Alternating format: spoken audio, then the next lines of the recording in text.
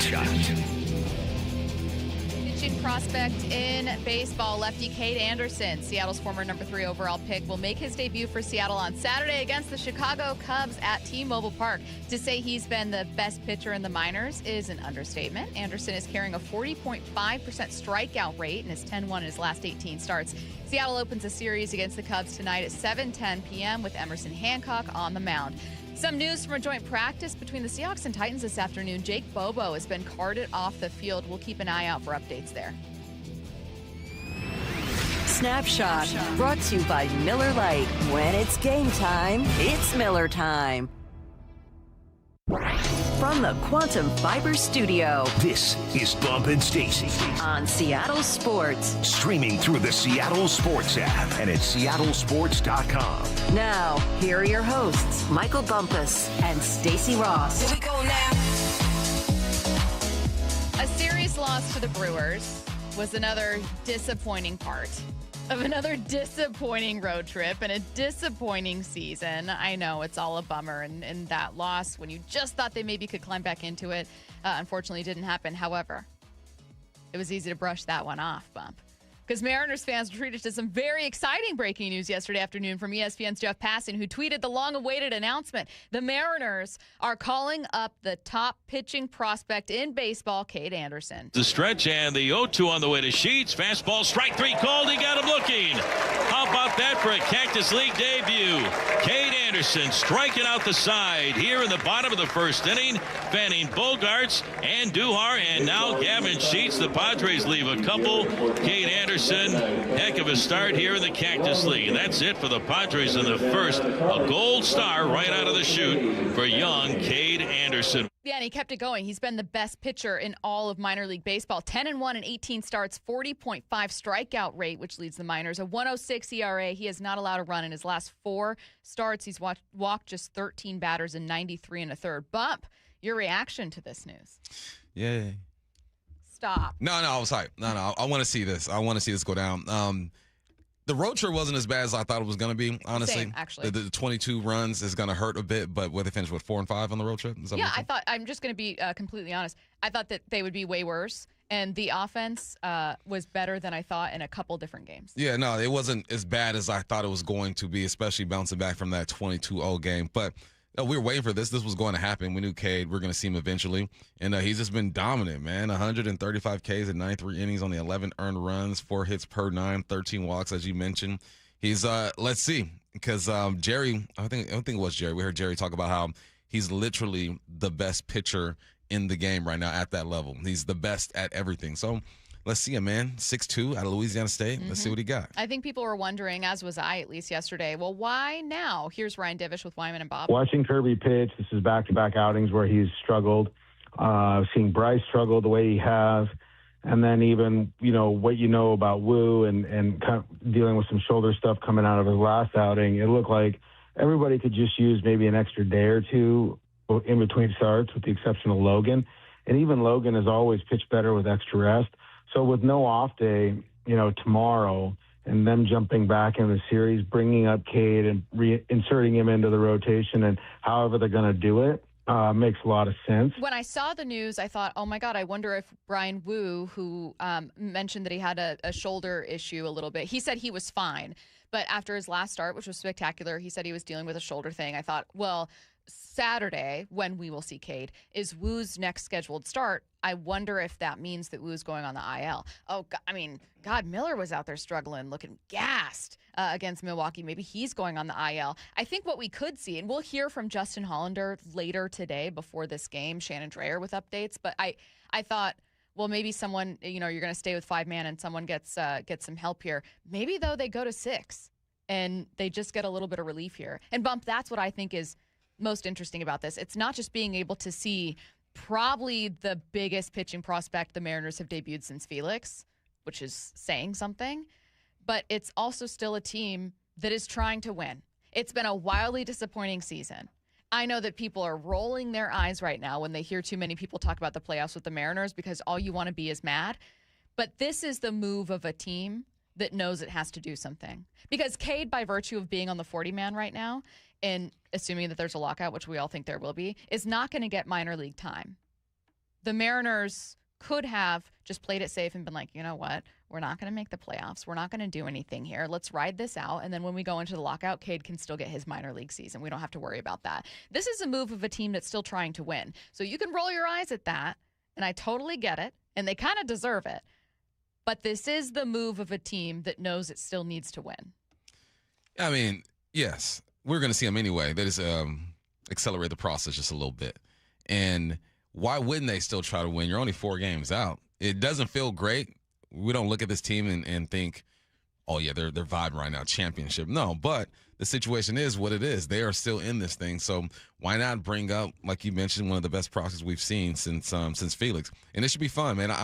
If there's any position, like pitchers to me are like running backs in the NFL, right? If there's any position that can hit the scene right now and have an immediate impact and be a young guy, it's the guys on the mound. It's hard to ask for a Colt Emerson to come in and rake like he did in the minors. You just hope you get something out of him. But with pitching, yeah, he can come out and just do his thing. So I'm excited, man. I want to see it. And just be relaxed, be confident, be yourself. We've done this a lot this year, right? We've done it a few times. Remember when Cole Young got pulled up? Like, oh, let's see what Cole Young's going to look like. We did it with Colt Emerson as well. I did it with Kelnick, with Julio. So I taper my expectations, but they're a bit high with this just because he's a pitcher. And pitchers hit the same run. We've seen Bryce do it. We've seen Kirby do it. They have a good formula when it comes to knowing when and where to pull these guys and it's up. about the status of this prospect. I mean, he's Baseball America's number 6 overall prospect, regardless of position, but he's the Athletics' number 1 overall prospect. Not just of pitchers.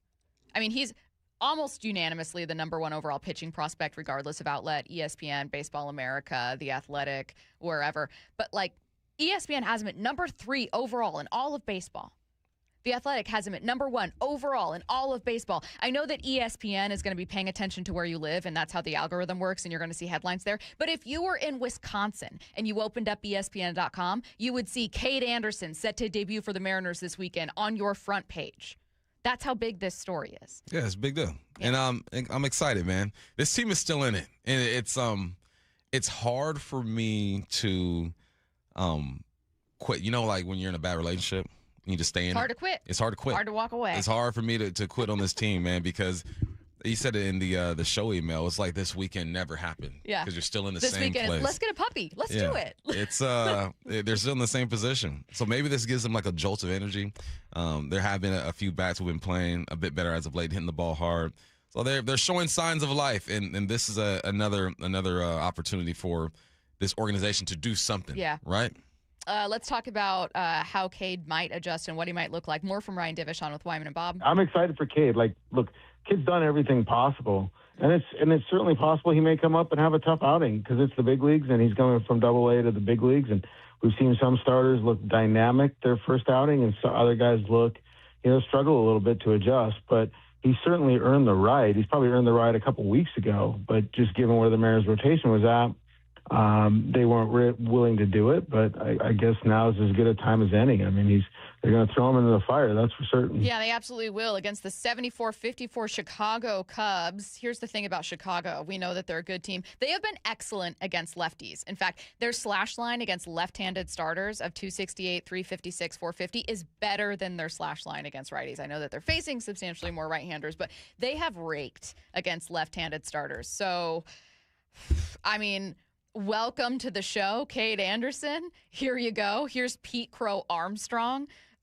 an NL MVP favorite right now, second in OPS and slugging and stolen bases. But if ever there was a time for a team barely keeping its head above water, it's right now. Yeah, it is. They're floating. They are floating. And this just provides some excitement. I wonder what it's like for the guys in the clubhouse. I know this is a young dude. Kade, was he like 20 years old or something like that? I'm sure they've heard about him. Can a 20-year-old really do something to rally the troops? Not by obviously getting in front of the team and having a speech. No, rookies are seen and not heard. You just do your thing. But this has to do something for this ball club. And a successful road trip is where they were saying a 4-5 trip is a successful road trip, but we know what these guys are up against. This is the organization showing the team that they're not quitting, so they shouldn't quit either, and they wouldn't quit. These are professionals. But this is a good move, man. It's long overdue. We knew they were going to take their time with it, and we've been anticipating this. But this gets me excited to watch more baseball. Me too, and I don't think you could have waited until September. I don't. I mean, I think that you are allowed as a fan, you are allowed to say, I think the season's over. I'm just kind of done. It's your prerogative. You don't owe it to other fans to build them a winning baseball team and play your best baseball. You're a fan. You're going to games. You're giving hours and hours and hours and days and months of your life. You're raising your kids to be Mariners. Your job is just watch the game, have fun. You can critique. You can do whatever you want. But, like, it is perfectly fine if you're like, I'm done. I do not think it is fine or acceptable for a front office or for a team to treat it like that, though. Yeah.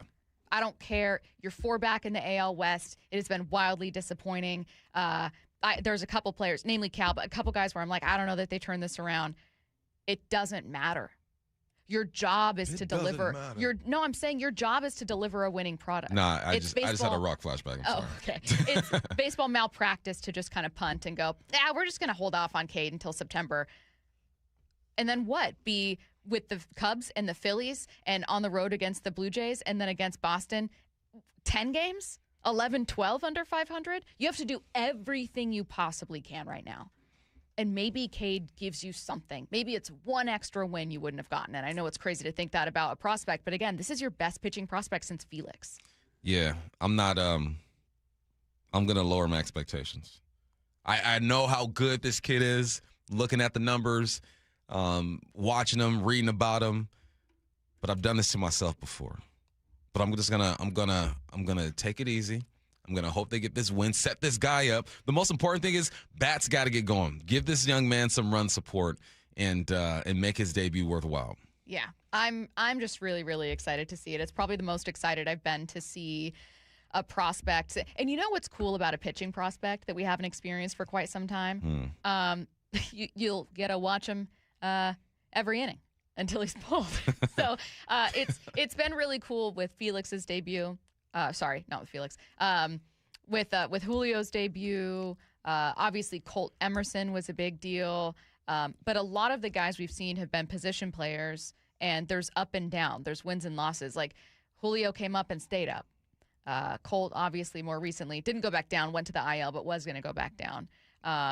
Cole Young struggled and then absolutely hit the ground running in year 2. And you kind of have some wins and losses, but I cannot stress enough how big a deal this prospect in particular is. This was the number 3 overall pick. At one point projected to be the number 1 overall pick in the draft that slipped to 3, was able to be taken by the Mariners. He's going to be one of the biggest stories in baseball on Saturday. Oh man, I feel you. I feel like you're not letting yourself get excited. I'm not. I'm gonna take it. You know what? You get hyped for us, and I believe everything you're saying. You're 100% correct. Biggest prospect we've seen in a while. Probably could have been the number 1 pick. I get all that, but with this team, I've learned specifically during this time of the year with this specific team is just to let's take it easy. Let's see what happens. Would you say let love in? Let love in. I've been hurt so many times, man. I think you should let. You don't need to guard your heart. Hey, blame Carla. She hurt my heart in high school. You know what's going to happen? No, this is what's going to happen. Is Cade's going to get some like crazy, like he's going to be just nails through like 3 innings, and then Bump's going to text us, and I'm going to go, you're not actually allowed to be excited today, Bump. You're not allowed to have fun during this game. Curtis and I in the thread are going to be like, oh my God. Y'all do it. Oh. Wow, he just struck out Pete Crow Armstrong. Or like Pete Crow swing week. Yeah, that's right. More like Pete, what's a weak bird? More like Pete Pigeon Armstrong. Okay, not crows, because crows are really smart. Crows are smart. And crows remember everything. They do. That's why that crow attacked you, because you did something to it. No, I didn't do it. No, I think it's because I had a big black hat on. But I also learned that crows will remember you. So I've started carrying treats. And then I think I'm going to give them to the crows, and then the crows are going to remember me, and they're going to be nicer. You're going to be like Mike Tyson out there, like training birds. I'm going to be like Snow White, holding out my hand, and the crow's going to land. So during one of my daughter's T-ball games this year, we were playing at a park in Auburn, Game Farm Park, shout out, and there was somebody there training birds. It was the craziest thing. She was walking around with like one of those giant gloves on her arm, and like the bird would birds of prey. I don't know if it was birds of prey, but it was like birds, and like they'd fly off her arm, do like a lap around the field, and then land right back on. It was the craziest thing. We were all watching that instead of the game. What kind of birds? It was kind of like an exotic looking Like a bird. parrot? I couldn't tell you what exactly it was, but yeah, it was How do you crazy. even train birds? How do you get them to do that? I don't know that this is a fact. You know when you just say stuff that you're like, I heard, and you're like, or I read, and you're like, no, I didn't. I think I saw this one time on Twitter, that pigeons are domesticated and they're like, like cats and dogs, that like pigeons are just not really like totally wild now, and they're like helpless without humans, and it's why they live in cities. I don't know that that's factually correct. It's kind of like when I said I think foxes are part of the bear family, but like it's just an animal fact. It's just an animal fact that I now believe, that pigeons are fully domesticated and can't live without humans. Pigeons are. It sounds right, doesn't it? No, aren't foxes bears? I thought that was right. I thought that was right. And I want people to know, I don't think foxes are literally bears? like grizzly bears. I thought foxes. How? I thought it was one of those random fun they're facts. canines. I thought it was a fun fact. Aren't bears outside?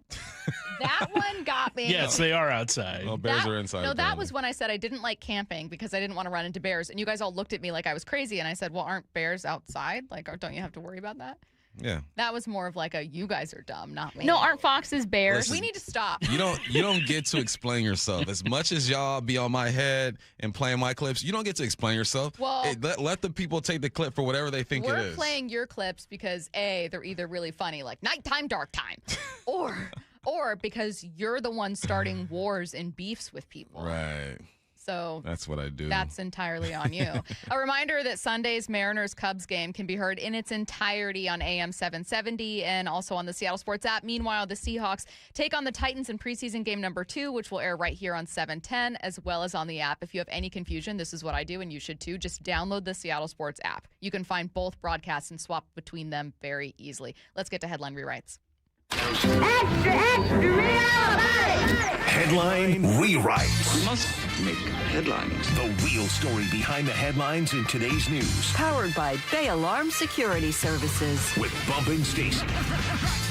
Headline number 1, great news for the Mariners last night. The Angels blew out the Astros 18-3. What's the real headline? So basically, when it comes to the AL West, this weekend just didn't happen. That's what you need to keep in mind. This weekend did not happen. In an ideal world, the lead that the Astros have right now would be narrowed to 2 or whatever, because you would have swept the Brewers and they would have been swept by the Angels. That didn't happen. Instead, each of you took one game from your following series and lost that series. Now, the difference is you played the best team in baseball, and they played the Angels and got shellacked 18-3. I digress.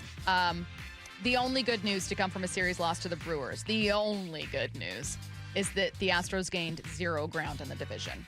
Just take care of home. Keep taking care of home.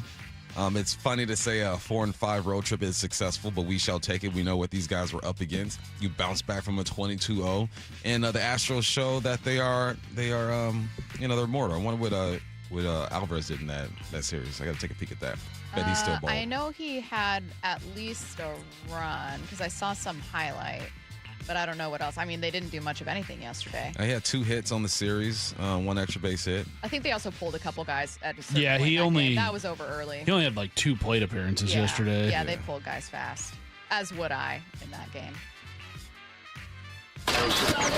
Headline rewrites. Headline number 2, the Seahawks take on the Titans in their second preseason tune-up on Sunday. What's the real headline? Finally, Titans fans can get a look at a Super Bowl team. That's right. I love that for them. Right there on the field. I love that. Now, we do have some, not injury updates, but news items from this practice right now. Jake Bobo has been carted off with a leg injury. We don't know anything else about it. We're going to have Bob Condotta on later on in the show. I am sure that we'll get some kind of update before then, and then we'll be able to follow up with Bob and see what else he's heard. But that does not sound good for that wide receiver room, certainly not for Jake Bobo.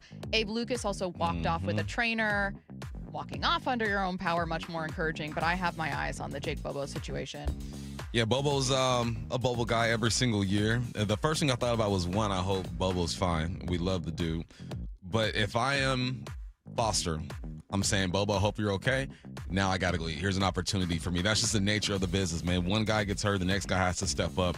So it's an opportunity. It's messed up that it works out this way, but that is the NFL, man. It's a matter of when you get hurt and who's going to take advantage of that situation. So, Montori, there's the door's open for you. We don't know about Bobo, and hopefully it's not Jake Ono.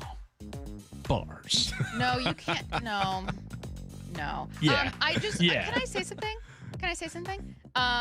Someone texted in the 206 and they said, Stacy, you're actually somewhat correct because foxes and bears both come from an ancient related animal millions of years ago. That's we all come from 206 said. the same place. I don't come from bears. All three of us are related from the first humans.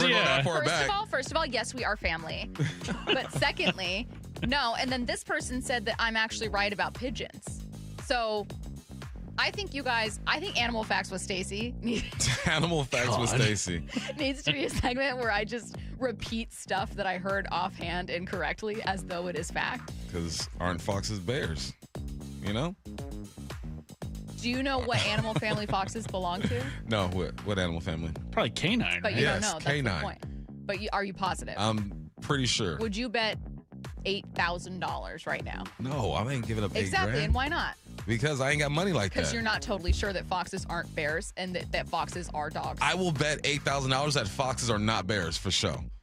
But you won't bet that foxes belong to the canine family. Exactly. You would have made money. I would have, but I don't bet often. What's next? Headline rewrites. Headline 3, Bryson DeChambeau says he hopes people give Live Golf one more shot. What's the real headline? Ironically, this is what Live golfer Phil Mickelson is saying about his marriage. Oh. Dang. One more shot, babe. Come on. Hey, never mind. Look, I only paid that caddy to drive around my phone one time. One time, so that I could go have a dalliance. You sicko, Phil Mickelson. In an affair. Live Golf is interesting. Nothing to say about Live. Because I watch it, and it feels too much like I'm at Bellevue Municipal Golf Course. Or like Top Golf? Yeah, the homies are out there. Music's blasting.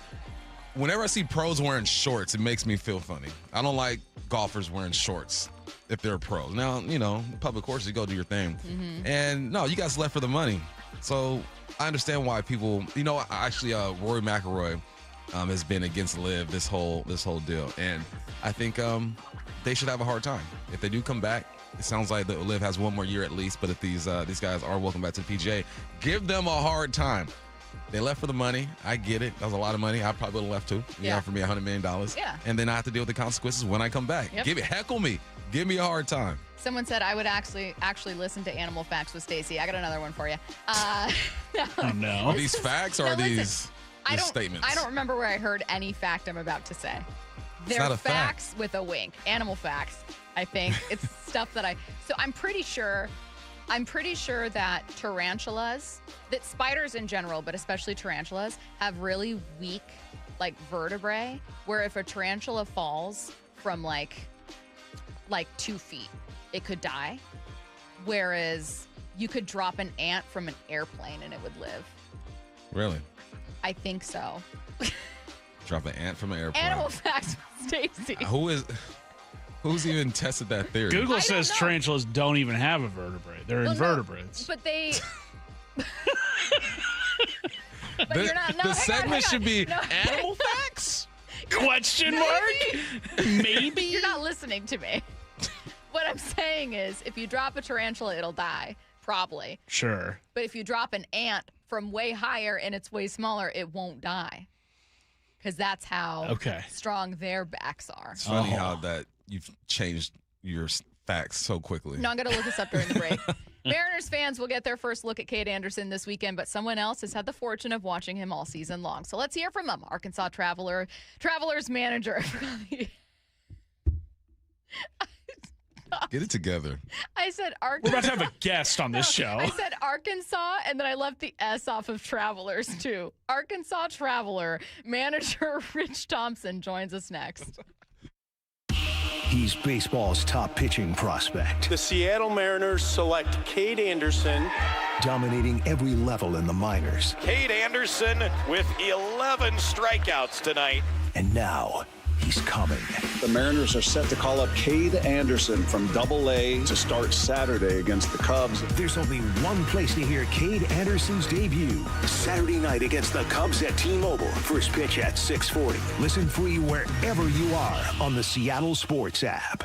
Right now is a good time to try to save money, and one of the easiest ways to save taking the First Mark Challenge. Mike and I took the First Mark Challenge a couple years ago, and we have saved thousands of dollars since then on our insurance. Here's how First Mark Insurance works for you. They compare rates and coverage from dozens of the top-rated carriers. Then they go to work to find you the right coverage at the lowest possible price for you and your family. And when you need them and pick up the phone, you'll talk to a real person who knows you and is there to help. That's the kind of world-class service that has kept us with First Mark Insurance year after year. So take the First Mark Challenge today. It costs you nothing. There's no obligation. And you'll find out just how much money you could be saving every single month. You could be the next First Mark Challenge victory. They've had over 11,000 of them, and I'm one of them. Go to firstmarkinsurance.com. What are you waiting for? No cost, no obligation. They simply show you whether they can find you lower premiums, better coverage, or both. Your savings start tomorrow. Firstmarkinsurance.com. Get in the zone, AutoZone. John always listens to his truck. So when his brakes start talking, he goes to AutoZone, where a helpful AutoZoner gets him the right parts.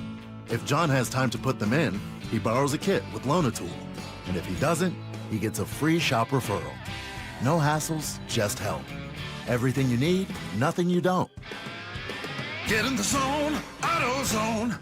Deposit required for Loan-A-Tool. Restrictions apply. Finding great candidates to hire can be like, well, trying to find a needle in a haystack, but not with ZipRecruiter. Its powerful technology actively finds and invites qualified candidates to apply to your job. So while other companies might deliver a lot of hay, ZipRecruiter finds you the needle in the haystack. See why 4 out of 5 employers who post a job on ZipRecruiter get a quality candidate within the first day. Try ZipRecruiter for free at ZipRecruiter.com/free. That's ZipRecruiter.com/free. ZipRecruiter. Evan Cohen here. In sports, anyone can say they're the best. The actual best? They prove it. That's what I like about Midas. When you buy tires at Midas with paid installation, you get their limited lifetime tire guarantee included at no extra cost. That includes flat repairs or flat replacements and tire rotations every 5,000 miles. That's confidence you can drive on mile after mile, because the best don't just say it, they back it up. Midas, the best around. I'm David Ortiz.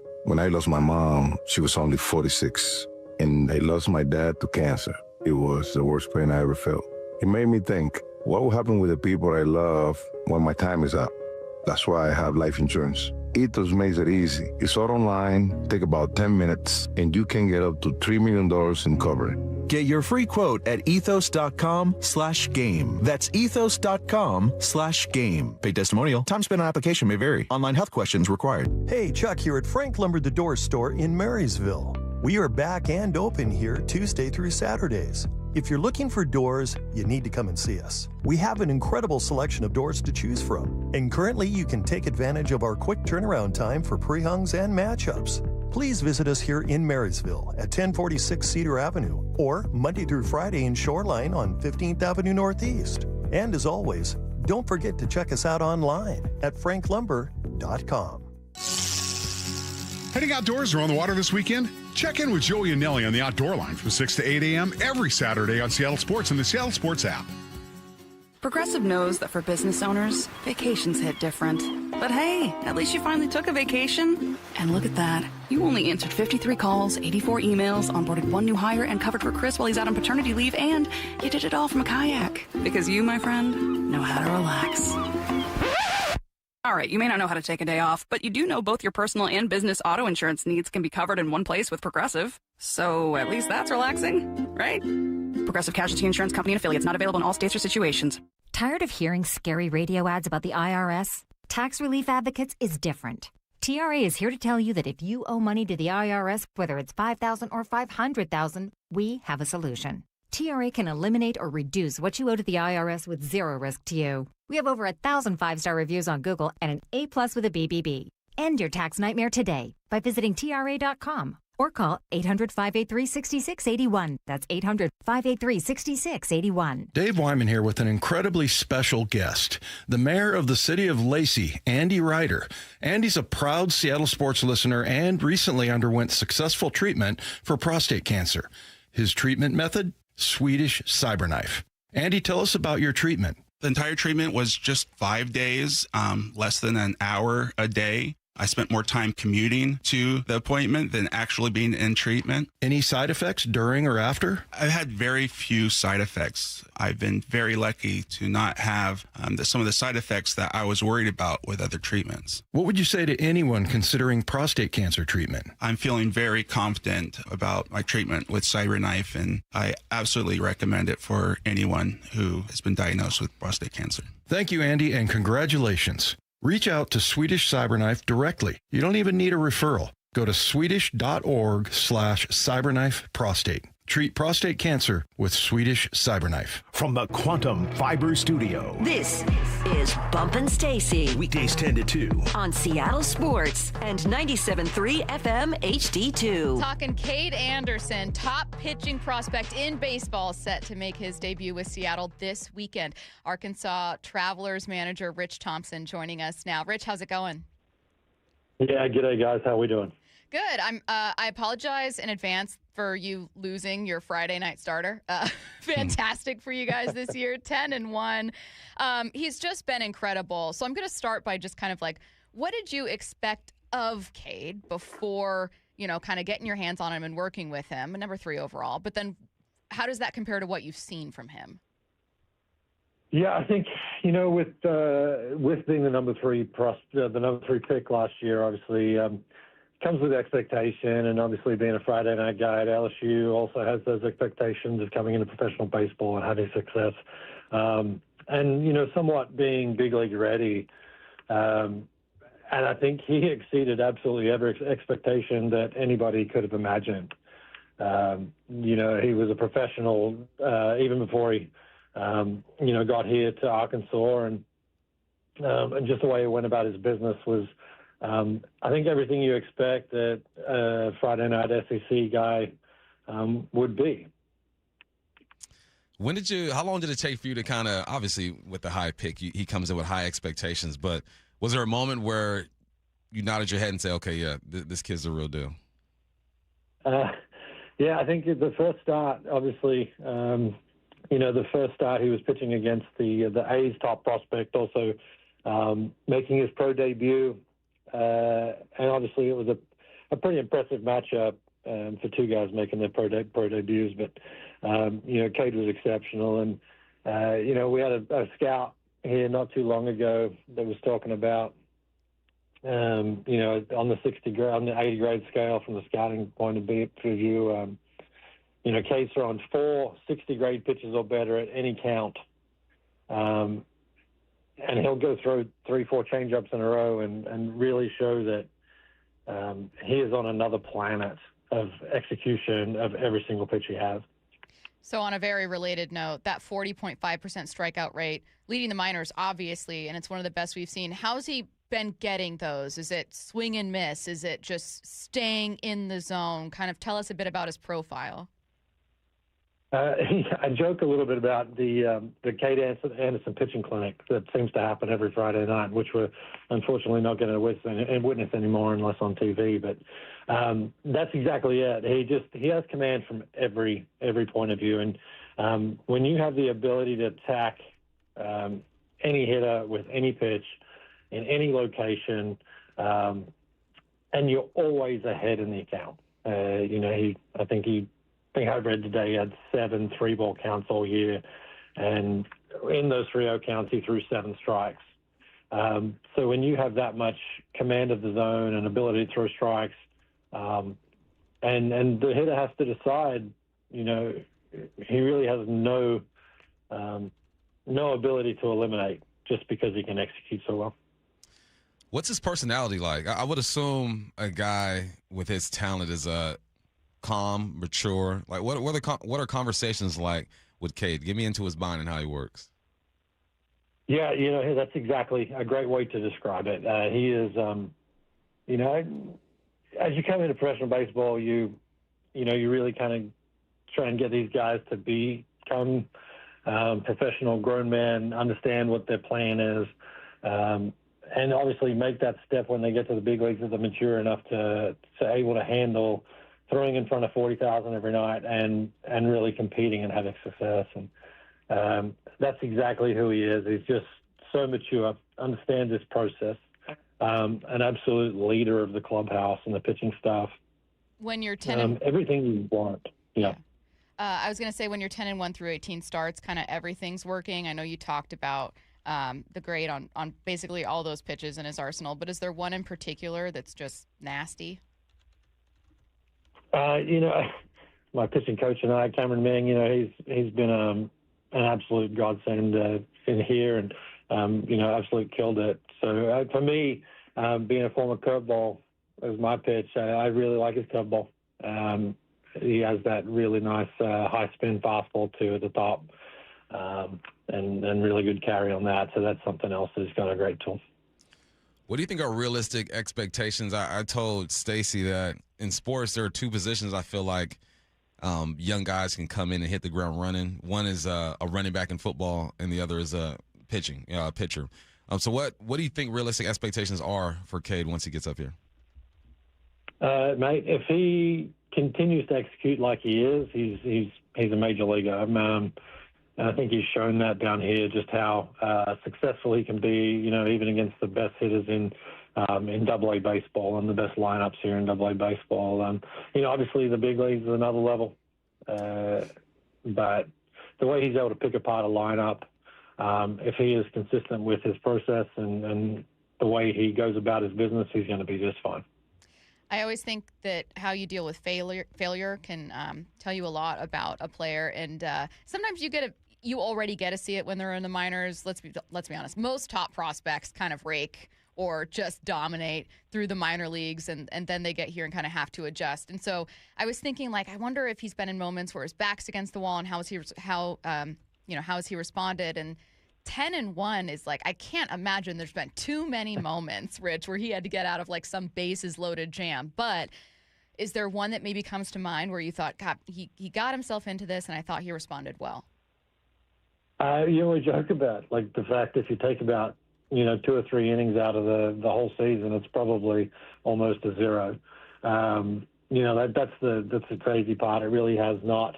There hasn't been a whole lot of tough times. Yeah, and that's I guess one of the biggest parts. But he had a tough one in spring training in the breakout game, and really responded from that, and really just hit the ground running when he got here. And he talked a little bit about his time at LSU as well. It's not the first time that he's just completely dominated and not had any sense of failure. But I think that's what is going to make him, is going to separate him, is just demeanor and his ability to just keep going about the process and going about the business and understanding exactly who Kade Anderson is, and really leaning into his identity. Hey, Rich, we don't have a Kade question for this next one, but it is about another pitcher. You played with Rowland-Smith on the silver medal winning Australian baseball team at the 2004 Olympics. We're actually talking with Ryan later today. I was going to say, should we give him a message? But I think instead we want to ask, do you have any great hyphen stories? Yeah, well, we grew up together. And I was wondering if you guys would actually have him on here as a translator. But no, Ryan and I have known each other for such a long time. I ended up going to work out at his dad's backyard. If you ever ask him about that, Muscle Beach is the real deal. We'll pass it. We'll pass along. I think we've got him coming on in Curtis, 2 hours? 12:30 today. 12:30. Yeah. Well, we'll tell him that we talked to you and got to learn a bit more about Kade. Oh, one more quickly before we let you go. We did want to bring you on to talk about Kade, but we've been hearing such good things about Boston Smith. Rich, any just quick takeaways about what you've seen from him? It sounds like he's raking. Yeah, he's definitely. It's so funny. The first week he was here, he played 6 games a week. He hit 5 home runs, and the other teams thinking they're facing Babe Ruth, and we feel like the trade was pretty good on our end. So, he's an extremely great hitter. To do what he's doing, first year professional baseball at this level, and it's just, this is third organ. In such a short period of time, and you can see why we went and got him, because he's a special bat at the plate, and last night he hit another home run and just missed another one to center field to hit the warning track. So he's seeing it pretty good right now. Travelers manager Rich Thompson, kind enough to join us. Thanks, Rich. Thanks, Rich. Thank you, guys. Kade Anderson's up, but are the Mariners playoff odds? Coming up next is adding your top prospect. Get the Mariners to October. If you're subscribed to Seattle Sports on YouTube, then you saw this Bob Stelton digital exclusive first. Kade Anderson from Double-A to the big leagues to start Saturday against the Cubs. And this is a guy who had nothing left to accomplish at Double-A. He has dominated. We knew they were going to make it at some point this year. They said as much. Why are they doing it now? Maybe there was some urgency in this move now because of what we're seeing with some of these guys in the rotation. But I can't wait to see him. Subscribe to Seattle Sports on YouTube now. 1-877 Cars for Kids. KARS Cars for Kids. 1-877 Cars for Kids. Donate your car today. 1-877 Cars for Kids. KARS Cars for Kids. 1-877 Cars for Kids. Donate your car today. Ready to get rid of that old car? Donate it to Cars for Kids. Call 877-CARS-4-KIDS to speak to a friendly live agent. Donation is super easy, and your car can be picked up as soon as tomorrow. Go to cars4kids.org now, or call 877-CARS-4-KIDS to donate your car today. 1-877 Cars for Kids. KARS Cars for Kids. 1-877 Cars for Kids. Donate your car today. Do you know you can donate real estate too? Go to cars4kids.org. That's cars with a K. Bellevue Rare Coins' newly upgraded Issaquah showroom is now open. Dave Wyman encouraging you to see what your gold, silver, jewelry, coins, and other valuables could be worth in a secure, professional, and welcoming environment. Walk-ins are always welcome for a free evaluation and a fair market offer. If you prefer a reserve time, appointments are available. Bellevue Rare Coins has served our area since 1979 with 4 locations in Bellevue, Issaquah, Tacoma, and Linwood. Go to BellevueRareCoins.com. 11 Lee Johnson dealerships. Different brands, different vehicles, one promise everywhere. We'll work hard to get you the best deal we can. Lee Johnson Auto Family, the LJ way. Every job's different, so why not your equipment plan? Rent it when you need it. Buy it when you're ready. Levitt Machinery makes it easy to get to work. Need a lift? Stack it, reach it, lift it, Levitt. This might be the most surprising statistic I've shared in decades of doing local news. More than 75% of commuters will be involved in a car accident at some point. JP Pendergast of Pendergast Law with more. What makes it more surprising? The average person will be involved in 3 to 4 collisions in their lifetime. With accidents unbelievably prevalent, what are some safety tips if it happens to you? Safety first. Secondary collisions are not uncommon while awaiting help. Turn on those hazards and remain in a safe place. If a bystander witnessed the accident, capture their information and encourage them to remain at the scene. Seek medical attention immediately if needed, as delaying can be a costly mistake. Lastly, remember that statements made to police and insurance adjusters can affect your case. Collisions are more common than we'd like to think. If you find yourself in one, follow these helpful tips and then call my friends at Pendergast Law. If you or a loved one's injured in a car accident, call Pendergast Law. We can help. PendergastLaw.com. Yay to Bruce, the streaming king. With quantum fiber internet, he's gonna binge. He wants more, he's got to have more. More bedtime true crime. More podcasts in the shower. Quantum fiber Wi-Fi has the power. More fast internet speed. He's got the gigs to go big, bring him the game. Right now. And his royal we. More sports non-stop, his quantum fiber's on top. Yay to you. Switch today at quantumfiber.com. Limited availability, service, and speed in select locations only. Seahawks-Titans, Sunday in Nashville. Touchdown! Seahawks! Rabel and Wyman call it at 5. Pregame at 3 on Seattle Sports. Here's the deal. The government is over $38 trillion in debt, which means the IRS isn't slowing down. And the tax code is complex and unforgiving. So it's not surprising if you're one of the millions of Americans that owe back taxes to the IRS. Unfortunately, they're the world's most powerful collection agency, with the ability to garnish your wages, seize your bank accounts, and even take your home or business. But don't be stressed or worried any longer. We're Optima Tax Relief, America's most trusted tax resolution firm. We have resolved solved over $3 billion in tax debt for our clients. Our award-winning professionals deal with the IRS every single day, protecting our clients and preparing them for the best possible resolution. For tax help you need, for tax help you can trust, give Optima a call today. Call 800-343-6460. 800-343-6460. 800-343-6460. Optima Tax Relief. Some restrictions apply. For complete details, please visit OptimaTaxRelief.com. Dino was suffering from a rotator cuff tear in his right shoulder. Part of the pain is like taking off my shirt. I couldn't even really button my pants. I could actually qualify for a shoulder replacement if I wanted to go that route. He chose to see Dr. Mark Wagner, MD, at Seattle Sports and Regenerative Medicine for stem cell therapy. I heard the commercials for Dr. Wagner. I did my research.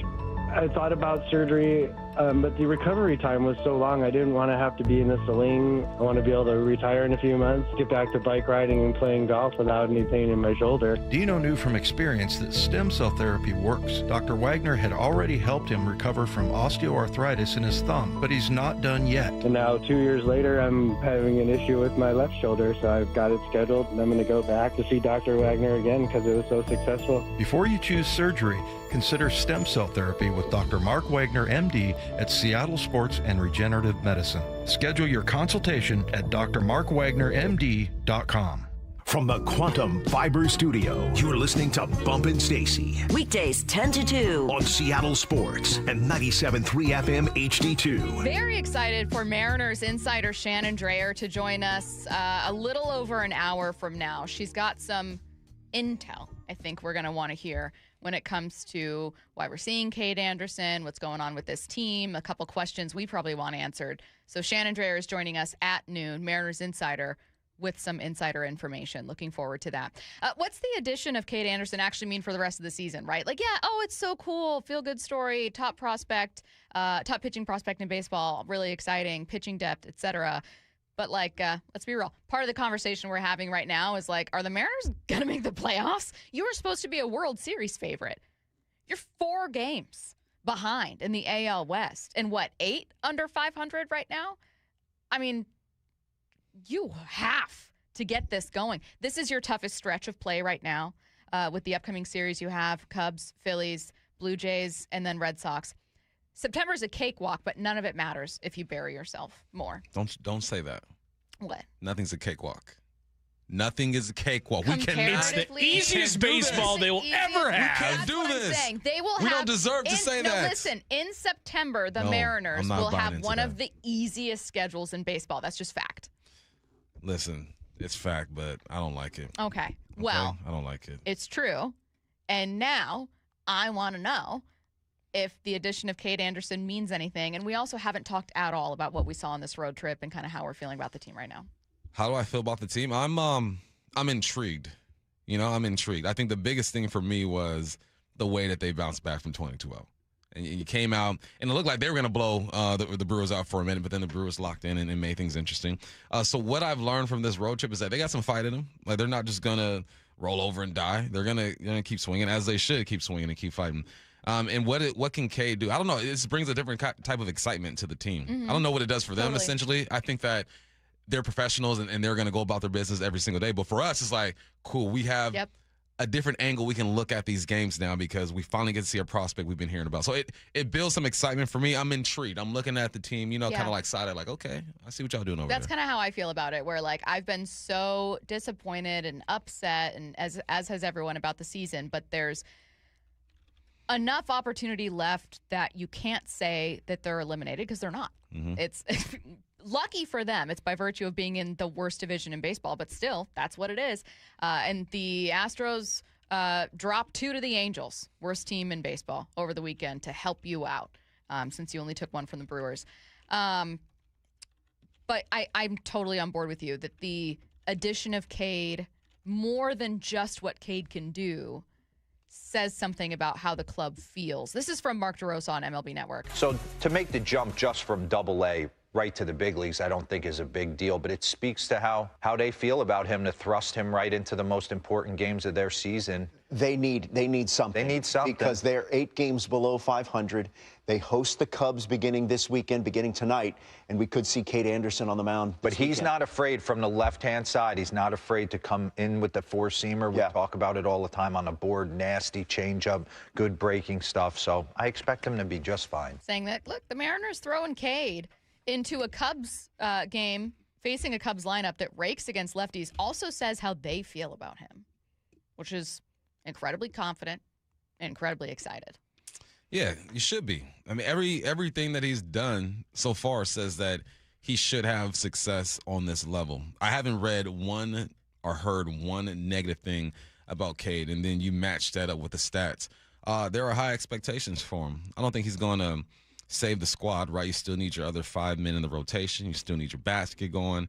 But this does do something to the team. And I'm big on demeanor. You know that about me. Like, I love just watching players and how they move and their eyes and just their body language. So I just want to see how comfortable he looks out there, because the dudes who are dudes hit the mound and you feel it. I can smell it through the TV. You know what I mean? I want to see if he has that. Let's talk about this Cubs lineup again. Again, the Cubs are 74-54. They've been excellent against lefties, slashing 268, 356, 450. It's a very, very good offense, and it's led by NL MVP favorite Pete Crow Armstrong. He's hitting 279 with 30-run home runs. He's second in the National League in OPS slugging and stolen bases. Yikes. What a meeting. Welcome to the show, Kade Anderson. Still, it's an exciting opportunity. You can't go into it going, yeah, we're just throwing this at the wall to see if it sticks. This is their top prospect. They're not going to put Kade out going, yeah, this is really going to mess him up mentally. Nah. They're going to go, just have it. They're going to go, we got to win, man. Yeah. We have to do something. Like, we have jobs on the line. We got to get this done. And maybe putting Kade out there does help. Jeff Passan with high expectations for who Kade can be. I want to say very clearly, there's an acronym that people in baseball use, and it's TINS TAP. And TINS TAP means there is no such thing as a pitching prospect. Now, the reason you say that is because pitching prospects get hurt, and pitching prospects, as they ascend levels, run into problems. And pitching is just the most difficult thing in the game to predict. But I feel comfortable saying if Kade Anderson stays healthy, he's going to be an all-star for many years to come for the Mariners. Let's hope he starts. I mean, he's not going to look like an all-star right away, but let's hope it gives you some life and gives you a chance here. We are going to be sticking with baseball, with the farm system, with Kade, with all of this news coming up. So I want to cut in for just 2 minutes here, Bump, and get your reaction to some Seahawks news. Again, earlier this morning, it was reported that Jake Bobo, Seahawks wide receiver, was carted off the field at a joint practice between Seattle and the Tennessee Titans. Seahawks set to face the Titans on Sunday in the second preseason game. Bob Condotta, who will be joining us later, tweets that Mike Macdonald says Jake Bobo suffered, quote, a serious knee injury. The rest of the injuries were heat-related. For instance, Abe Lucas was walking off with the trainer, so sounds like those were just related to the environment, guys getting overheated. But a serious knee injury for Jake Bobo. A, your reaction to that, and B, tell us about this wide receiver room. Who steps up next? It's unfortunate for Jake Bobo. There's some guys who just can't afford to get hurt, and he is probably one of those guys. What does it do? 87. Montorie Foster Jr. That provides more opportunity for him and everyone behind him, but that's the guy who benefits directly from this. Again, from John Boyle of Seahawks.com, the Seahawks are going to have Jake undergo an MRI to confirm that injury, but, quote, early indications are that it's a long-term injury. Goodness gracious. This is sounding very much, and I don't want to speak out of turn, this is sounding very much like a next man up situation with Jake Bobo. Montorie. So, again, Jake Bobo carted off the field at Seahawks joint practice between the Tennessee Titans. We'll need an MRI to confirm the injury, but indications are it's a serious long-term knee injury. Take from that what I don't know if that means ACL. I don't know if it means MCL. I don't know what it means, but it sounds like you have to be without Jake Bobo. One of the CLs. Figure out who's next. One of the CLs. One of the CLs. Yeah, that's what it sounds like. Horrible news for Jake Bobo. We'll keep an eye on that. Coming up next, continuing some of our prospect questions, talking Kade Anderson, Ryan Sloan, Laz Montez, Michael Arroyo, and Colt Emerson with Baseball America's J.J. Cooper. Things are ramping up for the defending champs. Get your mind and your body ready to hit. So all we're doing is just attacking the next thing. It's all we're worried about. Playing time is up for grabs. Milroe showing that elusiveness that we want to see. Roster spots are on the line. That's how the guys operate. They want that challenge. And the heat is on. Seahawks-Titans, preseason game number 2, Sunday in Nashville. Pre-game at 3, kickoff at 5. On the home of your Super Bowl champion Seahawks, Seattle Sports. Hey, Mike Salk here for Snoqualmie Casino and Hotel. And not all getaways are going to earn 4 diamonds, but you can experience the 4 Diamond Snoqualmie Casino and Hotel, where the breathtaking views, elevated dining, and world-class gaming and entertainment make the perfect escape. Also, check out upcoming shows. You got 80s pop sensation Taylor Dane on September 6th, or local rock legends Queensryche on October 10th. Tickets at snocasino.com. You can elevate your next getaway. That's 4 Diamond and Seattle's closest Snoqualmie Casino and Hotel. Please game responsibly. Holy smokes, I can see. Hey, everybody, it's Rick Riz, and I just had refractive lens exchange from K2 Vision, and it's amazing. K2 Vision RLE means no more readers or glasses for me. Plus, I'll never get a cataract. Now, when I call a game, you won't see those readers dangling from the end of my nose to see the field and then my notes. I only wish I had done it sooner. It's like seeing a whole new ball game. K2 Vision RLE was quick and painless, over in just minutes, and I knew I was in great hands. The K2 Vision RLE team has done over 150,000 lens procedures. You can trust their stuff. K2 Vision RLE is my permanent solution to a lifetime of great vision. It could be yours too. Enjoy life's good years without readers, glasses, contacts, or cataracts. Get your free Zoom consult now at K2VisionRLE.com. Then you can make the same call I did. Goodbye, glasses. K2VisionRLE.com. There couldn't be a better time to save money, and one of the easiest ways to save? Take the First Mark Challenge. Molly and I took the First Mark Insurance Challenge, and we saved thousands of dollars the first year with First Mark, and we've been saving ever since. Same for Mike and I. Here's how First Mark Insurance works for you, not the insurance companies. They compare rates and coverage from dozens of the top-rated carriers. Then they go to work to find the right coverage at the lowest possible price for your family. And when you need them, you'll talk to a real person who knows you and who's there to help. That's the kind of world-class service that has kept us with First Mark year after year. Seriously, wouldn't you like to know if you could be paying less? Take the First Mark Challenge today. It costs you nothing. There's no obligation, and you'll find out just how much money you could be saving every single month. You could be the next First Mark Challenge victory. They've had over 11,000 of them. Don't give your insurance company a free raise before you renew. Let First Mark review. Go to firstmarkinsurance.com. What are you waiting for? Your savings could start tomorrow. Firstmarkinsurance.com. Guys, if you have low energy or reduced drive, it could be low testosterone. At Revive Health here in Seattle, start with a free testosterone exam and consultation with an experienced medical provider. And for a limited time, qualified patients can get started with a free month of TRT. Schedule your free testosterone test, exam, and consultation today. Call 206-529-1111. That's 206-529-1111. Or visit revivehealth.com. Finding great candidates to hire can be like, well, trying to find a needle in a haystack, but not with ZipRecruiter. Its powerful technology actively finds and invites qualified candidates to apply to your job. So while other companies might deliver a lot of hay, ZipRecruiter finds you the needle in the haystack. See why 4 out of 5 employers who post a job on ZipRecruiter get a quality candidate within the first day. Try ZipRecruiter for free at ZipRecruiter.com/free. That's ZipRecruiter.com/free. ZipRecruiter. When you see this in your kitchen, The stainless steel fridge is covered in fingerprints. you hear this. Leslie, people are going to think you were raised in a barn or by wolves, or raised in a barn by wolves. Fortunately, Wyman Stainless Steel 3-in-1 cleans, shines, and protects to give you the best shine. A spray and a wipe will have your fridge shining like a mirror. Wow, my fridge looks brand new. Your fridge looks amazing, Leslie. Sorry, I was being a little dramatic earlier. Your kitchen says a lot about you. Let it brag with Wyman. Every year, summer ends and the kids go back to school. This year, I'm going back too, at My Computer Career. They helped me get financial aid, and I got to choose online or on-campus classes that fit my needs. Now I'm on a fast track to a high-demand IT career where the rewards can finally match my value. Visit mycomputercareer.edu and take the free career evaluation today. That's mycomputercareer.edu. It's never too late to go back to school. Financial aid is available to those who qualify, including VA benefits. Out here, you know the drill. Animals are hungry, dogs are getting muddy, and you just noticed you're low on feed. Stocking up at Tractor Supply is easy on your wallet with our unbeatable prices on select shavings, retriever dog food, and Producer's Pride animal and poultry feed. From backyards to barnyards, we've got everything to keep your pets, animals, and livestock well fed and comfortable with low prices all summer. At Tractor Supply. This is Seattle Sports. Streaming through the Seattle Sports app. KIRO AM Seattle. KIRO FM HD2 Tacoma. Home of the Seahawks, Mariners, and everything Seattle sports.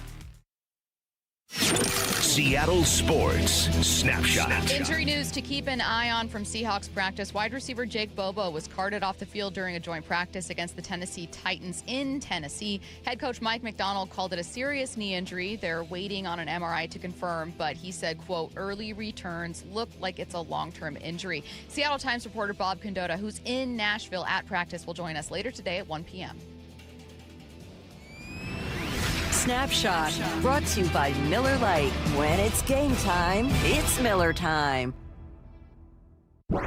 From the Quantum Fiber Studio, this is Bump and Stacy on Seattle Sports. Streaming through the Seattle Sports app and at seattlesports.com. Now, here are your hosts, Michael Bumpus and Stacy Ross. Here we go now.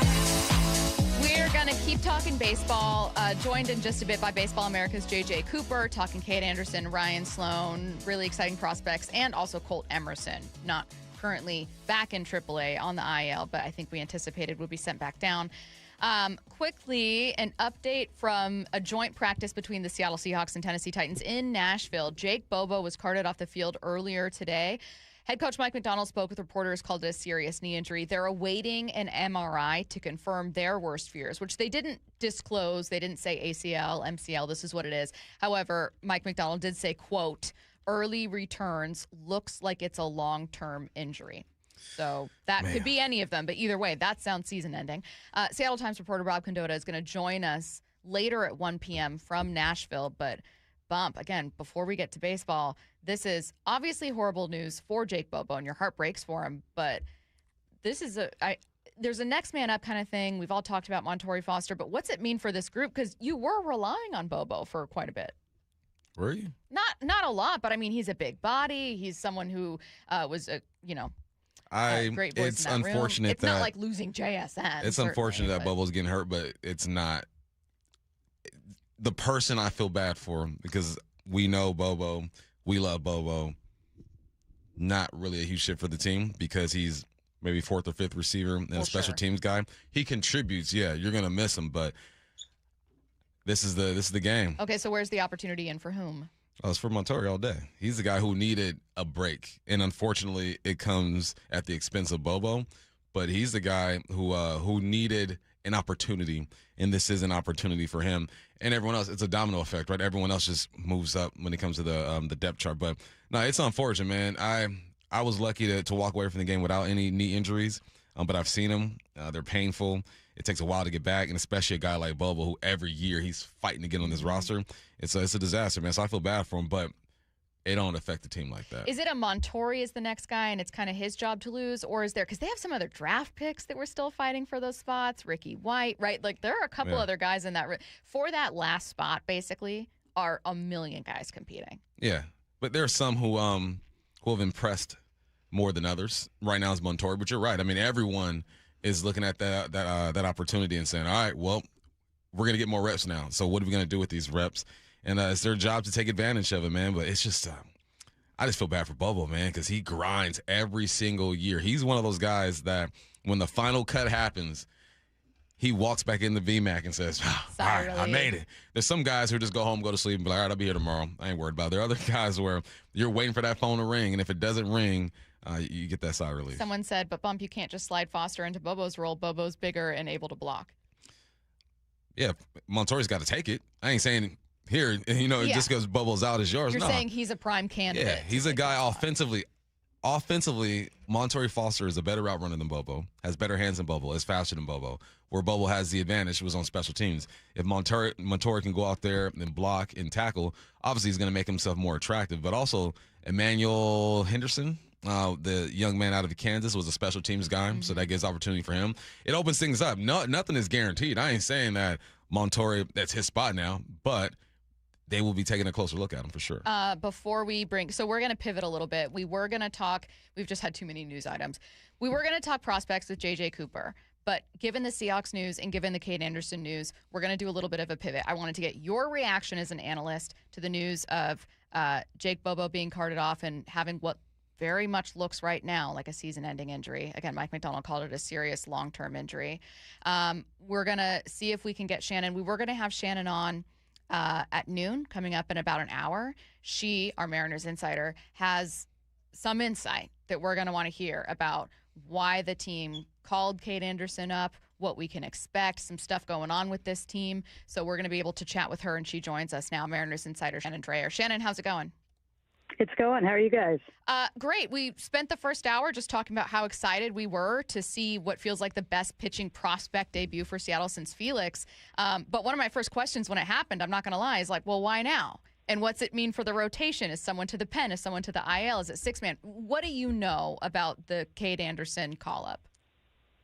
Well, I know that there have been many different plans that have been on the board for him, and that there are a lot of considerations that go into the time that they would bring him up.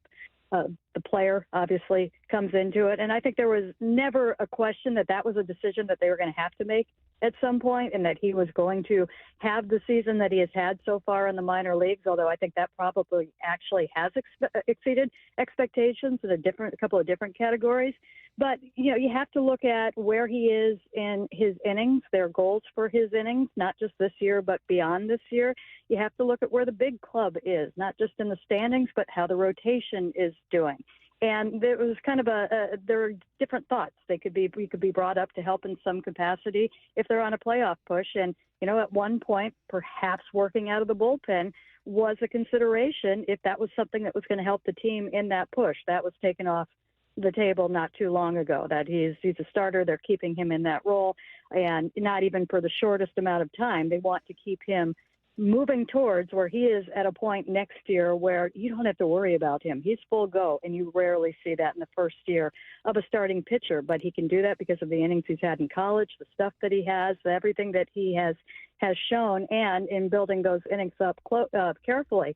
Another thing that probably came into consideration was when you're looking at the lockout right now, one of the real tricky things with that will be is that when or if baseball locks out, players who are not on the 40-man roster are complete no contact from the team.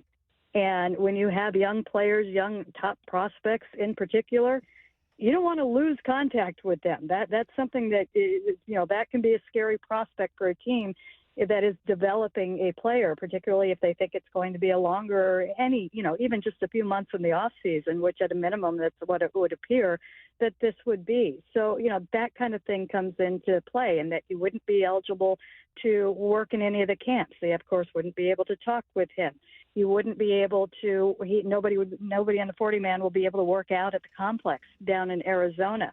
And so that is something that I'm sure was a consideration as well. And with him and with a pitcher in particular, a top-ranked type pitcher with a good agency, I'm sure the agency will set up things for them. So you feel a little bit better about that, but that's something that you think about as well. So all of these things, I am sure, have been coming into play and been considered.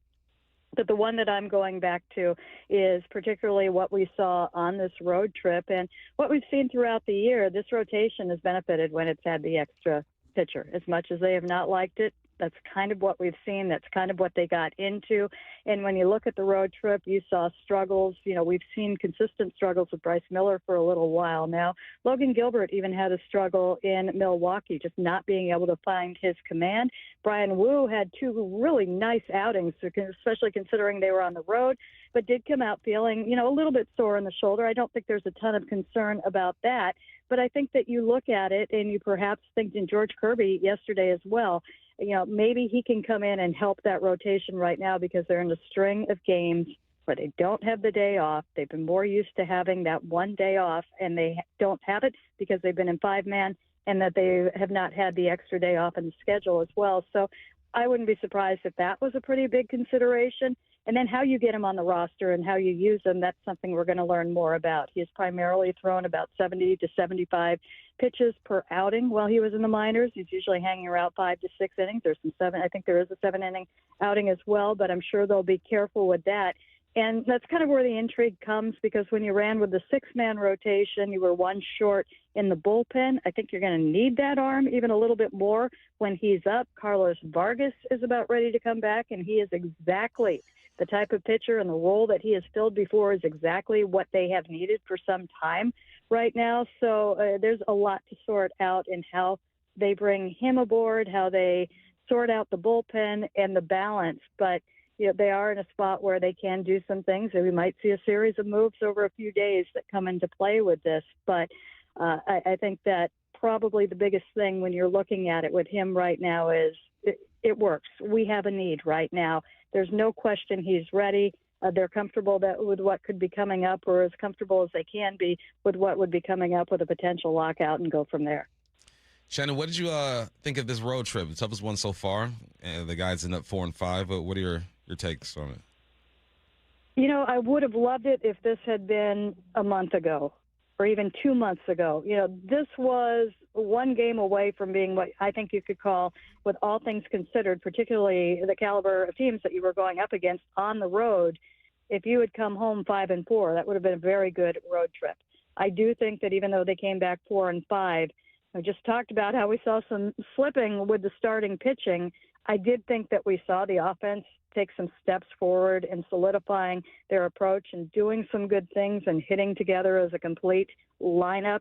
And, they did a really great job. And it's not that they go out and say, hey, we want to get this starting pitcher out, let's take pitches. But if you have the good, consistent, tough plate appearances, that is what was happening on this road trip. And kind of watching what Milwaukee was doing, I think that was offensively, that is almost, exactly what the Mariners would like to see from their lineup. And I think that they saw it at times. And I think that their lineup, if everything was going well and that they could have those tough at-bats, particularly towards the bottom of the lineup, if the guys at the top were clicking, you would have pop that Milwaukee just doesn't have.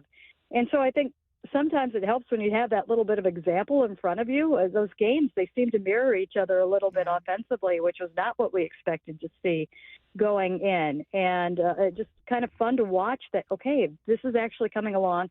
The addition of Brendan Donovan has been huge for them. So it's the American League this year. You can allow yourself to have a little bit of hope. And I would add what we saw in the consistency of approach in the lineup for the better part of 4 games, 5 games on this trip as a positive. I completely agree with you. And I actually had written down Brendan Donovan underlined, like 5 for 10 against Milwaukee, with just kind of like what a difference maker he's been. I think that they absolutely, if Kirby doesn't give up 6, I think that they make a great case in that game too. I'm totally with you on that one. I didn't expect to see more from Cal. This is just a lost season for him.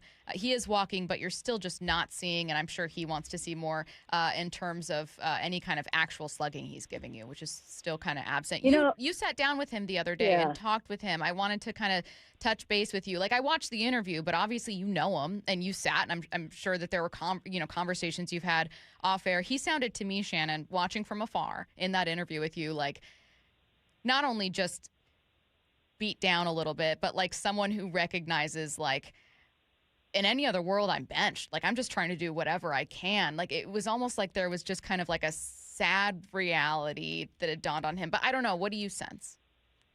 I don't really. The day before, at exactly the same time, he bounced out with Alex Mayer from Mariners media, and he came up to me. He's like, hey, Shannon. And it was just like he just absolutely just, fresh-faced, kind of a little smile on his face. Well, it's that's like, good. I can't do the interview tomorrow. Is that okay? I'm looking at him. I'm like, what? We have to do this interview tomorrow. He said, well, I can't. And I'm like, okay, well, maybe we can figure something out. And then he just starts laughing. He's, I'm just teasing you. We'll do the interview tomorrow. That is He is very, very, I think, comes to the ballpark very, very like that, more so often than what you saw. And let's remember that interview was filmed the day after the 22-0. Oh, good and context. I think that, good context. Yes. Okay, so just so everyone knows, it aired yesterday, but okay, that's good to know. It aired yesterday, but it was a few hours after the 22-0. And you know what? I think he is at peace with, this is what I can do this year. I can do everything I can possibly do to help the team, be it defensively, and at this point, just don't be an easy out. Have good plate appearances. I think there are times this year where he has gone up there and has really tried to, I'm going to hit the big home run that's going to change everything right now. And just almost subconsciously doing that. I think that he has come to peace with that's not going to happen. And you mentioned the walks, and this is actually significant. Since he came back from the IL, he has the 8th best walk rate in baseball. And it seems like, well, it's such a small thing. It is, but it's not an out. It's not a swing and a miss. It's keeping the line going. And it's also, he's made a small adjustment in his setup a little bit that is helping him see the baseball and his approach and staying on the baseball a little bit longer.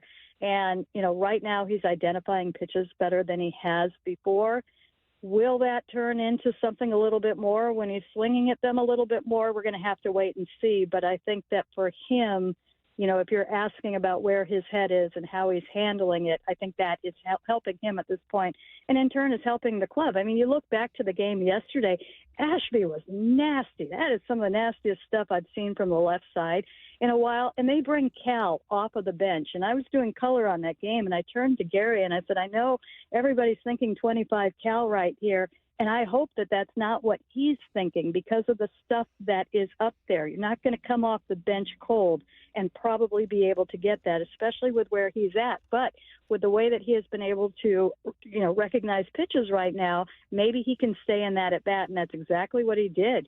He did take he took a strike, he fouled off a pitch, and he ultimately worked a walk and got some pitches and off of somebody that was beyond nasty in the 8th inning for the Brewers. So I do think, you have to sometimes look a little bit hard to see where it is, but I think that was an important at bat for him. It wasn't, how many times have we seen that happen and him come up in that situation and 3 pitches over his head and swing at it? And instead he was looking at 99, up and in, and then just diabolical curveballs that were, most of baseball is swung at. So I think he's in a decent place, all things considered. And all things considered, it's been a very, very just a nightmarish year at the plate. Yeah, it's one I'm sure he can't wait to try to bounce back from, and I think we all think that he will. But more importantly, we got to hear what you know about Kade Anderson and what he's bringing the staff in this team. We're going to see him on Saturday. She is Mariners insider Shannon Drayer. Thanks, Shannon. Thanks, Shannon. You got it, guys. A reminder that Sunday's Mariners-Cubs game, that is the one after Cade's Saturday debut, can be heard in its entirety on AM 770 and also on the Seattle Sports app. Meanwhile, the Seahawks take on the Titans in preseason game number 2, which will air right here on 710, as well as the app. If you have any confusion about where to find these games, just download the Seattle Sports app. You can find both broadcasts and swap between them easily. Let's get to 4 Down territory. This is 4 Down territory, going inside the game with former Seahawks and Coug wide receiver Michael Bumpus. First down, what do you love about joint practices and what don't you like? I love the competition. You're going up against somebody who you haven't seen all year. If I'm a receiver, they don't know my release. They don't know my offense like my teammates do. I love that because it's real. It's real football. As real as you can get without actually lining up on a Sunday and getting after it. What I don't like is what we're seeing now, just the injuries, right? We saw Jake Bobo go down. Who knows if it was contact or not? We're not sure. I just saw Greg Bell post that Montori Foster went down with a leg injury after making a catch. Abe Lucas went to the locker room. That's what I don't like about it is because it's real football, as close as you can get. Injuries are going to happen and things like this are going to happen. That's just part of the game. But, no, this is good for the veterans, though. It allows them to get some real work in a semi-controlled environment. Things are going to happen. It's a gift and a curse, man. Love the competition. Hate that it is that physical because injuries do happen. Second down. Why is it so hard to be a young football player? It's so hard. So hard. It's so hard for these guys. One, because if you're in high school and you're trying to get a Scully, it's tough because you have these guys transferring from school to school. You get there, And now they're setting the rules. You have 5 years to play, right? Some of these guys were in college for like 7-8 years playing football. Carson Beck, Bo Nix. But then now someone's going to – so the situation now with the NFL is guys who have not made a roster. This is great. I saw it this morning.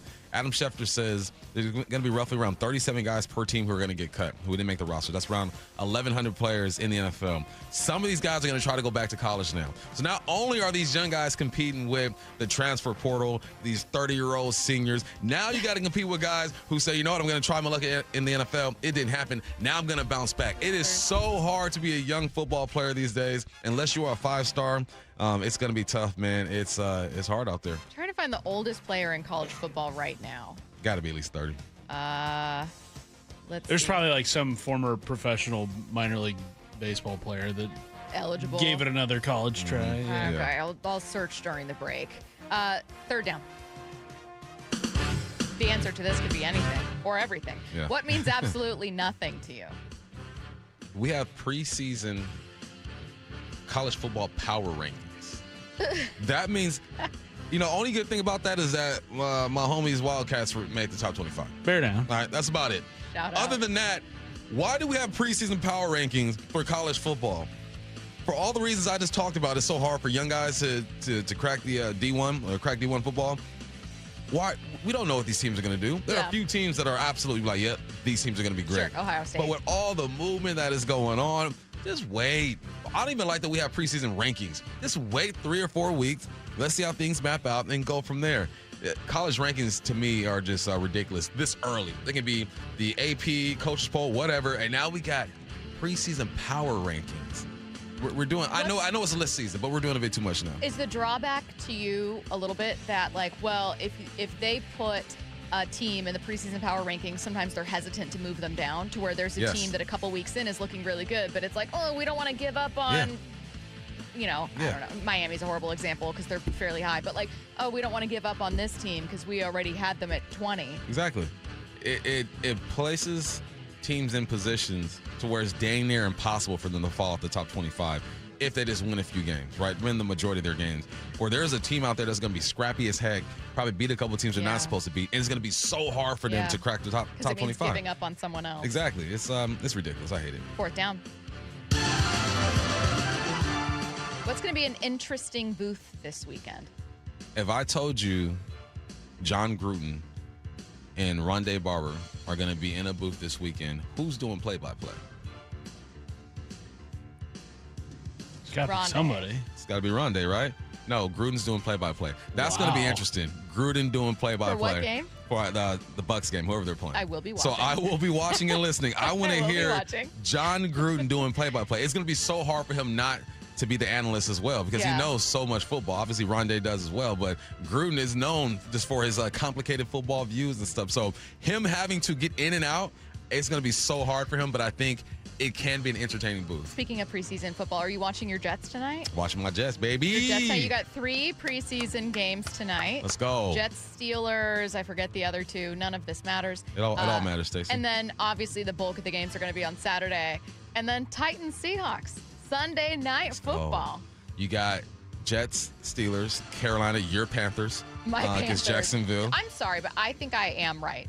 You always think you're right. So Panthers, Jacksonville. I still think I'm right about my animal facts. Green Bay and Denver. It's going to be a good night. Yeah, I know. You're so excited to just. And it's Friday. It's Friday. We got football on Friday? Oh, no, but Thursdays are your favorite day. Thursdays are my favorite days, but whenever there's football, that can qualify. That is very exciting. You've got preseason football. Come on. You got Mariners tomorrow. You got a bunch of preseason football. Kade Anderson debuting. Catch me at Moonshine Barbecue right after work. Getting ready for it. That's where I'm going to be. A star receiver has a hot take. That's next. Things are ramping up for the defending champs. Get your mind and your body ready to hit. So all we're doing is just attacking the next thing. It's all we're worried about. Playing time is up for grabs. Milroe showing that elusiveness that we want to see. Roster spots are on the line. That's how the guys operate. They want that challenge. And the heat is on. Seahawks-Titans, preseason game number 2, Sunday in Nashville. Pre-game at 3, kickoff at 5. On the home of your Super Bowl champion Seahawks, Seattle Sports. We can't tell you what our best deal is until we know what you need. But we can promise this. At Lee Johnson, we'll work hard to find it. Lee Johnson Auto Family, the LJ way. Make the nice, easy drive on I-5 to Silver Reef Casino Resort. There you'll find the ideal getaway where you can recharge and have a little fun. It starts with the rooms, deluxe, comfortable spaces with in-room tablets and free Wi-Fi. Downstairs, you'll find the restaurants, amazing steakhouse, the new authentic Mexican cantina, and the Porter's Bay Sports Bar. Head outside for an 18-hole journey with water on almost every hole at Loomis Trail. Claim your free entry to win a share of $100,000 in August. Drawings held every Saturday night. You might get lucky. Live entertainment with Ian Bagg this month. Guns for Roses next month, and Howie Mandel in October. Take the I-5 as a 260 silverreefcasino.com. Your neighbors at Three Tree Roofing love telling you no. No high-pressure sales pitches. No Band-Aid fixes that will fail come wintertime. No outrageous pricing from some corporate-owned roofing company with headquarters thousands of miles from here. Three Tree Roofing is local, family-owned, and their team will build you a worry-free plan for your roof replacement, completely free. Visit threetreeroofing.com to schedule your free estimate and call today to say yes to an additional $500 discount. That's Three Tree Roofing, your Puget Sound roofing experts. Bellevue Rare Coins' newly upgraded Issaquah showroom is now open. Dave Wyman encouraging you to see what your gold, silver, jewelry, coins, and other valuables could be worth in a secure, professional, and welcoming environment. Walk-ins are always welcome for a free evaluation and a fair market offer. If you prefer a reserve time, appointments are available. Bellevue Rare Coins has served our area since 1979 with 4 locations in Bellevue, Issaquah, Tacoma, and Linwood. Go to BellevueRareCoins.com. I'm not one to say I told you so, but I switched to Pure Talk over a year ago, and ever since, I've been telling people there's no better wireless company out there.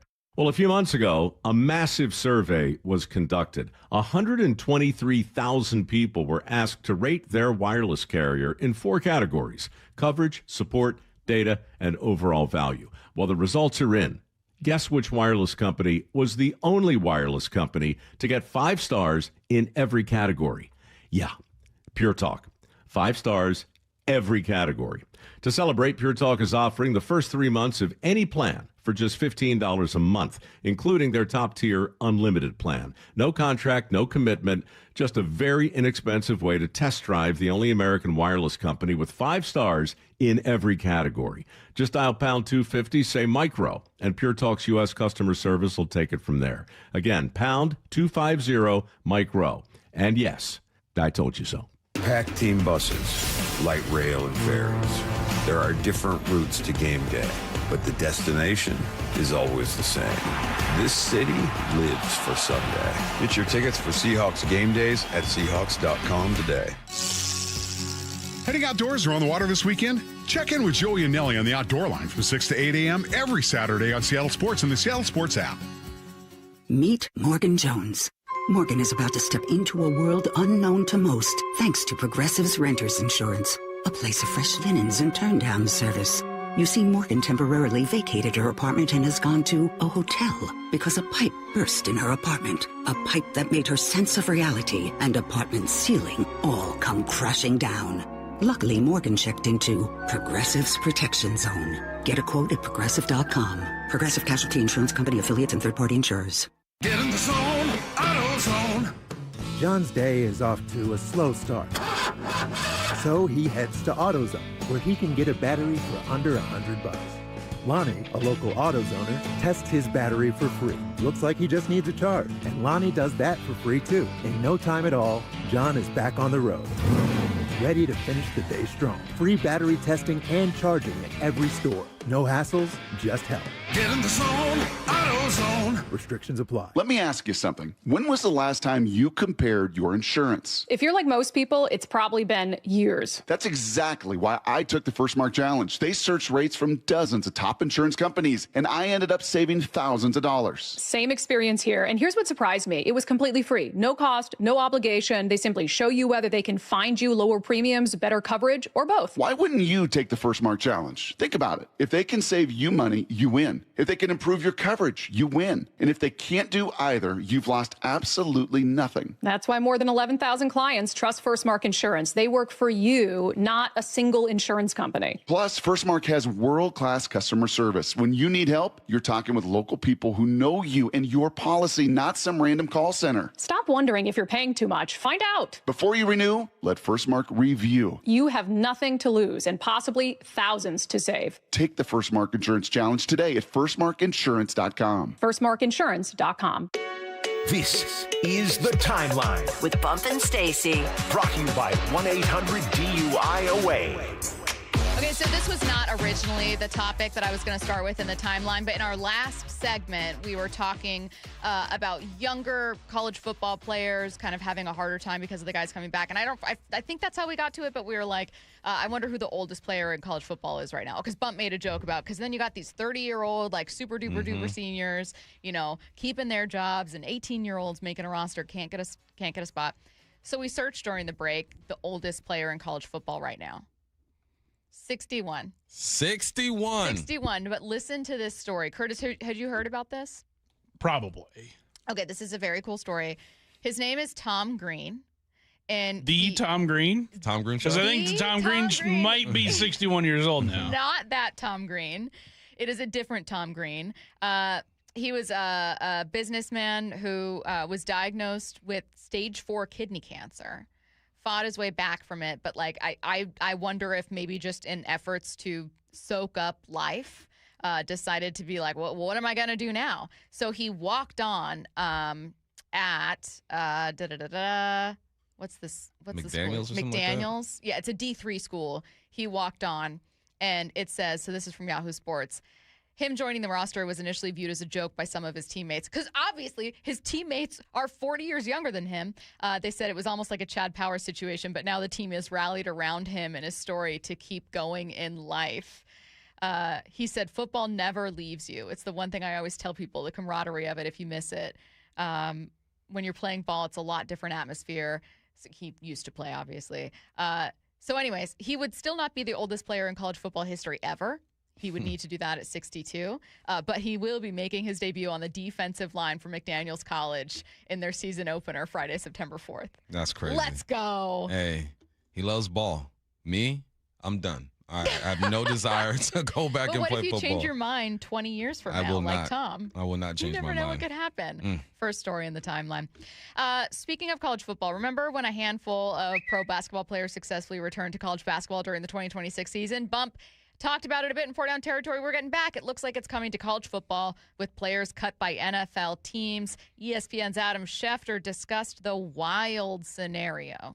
There are 32 NFL teams that essentially will be releasing 37 players each. That's 1,184 players. I don't know how many of those 1,184 players have used up all 5 years of their college eligibility, but I would venture to say probably not a lot. So you're talking about the prospect of multiple players who don't make it on the NFL rosters, then having the option, potentially, of going back to play in college football. And then there'll be cases where even a player who has the chance to join a NFL practice squad or even an active roster at the veteran minimum might opt to go back to college football. So college football programs now, as Pete Thamel alluded to, are actually looking at NFL teams and studying preseason tape to figure out how they might round out their roster. And if they're bringing in NFL players on September 1st, then that means they're cutting some players from their college programs. And we are living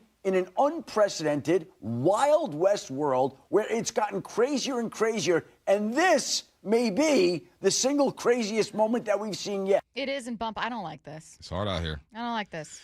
Nah, I mean, they're not breaking any rules, but it's like, man, once you're gone, you're gone. Give the next generation an opportunity to live out their dreams. And that spot is given to someone else. Yeah, and now you're pushing them out. Once you enter the draft, you put your name in the draft, or you put on a jersey, even if it's just for a rookie minicamp OTAs, it should be over for you. It's already harder on these kids, man. It's we're not taking care of our youth right now, that's for sure. We're definitely the children are our future. Former Seahawks running back TJ Harden, who played in the team's preseason opener, is among the players hoping to return to the college game. It's like, I understand it. And I also think that for a lot of these guys, it's not like double dipping or whatever. It's that your NFL dream didn't work out. And there is an opportunity for you, whether it's NIL money, whether it's just doing something you love for one final year. Like, I understand it. It's just, I'm with Bump. It feels like it, unless you're like some 18-year-old 5-star recruit. There's a lot of kids that are walk-ons in college or want this opportunity for scholarship, whatever it is, that are missing out on those opportunities to a 26-year-old. Yeah. I don't know. It just feels it. If that's the case, give them more eligibility. Let them go 5 years, Then keep it going. 6 years to play 5. Give them a chance. Eagle star receiver Devonta Smith has a hot take about why being unprepared in the NFL doesn't sit right with him. The leash in the NFL is so much shorter. Like, we're the only sport that practice more than they play. True. So it's like you have so much time to get the understanding, to know what you're supposed to do. And if you're not doing it, what's your excuse? Mm-hmm. We practice 4 days out the week. We play for 2 hours. There's no need for you to not know what you're doing. There's no reason that you shouldn't be able to go out here and perform, because it's like you got so much time to perfect the stuff that you need to do that when you get to the game, it should be easy. Mm-hmm. So I think that's why, just because, I think those older guys understand, like, the leash in the NFL is so much, like, shorter, because you got so much time to perfect your craft. What'd you think of his take on work ethic in the NFL? I think he's right. I also think that it's harder for some guys. I've seen guys struggle, and I've seen guys put in the work and stay after practice and watch film and get into the playbook. There's something called a learning disability that I think some people have, and it takes guys a bit longer. But he's absolutely right. If you're doing all the things you're supposed to do, you should be able to pick up on some of these things.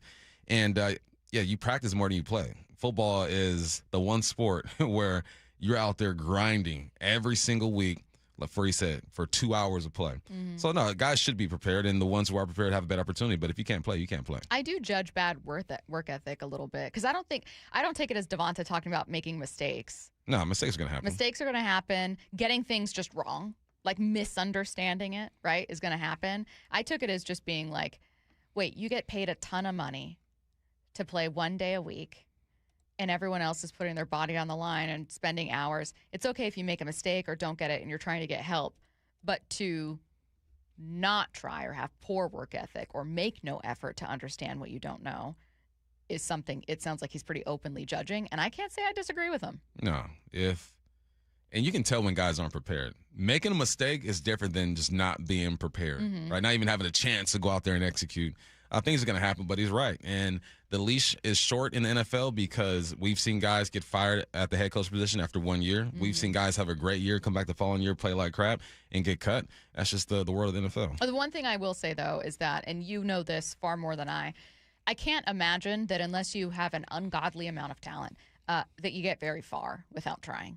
Not in the pros. Mm-hmm. It's one thing when you're just really talented, you half-ass it in college, high school, whatever it is. But, like, anytime I see people say, like, that guy just doesn't care, he's not trying, that's probably rarely true. Sometimes, but rarely true about professional athletes. Yeah. Usually it's probably more of like it's just not working. It's not working. It's not working, not talented enough, not smart enough, not a gel for the scheme or the system or the offense or whatever it is. But I can't imagine you worked around a ton of guys that, like, truly coasted. No, heck no. Guys who coasted, Walter Jones, his final years, because he's a Hall of Famer. Right. He's coasting. Josh Gordon. Yeah. Walt didn't practice one time when I was with the Seahawks. Not once, but he came out and balled every Sunday. Time for the IRG Injury Report, brought to you by IRG Physical and Hand Therapy. Normally we wouldn't save this much time for it, but we have quite a few things here, and I want to get your reaction to the first one here. Mike Macdonald spoke on the injury to Jake Bobo. Jake Bobo suffered this in practice today against the Tennessee Titans. Sounds like it's very serious. Our heart goes out to Jake Bobo. He's seems like it's going to be a serious knee. We're going to get an image, but early returns, this looks like it's a long-term injury, so that's unfortunate. Now, earlier you said this does open the door for the many other guys competing for that final spot in that wide receiver room, one of them Montorie Foster. You had a couple people saying, well, what Jake Bobo does on special teams and his blocking, like they're really missing that. And it's like, well, that's why that was Jake Bobo's job to lose, maybe. Like someone else has to step up. This happens to teams. So you have your eyes on Montorie. Yeah, but then I just saw Greg Bell posted Montorie went down with a leg injury. Hopefully that's not serious. But yeah, it's everyone moves up on the depth chart, and if Montori can tackle and block, his chances are a lot greater. I will say in Mike Macdonald's press conference, he did not talk about Montori, but he did say quite a few guys had cramps because of the heat. Mm-hmm. So it could have been that. Hopefully that's it. Fingers crossed. Yeah. Because you don't want to be losing 2 receivers in one practice here. The Seahawks are taking on the Tennessee Titans Sunday evening. It is the only Sunday game. 2 more injury updates here. This one about the Mariners. J.P. Crawford began a rehab assignment on Thursday with AAA Tacoma. Meanwhile, Mariners GM Justin Hollander will give injury updates later this afternoon. You can hear all of them with Shannon Drayer on tonight's pregame show. The Seahawks take on the Titans for their second preseason game, this one in Nashville. Coming up next, we'll give you 3 players you need to be watching. If you're subscribed to Seattle Sports on YouTube, then you saw this Bob Stelton digital exclusive first. Kade Anderson from Double-A to the big leagues to start Saturday against the Cubs. And this is a guy who had nothing left to accomplish at Double-A. He has dominated. We knew they were going to make it at some point this year. They said as much. Why are they doing it now? Maybe there was some urgency in this move now because of what we're seeing with some of these guys in the rotation. But I can't wait to see him. Subscribe to Seattle Sports on YouTube now. Welcome to IRG Sports Injury Update. We're with Shannon O'Kelly, physical therapist and president of IRG Physical and Hand Therapy. And our guest, Dr. Camille Clinton, board-certified orthopedic specializing in sports medicine at Pro Ortho Kirkland. Dr. Clinton, welcome. You're an orthopedic surgeon. Hey, tell our listeners, what is going on today in the world of ACL tears? Should I have it repaired or should I not have it repaired? And how do you make that choice? It's dependent on a lot of factors. Young patients, certainly teenagers and highly active patients, we generally recommend ACL reconstruction. As people age and activity level changes, there's some people who will not have many symptoms from an ACL injury, and they can do well without surgery. And without surgery, depending on their level of activity or desire to get back to activity, you can rehab them conservatively without repairing the ACL, and they do fairly well. They get back to normal activities. With a good, knowledgeable physical therapist and a good rehab program where they're focusing on hamstring strength and hip strength, won't have any instability type symptoms with everyday life. And especially if they don't do cutting and pivoting sports. So if they like to bike and jog and swim, then they may not have any symptoms at all from an ACL tear, in which case they don't necessarily need an ACL reconstruction. And if they do try conservative care and treatment, if they do continue to have subluxation or instability of their knee, probably they have to have it repaired then. Yes. Right. If someone has symptomatic instability, so they have symptoms of instability when they're doing things, then those people will benefit from an ACL reconstruction. There you go. Everything you need to know about ACL repair, whether you should have it done or not. If you want more information regarding ACL injuries, you can contact Dr. Clinton at proortho.com. That's proortho.com. With over 40 neighborhood clinics around Washington, IRG has you covered. Let IRG be your family's physical therapist. Find the location nearest to you at irgpt.com. That's irgpt.com.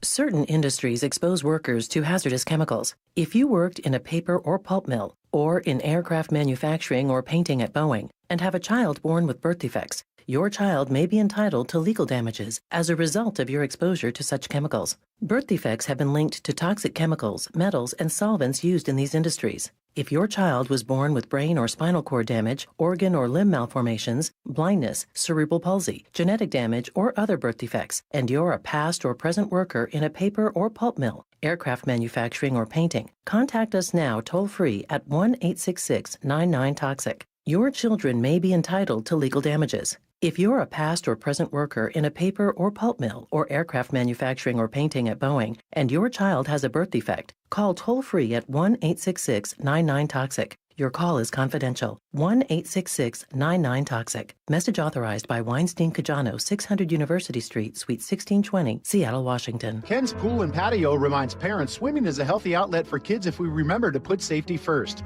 Make sure your children are visible at all times by a lifeguard or responsible adult. Sign them up for swimming lessons and provide a flotation device for added safety. Always check swimming conditions in advance and remind your kids to never swim alone.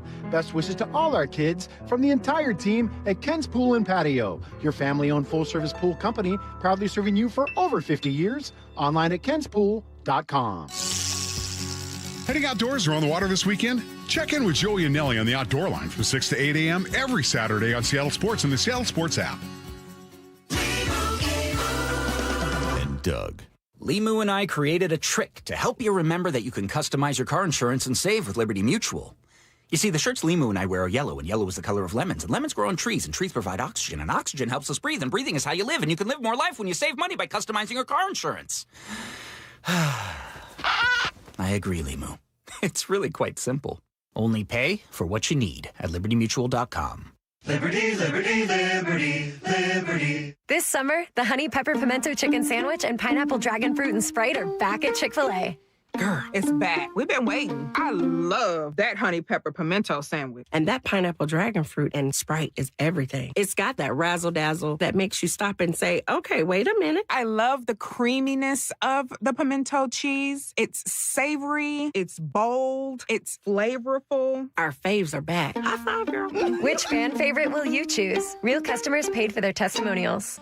Guys, if you have low energy or reduced drive, it could be low testosterone. At Revive Health here in Seattle, start with a free testosterone exam and consultation with an experienced medical provider. And for a limited time, qualified patients can get started with a free month of TRT. Schedule your free testosterone test, exam, and consultation today. Call 206-529-1111. That's 206-529-1111. Or visit revivehealth.com. It's WFC 199 World Fighting Championship at Emerald Queen Casino Event Center. Saturday night, October 17th. Experience the thrill and excitement of high-energy professional mixed martial arts. Tickets at emeraldqueen.com.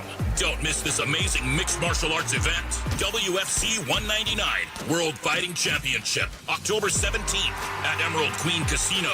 Always entertaining. 21 and older. Need gambling help? Call 800-547-6133 or visit emeraldqueen.com. From the Quantum Fiber Studio, you're listening to Bump and Stacy. Weekdays 10 to 2. On Seattle Sports and 97.3 FM HD2. Seahawks take on the Tennessee Titans in Nashville on Sunday for the second preseason game. We're going to talk about what we're watching. I teased this as 3 players you need to keep an eye on, but I think that probably one or both of us are more like, well, this is the position group I'm going to be watching. So we can be creative with this. 3 things that we're going to be watching in a preseason game. Not everything matters. You know what I'm not going to have answered? What Sam Darnold looks like in Brian Fleury's offense. Why not? I mean, I guess I could.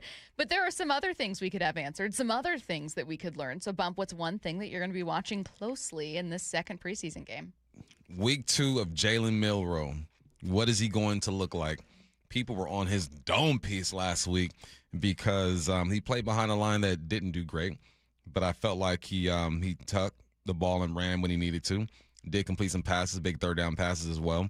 I just want to see what he looks like. Can he? Because there's nothing like film. Film is the greatest thing in the world. I remember being at practice and obviously they record practice and coach would be like, "Hey, did you do X, Y, and Z?" "Yeah, I did." He goes, "You sure?" And I looked up at the tower and said, "Oh yeah, nah, coach." Actually, sounds like when parents ask you questions and they know the answer. Know the answer to it. I looked up at the tower and saw the camera. I'm like, "Yeah, I should. I maybe. I don't know, coach. Let me get some room for error." Upon further examination. Exactly. So now Milroe has that film. The coaches have that film, and you can start breaking it down and try to improve. So I want to see what Milroe looks like with his second week under center. You actually were, before I get to the first thing I'm going to be watching, you were initially not critical of Milroe, but you were like, hey, here are my notes and here are my takeaways after this game. I wanted to see more of this.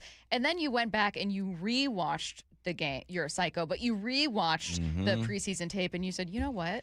I have to stand in defense of Jalen on a couple things. It wasn't that bad. It wasn't. I think it's hard for people to watch that game last week, the TV version, and come up with a definitive answer about how he played. I mean, some people are coming up with it, but I think that you don't get a true look into the bigger picture because the TV version just focuses on the football. It doesn't see guys being covered downfield, and I think sometimes people don't understand pass protection and where this guy should be blocking, and if the running back did his job. Everything's connected, so it's easy to see Milroe get pressured and say, like the lady said, I was sitting next to, just throw the dang ball, aren't you a champion? And because you don't really know. And it's no knock on people. I think football is great. I think that you should be able to express yourself and cheer and boo and do all that stuff. But sometimes you don't know what you don't know, and Milroe played better than I think people realize. I will be looking at the defensive side of things. And given that the Seahawks signed Terrion Arnold, or still plan to, given that they signed Trevon Diggs, I am assuming that they have some questions about the cornerback competition, about depth, whether that's performance related, whether it's injury related, whether it's just one of those things where they want to make that group really deep because you can never have too many. Either way, probably a mix of all of it. It's going to be a group I'm watching. So my answer would be like, oh, Diggs, if he ends up suiting up. Or like, yeah, I'm going to be watching, I don't know how much Josh Jobe will play, but like maybe some of your younger guys. But I think my answer for this one is just all the cornerbacks. I am watching cornerback depth closely. Doesn't matter if in the fourth quarter, one of your backup cornerbacks that's probably not going to make the roster gives up a big pass. No, but I am watching early. That first quarter, I have my eyes zeroed in on those DBs and especially your corners, outside corners. Yeah, I like that, but I'm also looking at Ty Okada because he's the guy right now, and he's earned this spot. It's crazy. Mike Macdonald made the comment. I don't know if I was with you guys or just at the game. He made the comment that it's crazy what a year does because Ty Okada was suited up week 1 of preseason, and now he's one of the guys with just a jersey on and the towel. He's earned that. Yeah, a year. It's crazy. So I want to see what Ty Okada looks like too, man. I think it changes you once you become that starter. Not in a bad way, but more bravado. You believe in yourself a bit more. So I want to see how he handles it, man. If I know anything about Ty Okada, he's going to fit right in. You see the video of the defense rapping this song before a meeting. One, I realized I'm old as heck because I do not know that song. And two, I was looking at Ty Okada with the brothers just vibing too. I'm like, that's my dude, Ty Okada, man. He fits right in. You put him anywhere, Ty Okada's good. But I want to see what he looks like out there. It's like when Marshawn was out there and he was like, you guys how do you have so many white DBs? And then he's like, you know what, Ty, I'm sorry. I didn't recognize your game. Here's another one. I would not have necessarily had this answer at the start of the day. But with the injury to Jake Bobo, which Mike Macdonald has not come out and said, hey, he has a torn ACL. What he has said is Jake Bobo was carted off the field. It's a very serious injury. We're awaiting an MRI, but early indications are it's a long-term injury. That sounds like a season-ending injury. Now my answer is, well, God, am I watching Montorie Foster? Am I watching, you know what I mean? Are there other names in this wide receiver group where it's like no questions or concerns at all about the top guys? And that includes Torrey Horton at this point. But to round out that group, is it going to be someone that is a massive contributor on special teams? Is it going to be someone who is great at blocking? Is it going to be someone who has unreal hands and you go, I'll deal with someone who isn't the best blocker because, man, he has like length or he's got size or whatever? What would you like to see prioritized for that final spot, given what they already have in the room with JSN, Rashid Shaheed, Cooper Kupp, Torrey Horton?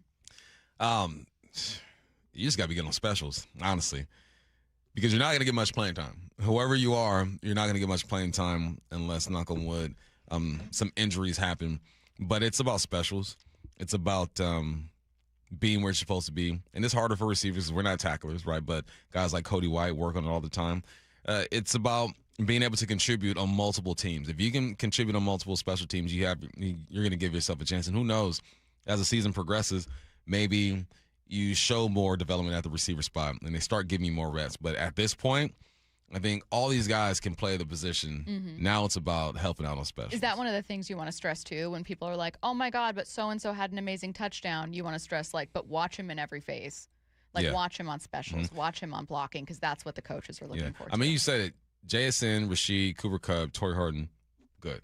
They will be on this team. It's everybody else and their mama trying to make it. We got Emmanuel Henderson, Montorie Foster, Cody White, Ricky White, Irv Charles, Rashad. I'm trying to figure out what he is. I got him listed as a wideout, but he plays running back as well, and he rocks number 35 or something like that. And Rashad is a bit confusing, but no, it's a competition. It's a friendly comp, but it's cutthroat at the same time because cuts are about to start happening. It is the most stressful part of a football season. Speaking of this game and speaking of that joint practice between the Seahawks and Titans, Bob Condotta of the Seattle Times was at that practice. He will be covering the game Sunday, and we are bringing him on in a little over an hour. We'll ask him what he saw with the Jake Bobo situation, anything he's hearing, what else he saw at practice. It sounded like there weren't any other injuries, but we obviously want to know what some of these groups looked like. Were there fights? I don't know. We're going to ask Bob.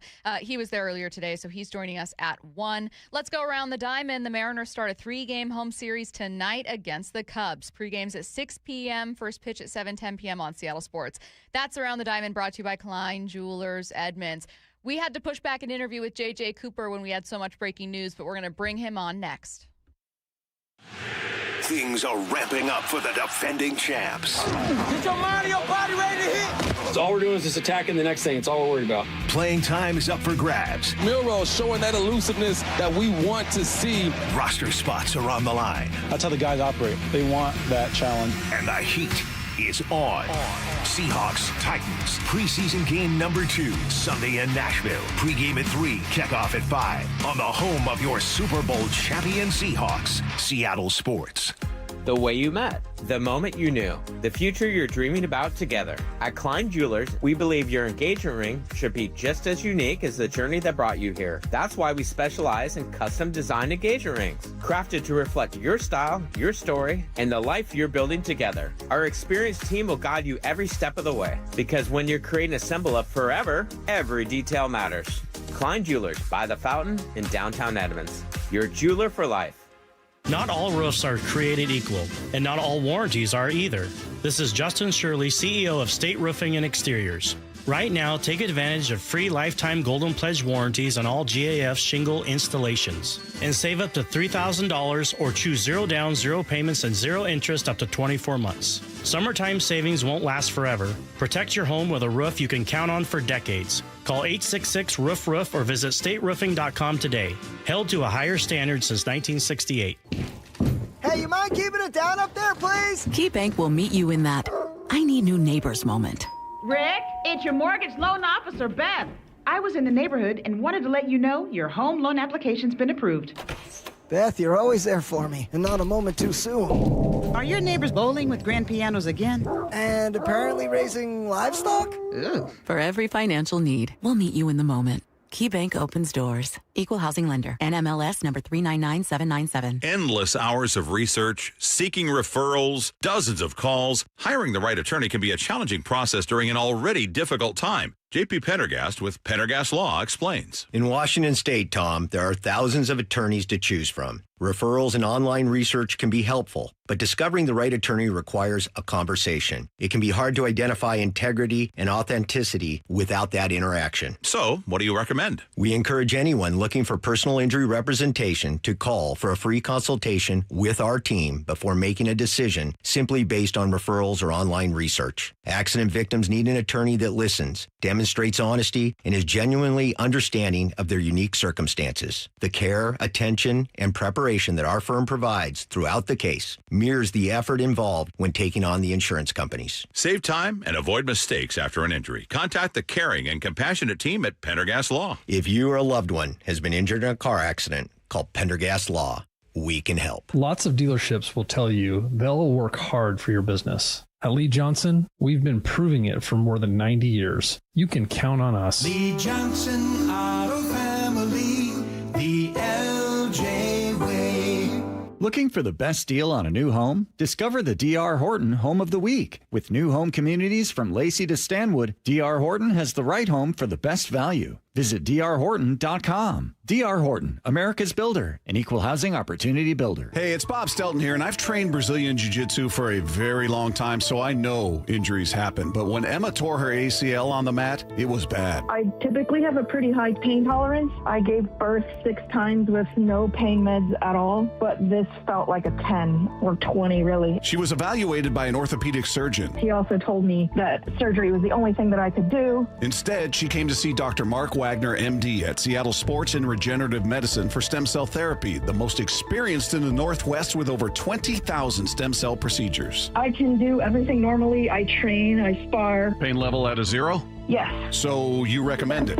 Yes, actually, I asked him if it was okay for me to take copies of his pamphlet, so as soon as somebody gets injured, I can just hand them a copy. So whether it's a hip like I had or a shoulder, elbow, ankle, wrist, knee, whatever it is, before choosing surgery, see Dr. Mark Wagner first. Go to drmarkwagnermd.com. That's drmarkwagnermd.com. The IRS finally caught up with Louie. I hadn't paid my taxes in 8 years. I owe the IRS a lot of money. Louie was in deep trouble. We're going to take your house, put a lien on your bank account, garnish your pay. They don't care. They're going to take your paycheck. Louie found out about Optima Tax Relief, the leading tax resolution firm. A-plus rated by the Better Business Bureau, they've resolved over $3 billion for their clients. Optima Tax, they help me. They calm me down. They make me feel comfortable, and I trust them. Louie has a lot to be thankful for. I don't owe the IRS anymore, and I'm able to live a comfortable life, a lot better life. It was because of Optima Tax. For tax help you can trust, call Optima now for a free consultation. Take it from Louie. If you owe the IRS, don't go it alone.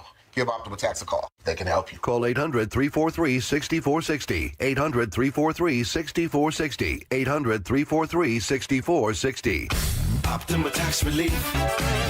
Testimonial from an actual client. Some restrictions apply. For complete details, please visit OptimaTaxRelief.com. Let's go! This is Seattle Sports. Streaming through the Seattle Sports app. KIRO AM Seattle. KIRO FM HD2 Tacoma. Home of the Seahawks, Mariners, and everything Seattle sports.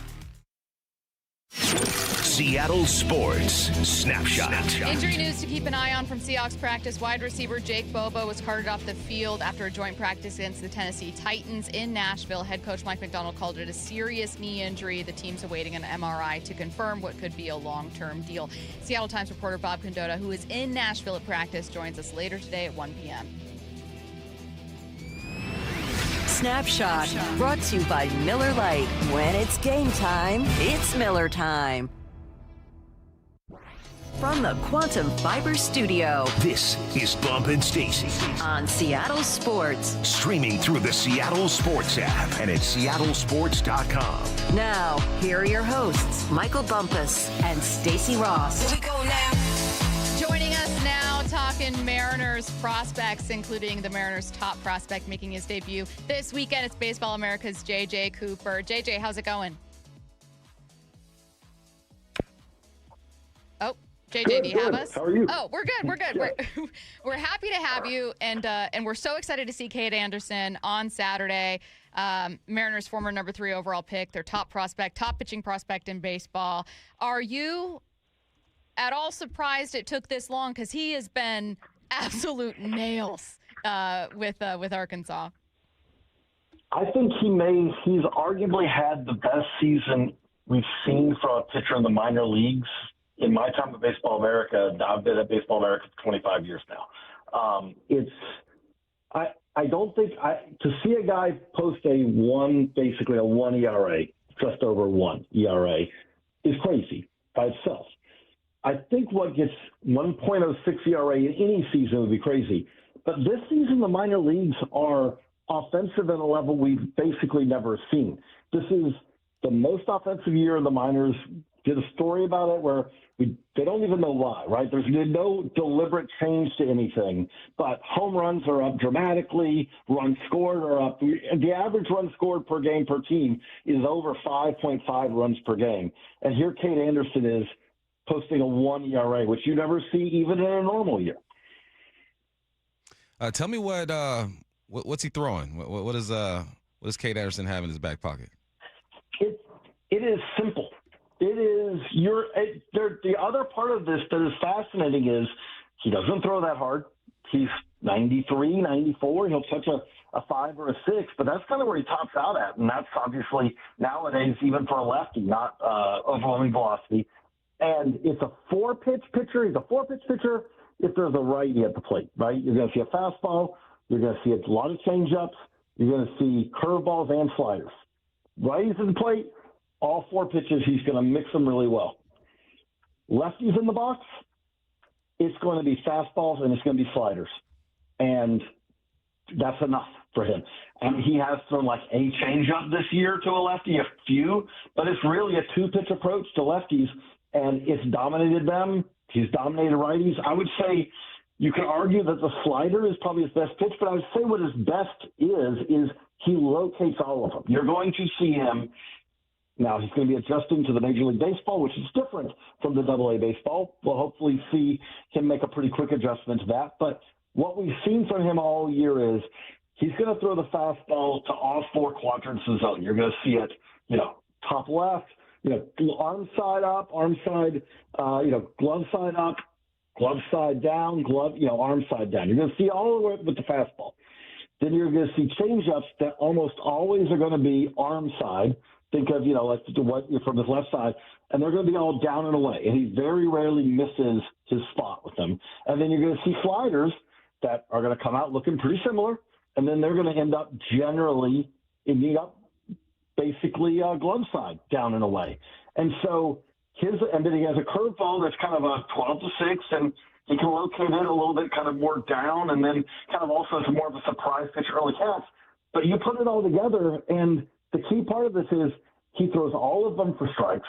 He throws all of them for strikes like 70% of the time. If I have any worry about him at the big league level, I think he's going to end up finding that he needs to throw strikes a little less often against major league hitters because he's so good at throwing strikes that you want the hitter to have at least a little bit in the back of their head that maybe he's going to waste a pitch here. Kade Anderson right now does not waste a whole lot of pitches. He is the, I think, biggest pitching prospect to debut for the Mariners since Felix. We've seen Julio debut and a great position players, but the number one pitching prospect in baseball, it's been a minute, which is shocking considering the Mariners have had such great pitching. I wanted to ask you how he kind of compares to other top pitching prospects we've seen. His profile, JJ, when you describe it, sounds different than Paul Skeens. It sounds different than Mizrowski. Like, these are kind of different guys dealing different stuff. What's Kade, how does he differ from them in terms of just his overall strength, the singular strength? And then what's his ceiling, do you think? Very good point. The funny thing is we have Ryan Sloan right there, Mariners prospect Ryan Sloan, the right-hander, not far behind Kade on our top 100. And if you asked me, okay, which of these two pitchers is more likely to have a Paul Skeens, a Jacob Mizrowski type season? I don't know if anyone have a Jacob Mizrowski type season, but have that kind of season where you're like, this is a number one starter who dominates every time out, ton of strikeouts, just carves through lineups. Ryan Sloan fits that profile more than Kade Anderson. I would say and Kade Anderson is our top pitching prospect, but I would say that his ceiling is lower than someone like Ryan Sloan, but his likelihood of being a long-term successful starter is significantly higher. What you're looking at here is probably a guy who ends up being more of a number two, maybe even a number three starter, just because at the end of the day, you don't see a whole lot of big league aces nowadays who are throwing 93, 94, even from the left side. Now, there are very successful pitchers who do it, but if you look at, okay, who's winning Cy Youngs, generally they're sitting more kind of 3-4 miles an hour above the average starter for that right hand or left hand. That's not what Kade Anderson is. But what you are talking about here is that kind of plus control, maybe plus command. And those are the kind of pitchers who pitch a very long time and have a whole lot of success. It's just maybe not as spectacular at the end of the day as maybe even someone, again, from their own team, maybe someone like a Ryan Sloan down the road. When do you expect Montez to be called up? He's tougher, right? Because, so obviously Lazaro Montez can hit a ton of home runs, and I can see a case for even bringing him up in September. Unfortunately, I feel like if the Mariners have been really unfortunate and unlucky about injuries, middle infielders, and that obviously Lazaro Montez doesn't help that in any way, shape, or form. If you want a power boost, and again, a lineup that has had some issues at times, there Montez comes up. But he's still, as good as he's been, there's a lot of swing and miss in the zone with him. And there are concerns there of how well will that play at the major league level? Can he improve it?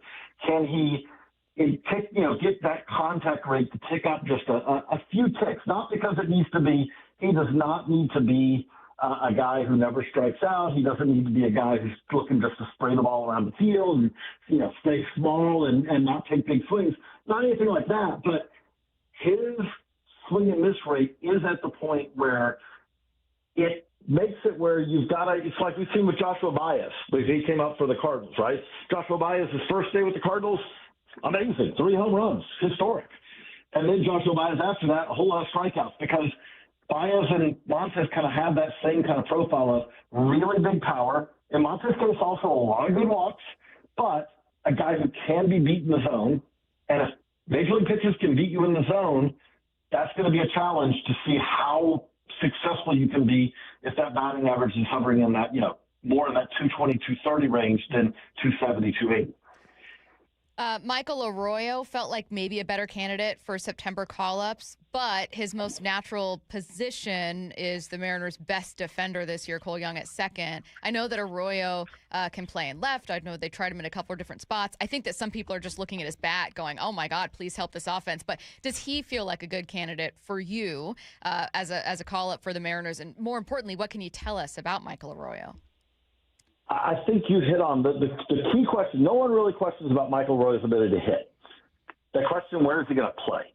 And especially now, like you're not saying, hey, step aside Cole Young, Michael Arroyo's here, because Cole Young is a much better defender than Michael Arroyo. Now, he has played some left field, but that's really like, as it stands right now, it's left field or second base, and we kind of know that as it stands right now, as we just said, second base is not really an option.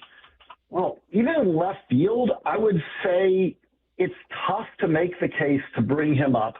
Not saying it won't happen, but it's tough to make the case that you want to bring him up and at a position that he's really, to be honest, still kind of learning, right? Like we're talking he's played basically now 50 games or so in his career in left field all this year.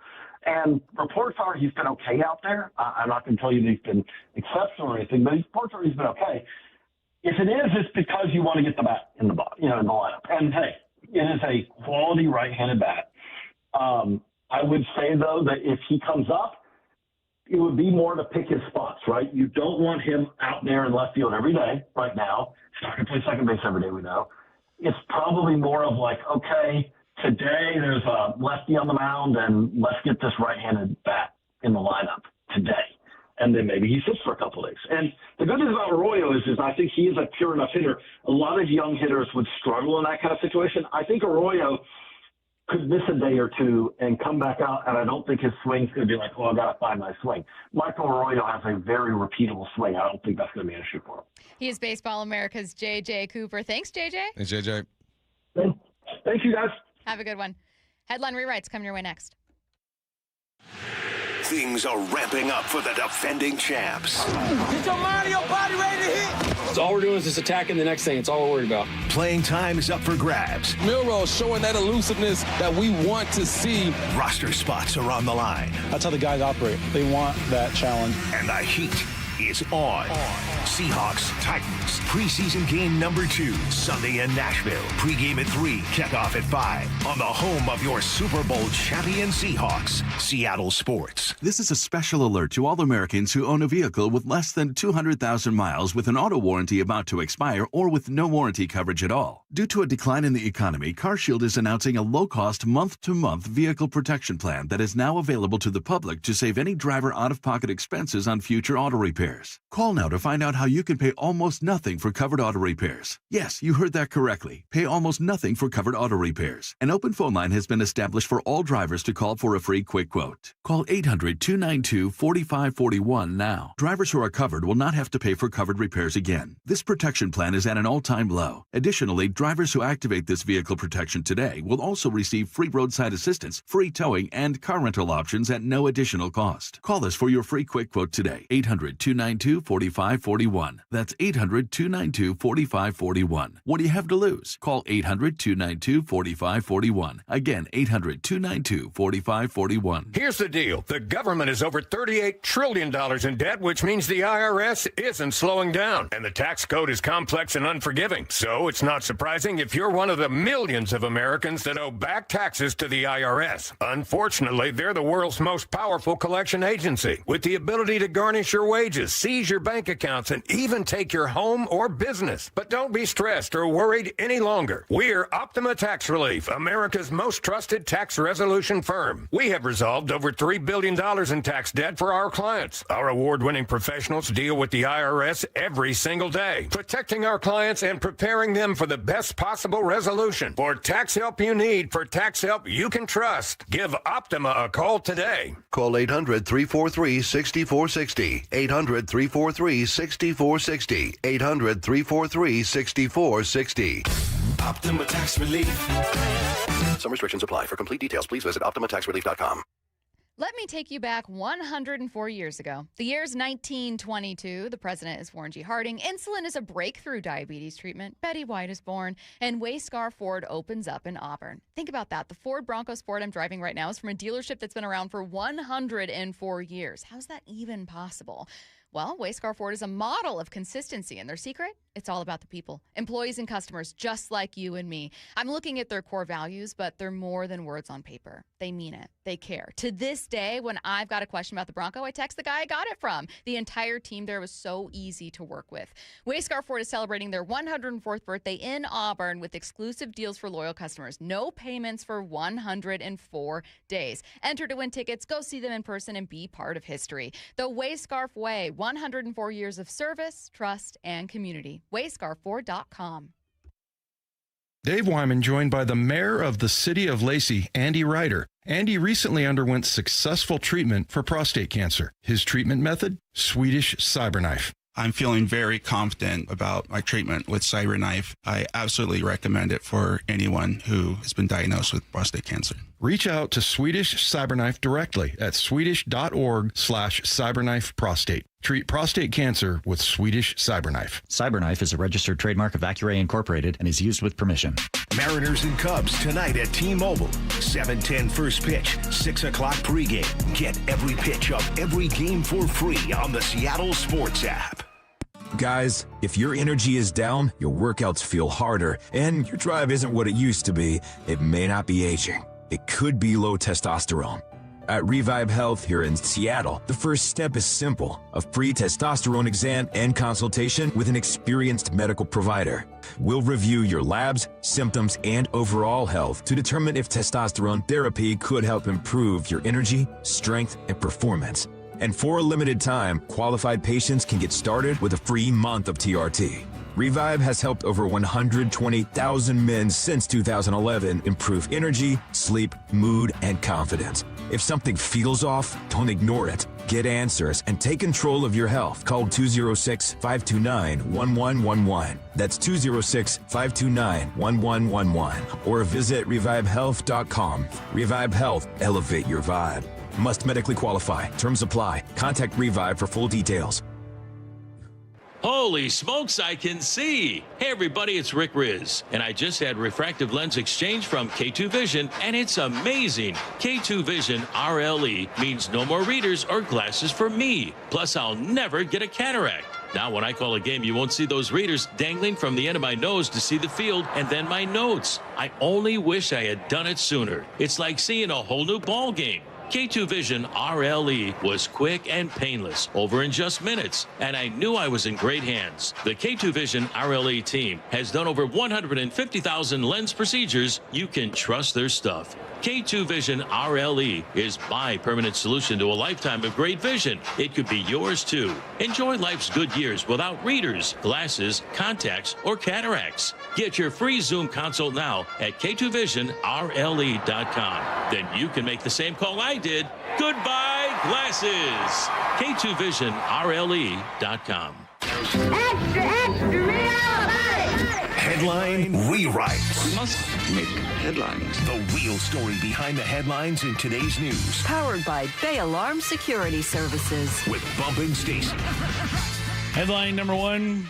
Big shout out to the Angels last night. They blew out the Astros. Look at God. They blew out the Astros last night. 18-3. What's the real headline? Just remember that when it comes to the AL West, basically this weekend didn't happen. They ended, the Mariners, their series against the Astros, taking 2 of 3 in a 4-game deficit in the AL West. That's still exactly what it is. Because while the Mariners didn't seize an opportunity to try to take 2 from the Brewers and instead only took 1, the Astros, facing arguably the worst team in baseball, also only took 1, losing yesterday's finale, like Curtis said, 18-3. Shout out to the Astros, and shout out to an AL West that no one wants to win. All three teams in the top 3, Houston, Texas, Seattle, negative 46 run differential. And they said, redo, start all over. A mulligan on this weekend. Yeah, mulligan. Look at you, mulligan. Proud of you for using that. Thank you. Good for the Mariners, man. And we know that they have the tougher schedule of the teams in the AL West. So for them to kind of just stand strong and fight the good fight and stay in position is good for them. And now we have something else to look forward to with Kade this series. Now, you are in a 4-game deficit out of first place. That's the thing, too. Could be worse. It could be worse, but I'm like, look, if I'm the Astros, I'm kicking myself going, come on, you just had to take 1 more game from the Angels and you couldn't? What's going on here? This is pathetic. However, they do have 4 games still, so you do have to make up that ground. I think, though, look, if you want to look for any silver lining anywhere and scrape and claw your way to good news, it is good news that the Astros are clearly not a team you can, count on. You can say it about the Mariners, and that's disappointing considering their roster, but, by no means is first place safe for either the Rangers or Houston. Nobody's safe. Nobody. Thanks, Stacy. She's just trying to get in, for real. She saw Condotta was invited. She's like, what about me? How come he's invited? But I brought a Caesar salad. I love Caesar salad. Headline rewrites. God, I really we want know. it. It's so good. What's next? Calm down. Headline number 2, the Seahawks take on the Titans in their second preseason tune-up. What's the real headline? Finally, Titans fans can get a look at a Super Bowl team. This game will be televised nationally Sunday evening on Fox, which Curtis told me is the only nationally televised games for the Titans this year. That's it. Dang, a preseason game? This Sunday's preseason game against Seattle Seahawks. I think the Dolphins are another team like that this year. The only nationally televised game for the Tennessee Titans. That's disrespectful. If I were the Titans, I'd be like, nah, don't air this. I know. Nah, forget that. Don't even give this to us. No, this is let's get it, man. What was the headline? We're talking about Tennessee versus Seahawks, right? Yeah, I'm looking forward to Milroe. I want to see Milroe. I want to see the starters. I want to see them look like they like the procedure is just on point. That's what I look for, man. I don't expect a lot of explosive plays. I don't expect Fleur to be in his bag like that. I just want to see the offense look smooth, get out there safe, and then let the 2s and 3s go at it. I know that we're going to have Bob Condotta of the Seattle Times on in about 40 minutes, and he'll answer some of these questions for us. But have we heard whether or not we'll see Jadarian Price? He wasn't in the first one, dealing with lower body issue. Did return to practice for Seattle this week, but I would anticipate he's out there. If he's healthy. Would you put him out there if he was healthy? Yeah, I would. At least I wouldn't do the Jeremiah Love experiment and give him the ball 15 times. 15 carries Goodness for gracious. Your number 3 overall pick. No, I give him like Please 3 to stop. 5 of them things, fill the game, look good in your pads, or go to the sideline, take off your shoulder pads, and be a good teammate. Cardinals said this was war. Cardinals said, I'll die for this. They tripping. He's so lucky that wasn't a worse injury. High ankle sprain for Jeremiah Love. They put their number 3 overall pick. Many of you saw this already. Out there for 15 carries in a preseason game. What are you doing? That's half the workload of a run-heavy day. They're doing way too much. Way too much. But yes, I'm with you. I'd still want to, even though you have worries about the depth there and what that room looks like. He's a rookie. You want to see, you want to see him out there. Headline rewrites. Headline number 3, Bryson DeChambeau says he hopes people give Live Golf, quote, one more shot. What's the real headline? Now, ironically, this is what Live golfer Phil Mickelson is saying about his marriage. Just one more. Just one more shot. I got one more in me. Babe, I promise I will no longer give my phone to the clubby so that he can drive around this course. I mean, anything while can be I'm happening having liaisons. while that's going on, yeah. Live Golf is interesting. It looks like a bunch of bros got together for a bachelor party and decided to get a tournament going. I mean, yeah. I see professionals in shorts. Seeing pros play golf in shorts, it doesn't make sense to me. When it officially goes under, can we call it lived golf? Lived. Bars. Ooh, yeah. Hey, Curtis coming in hot today. 2 bars today.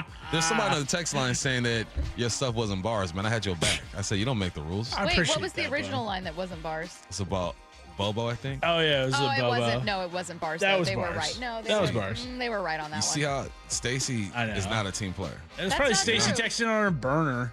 That's not true. My name on the text line is labeled as Stacy. Do not reply. But it wasn't bars. If I'm just being, I think we can be honest with each other. You guys say my animal facts aren't fun facts, so I'm allowed to be honest with you guys. With a show, they're not facts, though. No, they're not. Yes, they are. They're exaggerations. There. But a show of 3, all it takes is 2 to confirm the bars. That's right. That's all it takes. Exactly. That's science. We got a majority rule. Yeah. That's facts. Yeah, that's facts. That's real. That's real life. 60% of the vote says bars, so you're actually. In fact, we just voted you off the show. Michael, you're up. It's Bump and Michael. Starring Curtis. All right, we are getting to that practice between the Seahawks and Titans. Lots of questions, including follow-ups about Jake Bobo, coming up at 1 p.m. with Seattle Times reporter Bob Condotta. Before then, it's Mariners analyst Ryan Rowland-Smith. If you're subscribed to Seattle Sports on YouTube, then you saw this Bob Stelton digital exclusive first. Kade Anderson from Double-A to the big leagues to start Saturday against the Cubs. And this is a guy who had nothing left to accomplish at Double-A. He has dominated. We knew they were going to make it at some point this year. They said as much. Why are they doing it now? Maybe there was some urgency in this move now because of what we're seeing with some of these guys in the rotation. But I can't wait to see him. Subscribe to Seattle Sports on YouTube now. What if I told you a local credit union is giving members up to $30 per month just to make everyday purchases? Dave Wyman here, and when I heard about the offer from Harborstone Credit Union, I said, sign me up. And that's what I did at harborstone.com/cash. You know, I'm not a tech-savvy guy, but opening a checking account was easy enough for me to figure out. I got my PNW Cashback checking account for free, no fees or minimums, and when I make everyday purchases with my Harborstone PNW Cashback debit card, I earn up to $30 each month. My wife loves it when I get cash back on gas, groceries, coffee, travel, and lunch. All categories count towards your cash back. You can even tap to pay. If you live, work, or worship in the state of Washington, sign up for a membership with Harborstone Credit Union and get the PNW Cashback free checking account. Open your free account online like I did at harborstone.com/cash or visit one of their 29 branches across the Northwest. Insured by NCUA. Terms and conditions apply. Anybody can promise you a good deal. What matters is who's making the promise. At every Lee Johnson dealership, we'll work hard to get you the best deal we can. The LJ Way. Keep summer outside where it belongs. Save $588 on every window and $1,088 on every door, plus free heat deflecting glass. Claim your free quote today, plus 12 months no payments. Visit LakeWashingtonWindows.com. If it's blocking your view, keeping your yard dark or shaded, or impossible to mow around, get rid of that tree or stump this summer with P&D Tree Service. They'll do it safely and quickly, cleaning up your yard in the process. P&D Tree turns multi-day jobs into a few hours, saving you time and money. One tree or land clearing, they have the tools and expertise for the job. They specialize in large tree removal. Ever seen a tree removed by crane? PNDTreeservice.com. Summer is for sunshine. It's a beautiful day out for baseball here at T-Mobile Park. Summer is for moonshots. He just absolutely obliterates this! Multi-homer game, Cole Young! Summer is for Mariners baseball. Emerson is racing over, slides up! He makes the catch! Incredible! So listen for the cheers and follow your ears to T-Mobile Park. Because where else can you travel to on a ferry boat and then eat crab nachos out of a ferry boat? How sweet it is! It is the sweetest, Rick. Mariners baseball. Tridents up. Don't miss out on fireworks night this summer at T-Mobile Park. The Mariners are kicking off Players Weekend with the next show tonight against the Chicago Cubs, featuring a playlist curated by your favorite guys on the team. Go to mariners.com/fireworks to get your tickets and check out the complete lineup. Presented by T-Mobile.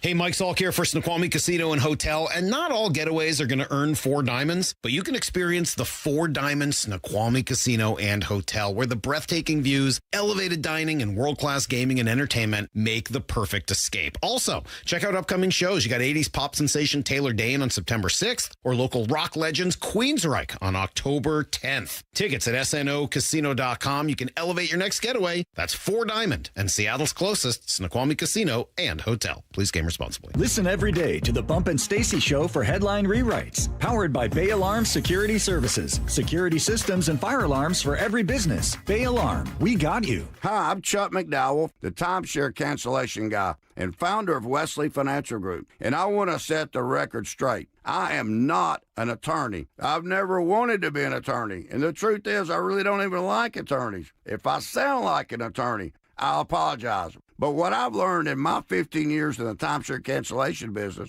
is you don't need to be an attorney to get folks out of their timeshare. After 15 years and over 50,000 cancellations, I can tell you with confidence, we know how to get you out of your timeshare. Call us today and we'll send you our timeshare exit guide absolutely free with all your options for cancellation.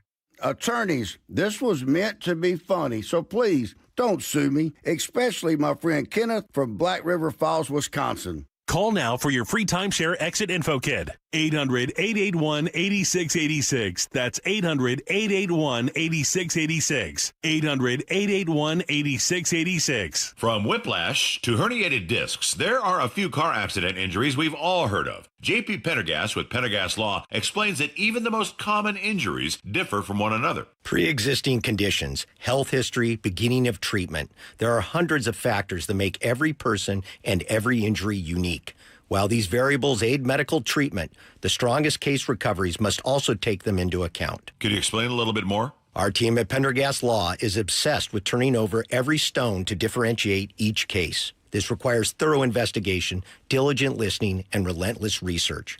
We never pursue cases with a one-size-fits-all approach.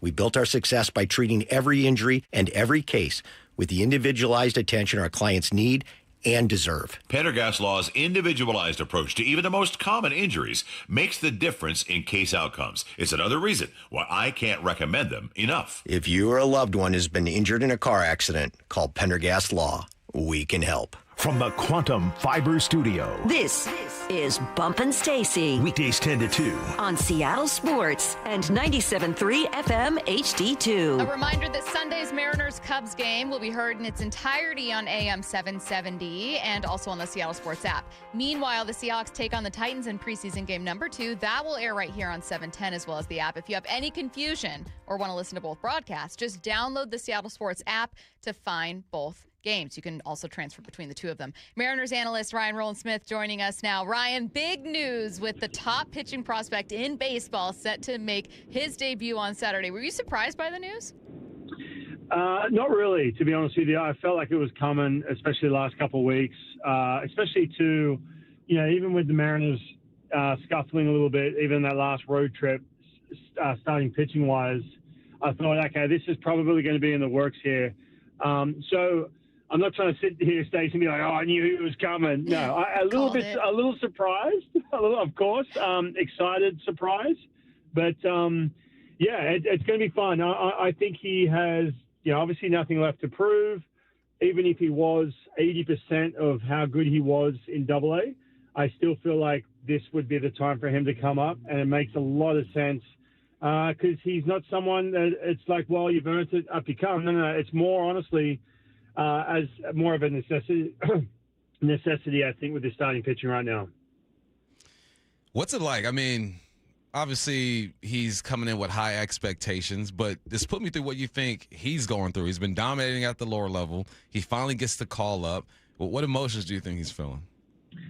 Yeah, you know what? I mean, we've talked about him so much, man. And if, from my personal experience, much different situation than a kid like this. And I even think, too, with, when Kade Anderson first came up, and I could go down the list with some of the high anticipation, high expectations, especially now in the last couple of years where, we put these prospects on such a pedestal, even when they're in AA, like they're the second coming, So for him personally, I think he got to a place where he was so confident and just so convicted with everything he was doing.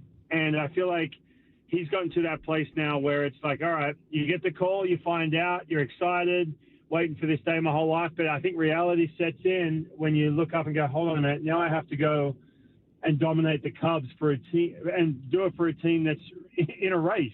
That's the difference, man. Like, if you're coming up as a big prospect with the anticipation when the team's in a rebuild or the team's kind of, in a situation where it's like, all right, we're out of it this year, let's give these guys a try and let's ease them in. Completely different when you come into a situation the way he's coming in. And by the way, I'll be honest with you, I think it serves these young players, if I'm looking league-wide, it serves these young players so much more when they get thrown into the fire. It really does, because straight out of the gates, this is what you expect Major League Baseball to be from a competitive standpoint, as opposed to, we're just going to go, 70 pitches, easy, and you're going to work with the pitch count, try this pitch count. No. None of that. And so it's exciting, and I think he's coming up at the perfect time. This road trip was, I thought, look, it's really a shame that they didn't try to sneak back into that game yesterday or steal one more that I think they should have had from the Astros.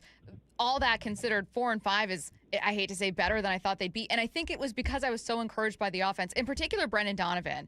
I mean, Brendan Donovan, 5 for 10 against Milwaukee with 3 walks.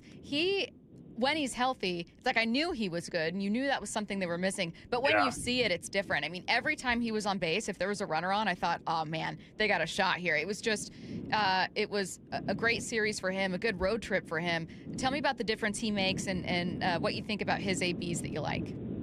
Well, first of all, on the road trip, and just like Brendan Donovan, I get to him in just a moment, but a little bit bittersweet, I think, with this road trip because, I was front and center with the team. And, man, you felt like there was just a few different little turning points, even in the 22-0 loss, that you're like, man, if this happens or if this pitch was executed, you're looking at a ridiculously momentous trip coming out of it. But that's not the case. But you walk away, Astros lost yesterday, great. Now, Brendan Donovan, again, bittersweet because here I am, like, watching him play thinking, what if this guy was healthy for just, 3 months as opposed to missing pretty much the entire season? Man, what a catalyst. This is exactly why he was a highly touted trade piece from the Cardinals in the offseason. The Mariners did a great job in acquiring him, let's be honest, man. Like, whoever they give up, hey, go have a great career, whatever. I don't care because they, when they got Brendan Donovan, I was so excited. And this is exactly that spark plug in the leadoff spot that, by the way, they didn't have at the end of last year. You had Randy Rosarino leading off. He's not a leadoff hitter. But out of necessity, he had to lead off because there's nowhere else to put him in that stacked lineup. Well, all of a sudden, you have this completion of an offense.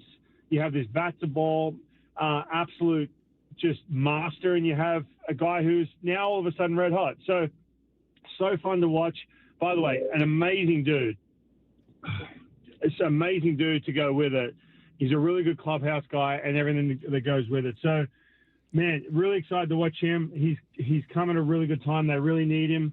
But, man, what if so many what ifs this season, right, guys? Like, what if he was there in June, July when you really, really needed him? So good to see him, and he's so fun to watch.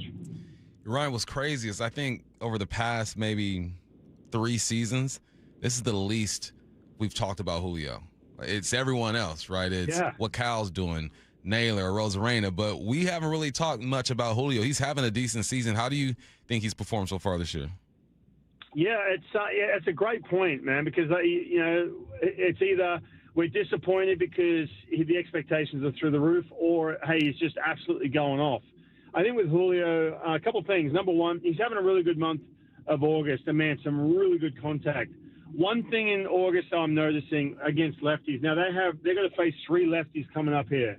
He has really struggled for whatever reason against lefties. So that's going to be interesting in this series because I said this on the road trip, and it still holds true now, man. You have got so many teams in front of you, and you've got the Cubs and Phillies before you head out on the road against the tough Blue Jays. Honestly, they're still tough, and then you got the Red Sox.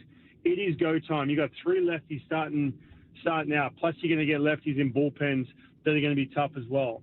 And so with Julio, I'm with you, man. Like, good season. The hard thing with him, and we talk about this all the time, we just know what the ceiling is for him. And it is like, AL MVP ceiling. That's what it is. And so anything less, it's like, oh, man, but he could do this, could do that. And I think that's kind of the curse, I think, because he's so talented, you place on him.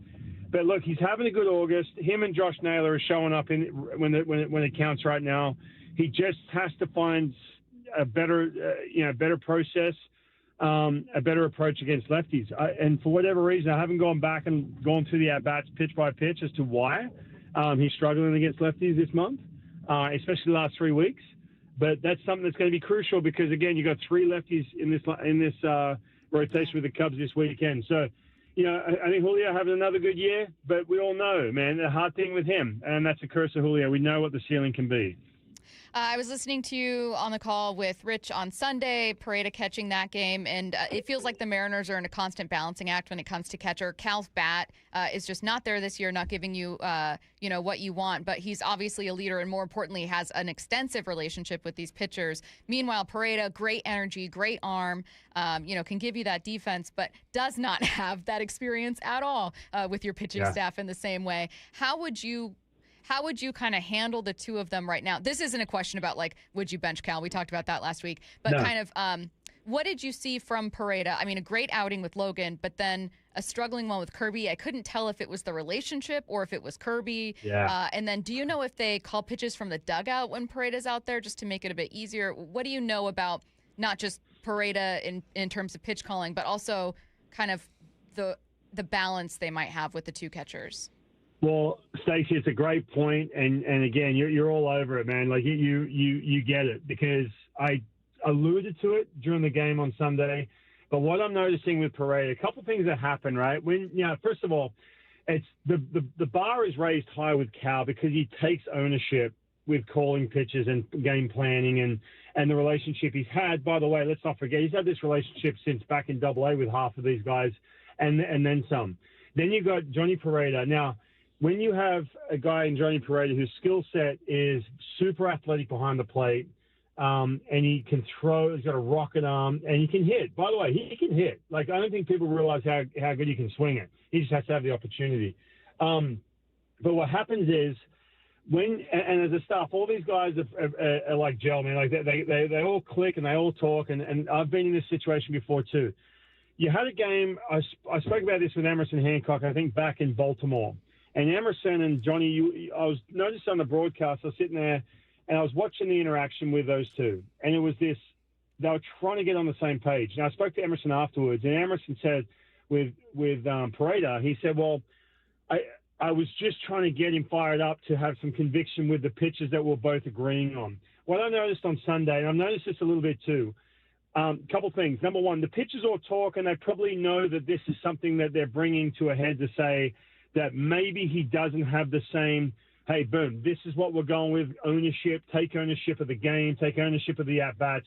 And so the team, the pitcher, subconsciously feels like, oh, no, now all of a sudden we're going to be on the fence with how we feel. Now, when you're a pitcher and you're not quite all in on a pitch, the quality is not going to be the same. That's not Pareda's fault. But what I'm noticing is this, for example, George Kirby, if you notice, Pareda was putting the pitches down.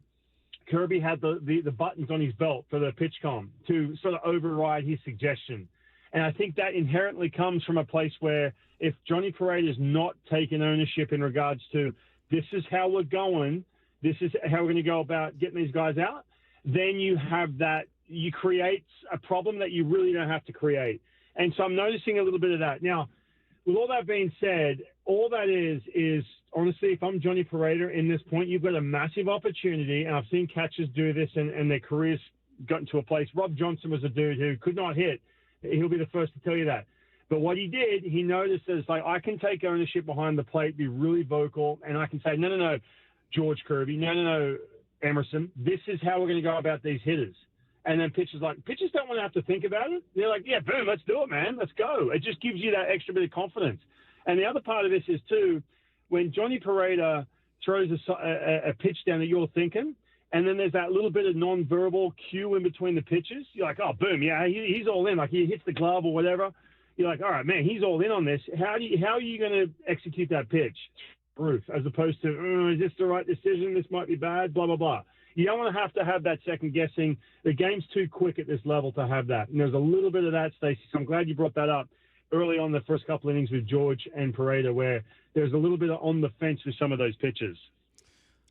This is old news, but I want your thoughts on this. When you lose, now I've been on teams, Ryan, where we've just gotten smashed, like we lose big.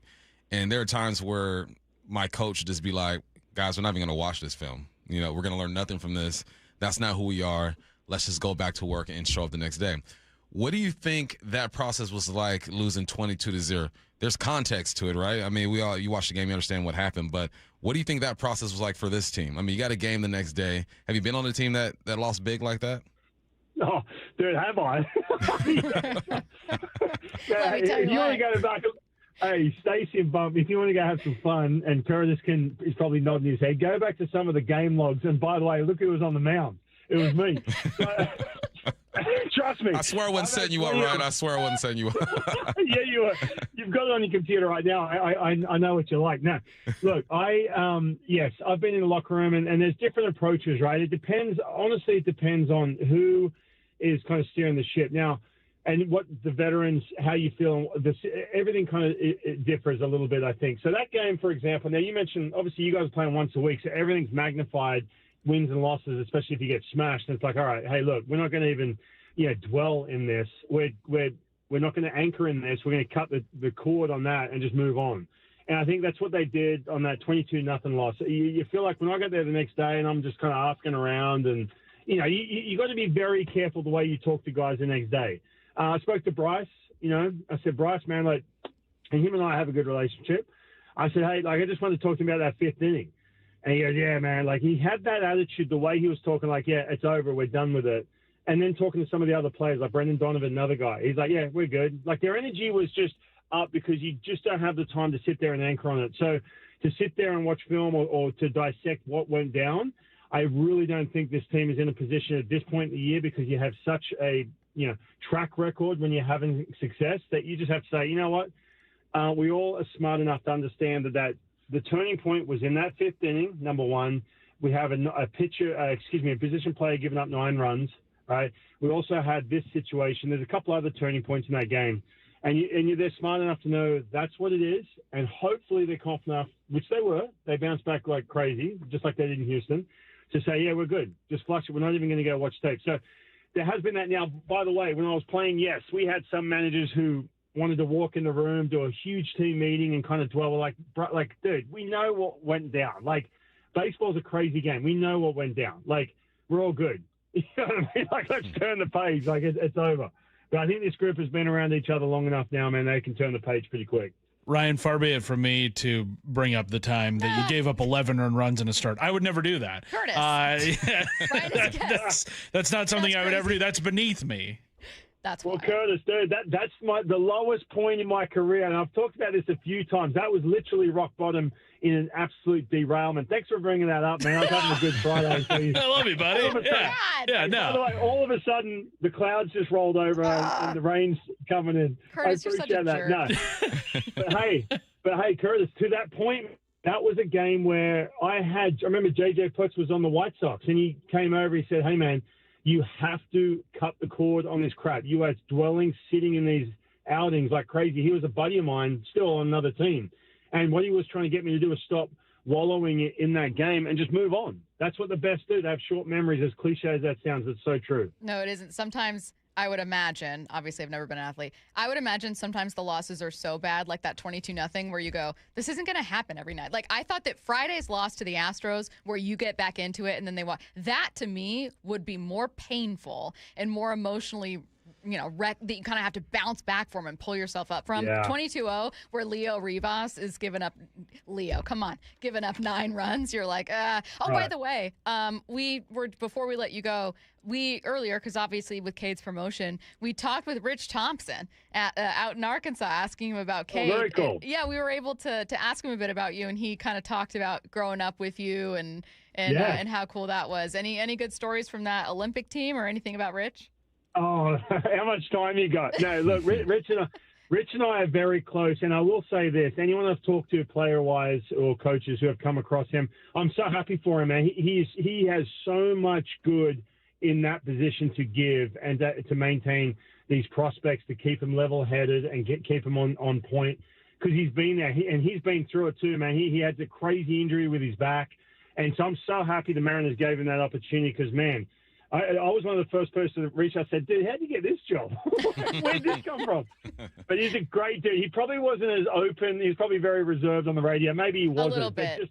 A little. Yeah, exceptional human being, and I can't wait to ask Kade about him. But some of the other AA guys, like, oh, yeah, Tomo, Rich, Chopper, like whatever nickname they have for him. It's like, yeah, I love him. I was like, that's so good, man. But they have got a good one in AA looking after these kids before they come up, for sure. We didn't realize it until we were into the interview, and then that you guys were teammates and went that far back. And then we were like, man, we should have asked him earlier, because he was very polite, very professional. But you could tell that he enjoyed talking about you guys and your relationship and growing up. And so I was like, we should have asked that first and tried to get it. But he was fantastic. A real quick one on that. It was funny because he was sitting with me at the computer. He probably doesn't remember. He should remember this. Okay, real quick on this one. We get done. We win a silver medal, right? So we just shock everyone. We beat Japan. It was ridiculous. And so here we are. We want to celebrate. We're at the Olympic Village. You kidding me? Like, this is a once in a lifetime. We had 3 days left, right? And so after our last game, our farm directors, Greg Hunter, I'm throwing him under the bus. He's now he's scouting at the moment. They said after the last game, you got a flight straight back. So we weren't going to be able to stay for the closing ceremony and wear the wreath around with our medal and act all awesome, And we're like 21-year-olds. We're like, this is epic. Like, we're big time here in this village, right? Blah, blah, blah. So anyway, me and Rich sat at a computer and we was like, hey, let's email our farm directors together. And we wrote this giant email, like, together, like, we worded it correctly. Like, can we please stay just for a few more days before we go back to Z-ball? Like, we're going back to A-ball, who cares, right? And we're like, hey, like, it's A-ball, like, not saying, A-ball, who cares? But we're like, hey, like, we really want to stay here. This is a once-in-a-lifetime. And we both just got a response. We're both in the California League at the same time. He was with the Angels. We both get a response saying, you need to be on that plane tomorrow. Like, oh, okay. After this, we're taking forever with this email. We got it, man. Send it. We teamed up. We teamed up to edit this perfect email together to try and stay in the Olympic Village and go to the closing ceremony, because some of our teammates got to stick around. Oh, God. And then we both looked at each other, heads down, like, oh, we're going to go back to the minor leagues? Come on. So, yeah, that's where it was. Mariners analyst Ryan Rowland-Smith. Thanks, Ryan. Have a good one. Thanks, guys. Before we get to Hype Train, Ryan mentioning writing that email together. It's 2004. Writing that email together with his teammate in the Olympic Village reminded me of when you faxed in your letter of intent. I was like, what a time to be like, so we sat together in front of a computer, a PC, and we wrote this email to our coach. And it's just that was the same year. That was 2004, I believe. That was the same year I wrote my letter of intent. Look at everyone's faxing that thing. Electronics. Who would have thought? Let's get to Hype Train. First train into the station, of course, we're focusing on Kade Anderson. Kade Anderson has a quality start in his major league debut Saturday against the Cubs. Bump. I'm on that train, baby. Let's go. All the hype is real. I'm gonna stay calm though. Stacy, you can get hype for the both of us. I will. I'm gonna stay calm. I'm not gonna celebrate when it happens. Don't text me. Start a different thread. Because I'm changing the way I take this year. Any fun we have about the Mariners the rest of the season is going in the other thread that has your old number. I saw that they gave, or I don't know if they gave that number to an Android, but that number, because I still have it on your contact, it comes up green. It's green now? Really?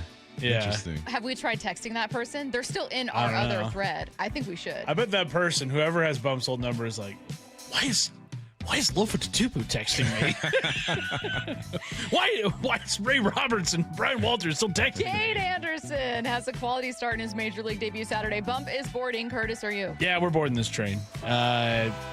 the Cubs have no shot against him. They probably do. But I think Kade Anderson comes out and he deals and just looks the part on Saturday. I'm really excited for it. I'm boarding this one as well. Is it going to be difficult against a Cubs lineup that mashes lefties? Yes, they're one of the best offenses against lefties, but I believe in Kade, and I think this team does, or he wouldn't be there for that game in particular. Next up, Jadarian Price, Seahawks rookie running back, plays in the Seahawks' second preseason game. Now, we'll be able to actually ask Bob Condotta about this. Maybe Mike Macdonald's already confirmed it, and I just didn't see it. But he plays in this Sunday against the Titans. No, I'm not on that train. I think with a lower body injury, they told us hockey type of injury update. I think they're going to just take his time.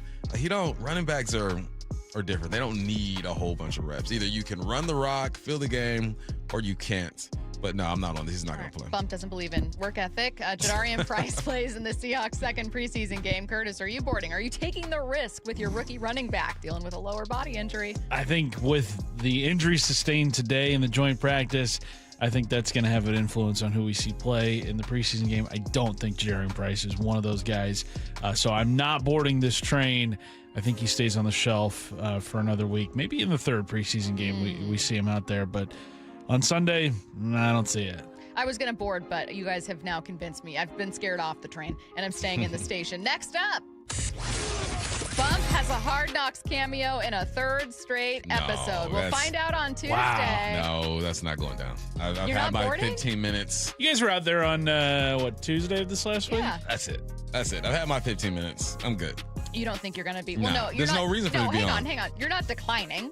There's no reason for me to be on. Okay, that makes sense. You're like, what would I have done? I've already done something that would get me on, but I've done nothing since. So. Okay. No, I'm not on that. Bump has a Hard Knocks cameo in a third straight episode. It's going to be tough because we were only out there for one day this week. But you never know. It could have been that day they were filming. Maybe. Well, you guys saw them getting close-ups of reporters conducting interviews. Yeah. Greg Bell's going to be on. Yeah. I don't see it for a third straight episode. I think the streak ends at 2. Yeah. Bump. Sorry to say it, Stacy. You didn't even get a streak going. Okay. Sorry to say that. I didn't need to be part of that answer. You could have just said and say that. It could have just been, I don't think Bump is going to be in it for a third straight episode. Yeah, but we're not boarding this train. All right. Well, I guess I'm not either. If anyone cares about my opinion, which you probably don't. The Seahawks and Titans had a joint practice earlier today. Seattle Times reporter Bob Condotta was there, and he's joining us next to tell us everything we need to know. He's baseball's top pitching prospect, The Seattle Mariners select Kade Anderson. dominating every level in the minors. Kade Anderson with 11 strikeouts tonight. And now he's coming. The Mariners are set to call up Kade Anderson from Double-A to start Saturday against the Cubs. There's only one place to hear Kade Anderson's debut. Saturday night against the Cubs at T-Mobile on Seattle Sports. Listen free wherever you are on the Seattle Sports app. Hon, is your new pinball machine in our budget? KeyBank will meet you in that our money is now our money moment. Actually, our banker Steve recommended we start a joint checking account for bills and keep our individual accounts for things like, pinball machines. Did someone say Banker Steve? I was in the neighborhood in case you had any checking account questions. Steve, you're always there for us. Now, how quickly can we open that account? Steve, are you seeing this? For every financial need, we'll meet you in the moment. KeyBank opens doors. KeyBank member FDIC. Are you looking for the best deal on a new home? Discover the D.R. Horton Home of the Week. With new home communities from Lacey to Stanwood, ranging from the low 500s to the high 1 millions. D.R. Horton has the right home at the best value for you. Your new home is within reach, so what are you waiting for? Learn more about the D.R. Horton Home of the Week. Visit drhorton.com and schedule a tour today. D.R. Horton, America's builder, an equal housing opportunity builder. 1877 Cars for Kids. KARS Cars for Kids. 1877 Cars for Kids. Donate your car today. 1877 Cars for Kids. KARS Cars for Kids. 1877 Cars for Kids. Need to get rid of that old car? Donate it to Cars for Kids. Call 877-CARS4KIDS to speak to a friendly live agent. Donation is super easy, and your car can be picked up as soon as tomorrow. Go to cars4kids.org now or call 877-CARS4KIDS to donate your car today. 1-877-CARS4KIDS. K-A-R-S, Cars for Kids. 1-877-CARS4KIDS. Did you know you can donate real estate too? Go to carsforkids.org. That's cars with a K. Dave Wyman here with an incredibly special guest, the mayor of the city of Lacey, Andy Ryder. Andy's a proud Seattle sports listener and recently underwent successful treatment for prostate cancer. His treatment method? Swedish cyberknife. Andy, tell us about your treatment. The entire treatment was just 5 days, less than an hour a day. I spent more time commuting to the appointment than actually being in treatment. Any side effects during or after? I've had very few side effects. I've been very lucky to not have some of the side effects that I was worried about with other treatments. What would you say to anyone considering prostate cancer treatment? I'm feeling very confident about my treatment with CyberKnife, and I absolutely recommend it for anyone who has been diagnosed with prostate cancer. Thank you, Andy, and congratulations. Reach out to Swedish Cyberknife directly. You don't even need a referral. Go to swedish.org/cyberknifeprostate. Treat prostate cancer with Swedish Cyberknife. We all hear the radio ads about the IRS. They tell you to be afraid, to be scared, and they try to frighten you into calling. I'm not here to do that. Tax Relief Advocates is different. TRA is here to tell you that if you owe money to the IRS, whether it's $5,000, $50,000, or $500,000, we have a solution. It doesn't matter if you're sitting in your car, at work, or with your kids. No matter where you are, call now. 800-575-8157. Don't lose hope. TRA can eliminate or reduce what you owe to the IRS. Generous programs are now available that can give you a fresh start. Our passion is taxes and helping individuals fix their IRS problems. We have over 1,000 5-star reviews on Google and an A+ with the Better Business Bureau. You don't need to be afraid of the IRS any longer. End your tax nightmare today by visiting us online at TRA.com or call 800-575-8157. That's 800-575-8157. Tax Relief Advocates. Real solutions for real people. The IRS finally caught up with Louie. I hadn't paid my taxes in 8 years. I owe the IRS a lot of money. Louie was in deep trouble. We're going to take your house, put a lien on your bank account, garnish your pay. They don't care. They're going to take your paycheck. Louie found out about Optima Tax Relief, the leading tax resolution firm. A+ rated by the Better Business Bureau, they've resolved over $3 billion for their clients. Optima Tax, they help me. They calm me down. They make me feel comfortable, and I trust them. Louie has a lot to be thankful for. I don't owe the IRS anymore, and I'm able to live a comfortable life, a lot better life. It was because of Optima Tax. For tax help you can trust, call Optima now for a free consultation. Take it from Louie. If you owe the IRS, don't go it alone. Give Optima Tax a call. They can help you. Call 800-343-6460. 800-343-6460. 800-343-6460. Optima Tax Relief.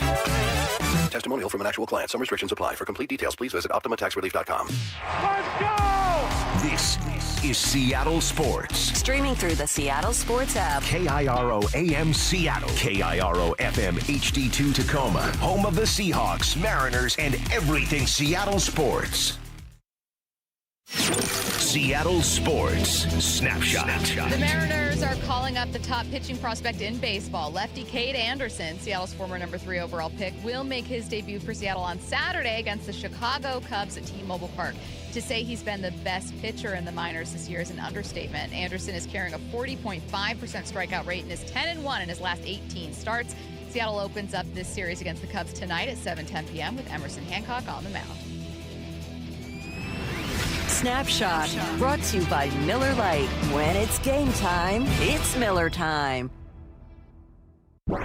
From the Quantum Fiber Studio, this is Bump and Stacy on Seattle Sports. Streaming through the Seattle Sports app and at seattlesports.com. Now, here are your hosts, Michael Bumpus and Stacy Ross. Here we go now.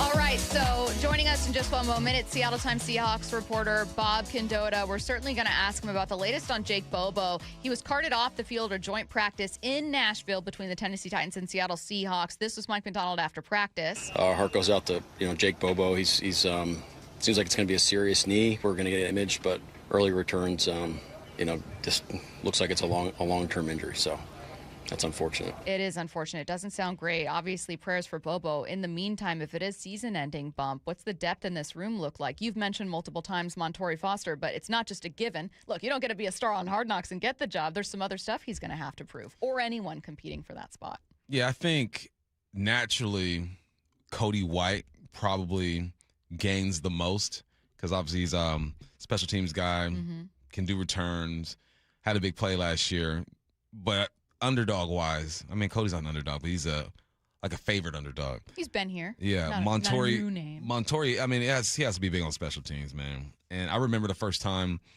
I was on kickoff cover was against the Chicago Bears. I ain't tackled a human being in maybe 6 years at the time, and I am the R1, so my job is just to force everything inside. And I'm lined up, I'm about to run down the field in an NFL game and try to tackle somebody. And I'm running down the field, and our coach, Bruce DeHaven, said the first guy, he was first guy, you go down there, you just take a shot at him. So I'm the first guy down, and I just dive at him, and he makes me miss. And I hit the ground like, dang. And the guy goes inside, we make the tackle, and he comes off. Great job, Bump. I go, I missed. He was like, no, but you did your job. You forced your guy inside. I'm like, okay, all right. So it's and then you kind of get used to it, and you start to find your groove, but it's hard, man, for a receiver to go out there and do it. So when you see Bobo doing it and Cody doing it, something that the receiver position naturally doesn't make you do on a regular basis, it's impressive to me, man, because those are some of the best athletes in the world. And linebackers and running backs are probably the best special teams guys out there because they already play the game in a physical way. We will start with that injury. Bob Condotta joining us right now, and we've got a lot else to get to with Bob as well, who's live in Nashville after this joint practice. Bob, we played listeners' sound from Mike Macdonald, who said it looks like a long-term injury for Bobo. Have there been any updates there, and what do we need to know about kind of who the next man up in this receiver room is? Yeah, I mean, that's the update. Yeah, I mean, we haven't heard anything other than what Macdonald said. I mean, that was just about an hour ago. So, hopefully after Sunday's game would be the next time Macdonald would talk to the media. So, I'm sure we'll ask him about it then and find out. But, they don't usually say that if they don't, that quickly afterward, if they're not pretty sure that's probably what's going to be the case. So, it's probably more just kind of finding out specifically what it is and then what's going to be next for Jake. And, unfortunately he'll probably go on IR and miss the season and all that is what, it kind of looks like. Next man up is a good question. Torrey Horton, somewhat ominously has not practiced in a week now, wasn't out there today. And, Macdonald's been really vague about that, but he did say he's going to miss some time today. So unclear if that's related to the shin he had last year or what. But certainly, Horton and Bobo sort of look like receivers 4 and 5 after what are the obvious top 3 that they have. So Montorie Foster obviously has had a really good camp, and he's a guy that he'll have another. I'm sure he'll play a lot Sunday and have a chance to make another really good case for himself. And Cody White has had a good camp as well. He had a good practice today, I thought, from what I was able to watch. So he's right now, Cody White with Horton out, Cody White's probably receiver number 4 and Montorie Foster is probably receiver number 5. But, I'm sure let the speculation begin that maybe they'll go look and see what kind of receivers become available on as cut down day nears on August 30th as well. So, I'm sure they will probably look and see what else they have. There seems to be a pretty big gap at the moment from White and Foster to everybody else. Obviously, they've had some draft picks the last couple of years, like Ricky White, Emmanuel Henderson. I don't know right now if they'd really be considered as guys who are going to make the 53. So if the Seahawks are really looking for a Jake Bobo replacement, they might well go out and look for that, from somewhere else. What's the intensity like out there? Obviously, this team flies around and when they're at home, right, practicing against each other. But do you feel a different level of intensity out there? Yeah, I mean it's all situational. So they don't play a game. I mean, it really, if you went to a Seahawks training camp practice, this really looked like one of those, except they had another team out there. They really structured it similarly, and that was a little different than when they were here a couple of years ago. They kind of did what maybe like 20 minutes, a half hour of what was kind of a game. Today they didn't do that. They had the offense on one field the whole time, the defense on another field the whole time, and obviously switched with Tennessee's, going against Tennessee's offense or defense. And they just kind of, they did red zone periods and 2-minute drills and, basically put the ball up to 30 and run 4 plays, and then the twos come out and do the same. So it was a little bit of a different vibe that way than when they were here a couple years ago. So it was obviously we're really just kind of looking to, get some specific work in specific situations and having another team out there. And I think Mike Macdonald really likes that against, going against coaches who I think he really respects. Brian Daboll is Tennessee's offensive coordinator now, so I think he probably really enjoyed kind of matching wits against him and, seeing what he's going to call and what worked against them. So, but yeah, I mean, certainly it was intense. But they really, despite what happened with Jake Bobo, they tried really hard to not have injuries on these things. And so it's mostly just wrapping guys up. They're not tackling to the ground. They're not hitting the quarterback and things like that. But it's just I think an awful lot of it. I think the way the Seahawks view it is, seeing who can be in the right spot at the right time, going against another team. When you don't necessarily know what they're going to be doing, right? Do you react the right way?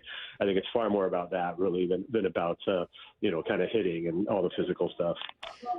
When we saw the news about Jake Bobo potentially being down for the season with what Mike Macdonald called a serious injury, I didn't immediately think, oh my God, they better go try to acquire a wide receiver or sign someone immediately. But you mentioned the Torrey Horton issue with him kind of not practicing for several days now, and Mike Macdonald talking about that today. And I'm wondering if they do start looking outside there, could you anticipate or see the Seahawks potentially adding a few more names to camp or making any kind of move there right now? Yeah, definitely. And I didn't mention earlier, but, they traded for Irv Charles from the Jets, and he's been out most of camp as well, and he wasn't out there today either. And Irv Charles would, one of the things I really liked about him was being a special teamer and kind of a similar role to like what Derek Young had played for the Seahawks last year. We haven't seen him. I think a lot of people thought maybe he'd be, your sixth receiver just because he'd fill a lot of special teams voids for you. So, no, obviously, this team is always looking at everything. So I definitely think they could look outside for receiver. Now, that does mean whoever's the biggest name guy, I don't think they necessarily need to do that. Obviously, they're set with their top 3, but, trying to find guys who can fill out those other spots for sure. And, Torrey Horton, unfortunately, this was kind of the reason he fell the 5th round, right? Because he'd had some injuries. There was that concern about him. He did play 8 games last year, but then suffered the shin injury and had surgery after the season. And now we haven't seen him for a week. And again, Macdonald's being vague about what it is, but, saying he's going to miss some time, it indicates, when he's already missed a week, indicates it's at least something. So, I definitely would expect them to, kind of, glance over the waiver wire or, with teams beginning to know now that we're just 10 days away from cut down who they may not be keeping. You could definitely do the thing of trading a conditional late round pick next year and trying to add somebody to your roster that way. Bob, what do you think about TJ Harden going back to school and possibly Hankerson doing the same? This is a weird time in sports when it comes to that kind of stuff. Yeah, for sure. It's funny when I saw that story. They said former Seahawk. I was like, wait a minute, I barely even remember TJ Harden being here. But it's a whole new world with all that kind of stuff. And I think you just kind of you just have to accept it that way. From a strict fan standpoint, obviously, I think at some point it would be nice if college sports in general could kind of just figure it out. Come to some agreements on what they are going to do.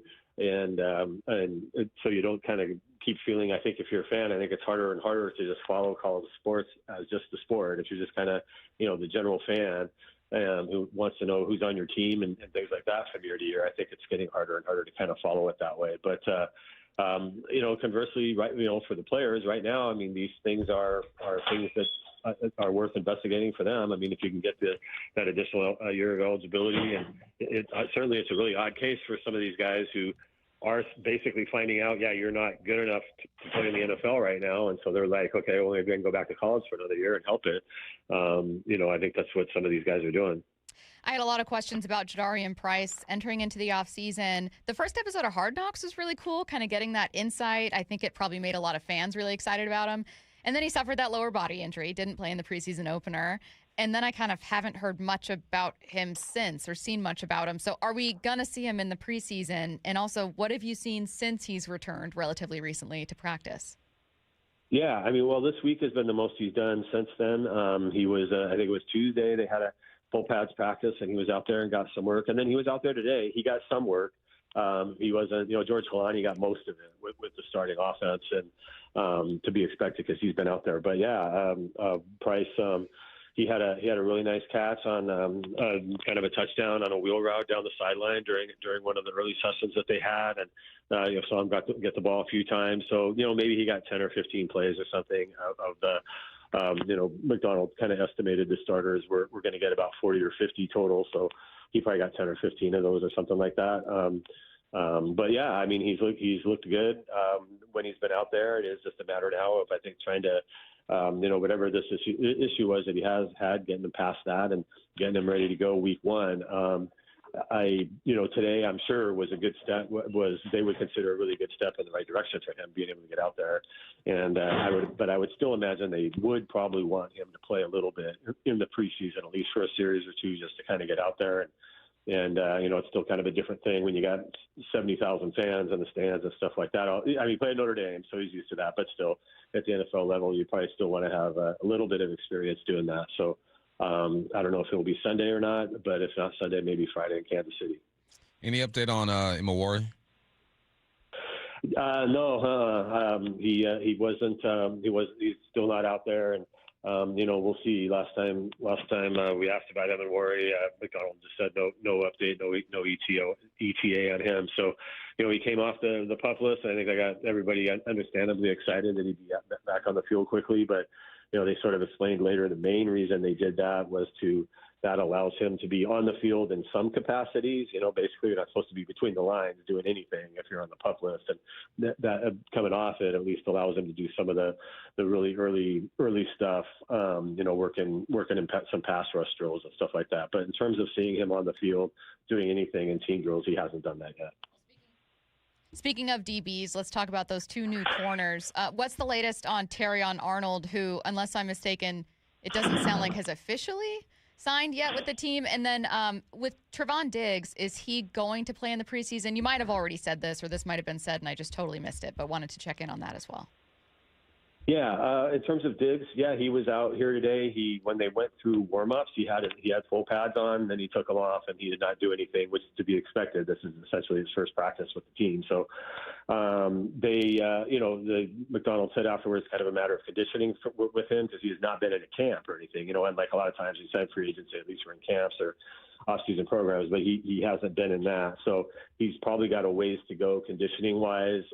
They've left it sort of vague on whether he would play in a preseason game. And obviously, their final preseason game is in just a week. So it's coming quickly. They're really only going to have, they play Sunday. They'll have two practices back in Seattle next week, and then they'll go play their final preseason game. So odds might be pretty slim he plays in the preseason, but maybe he does. Maybe they can get him enough work in those to feel comfortable putting him out there for at least some snaps against Kansas City.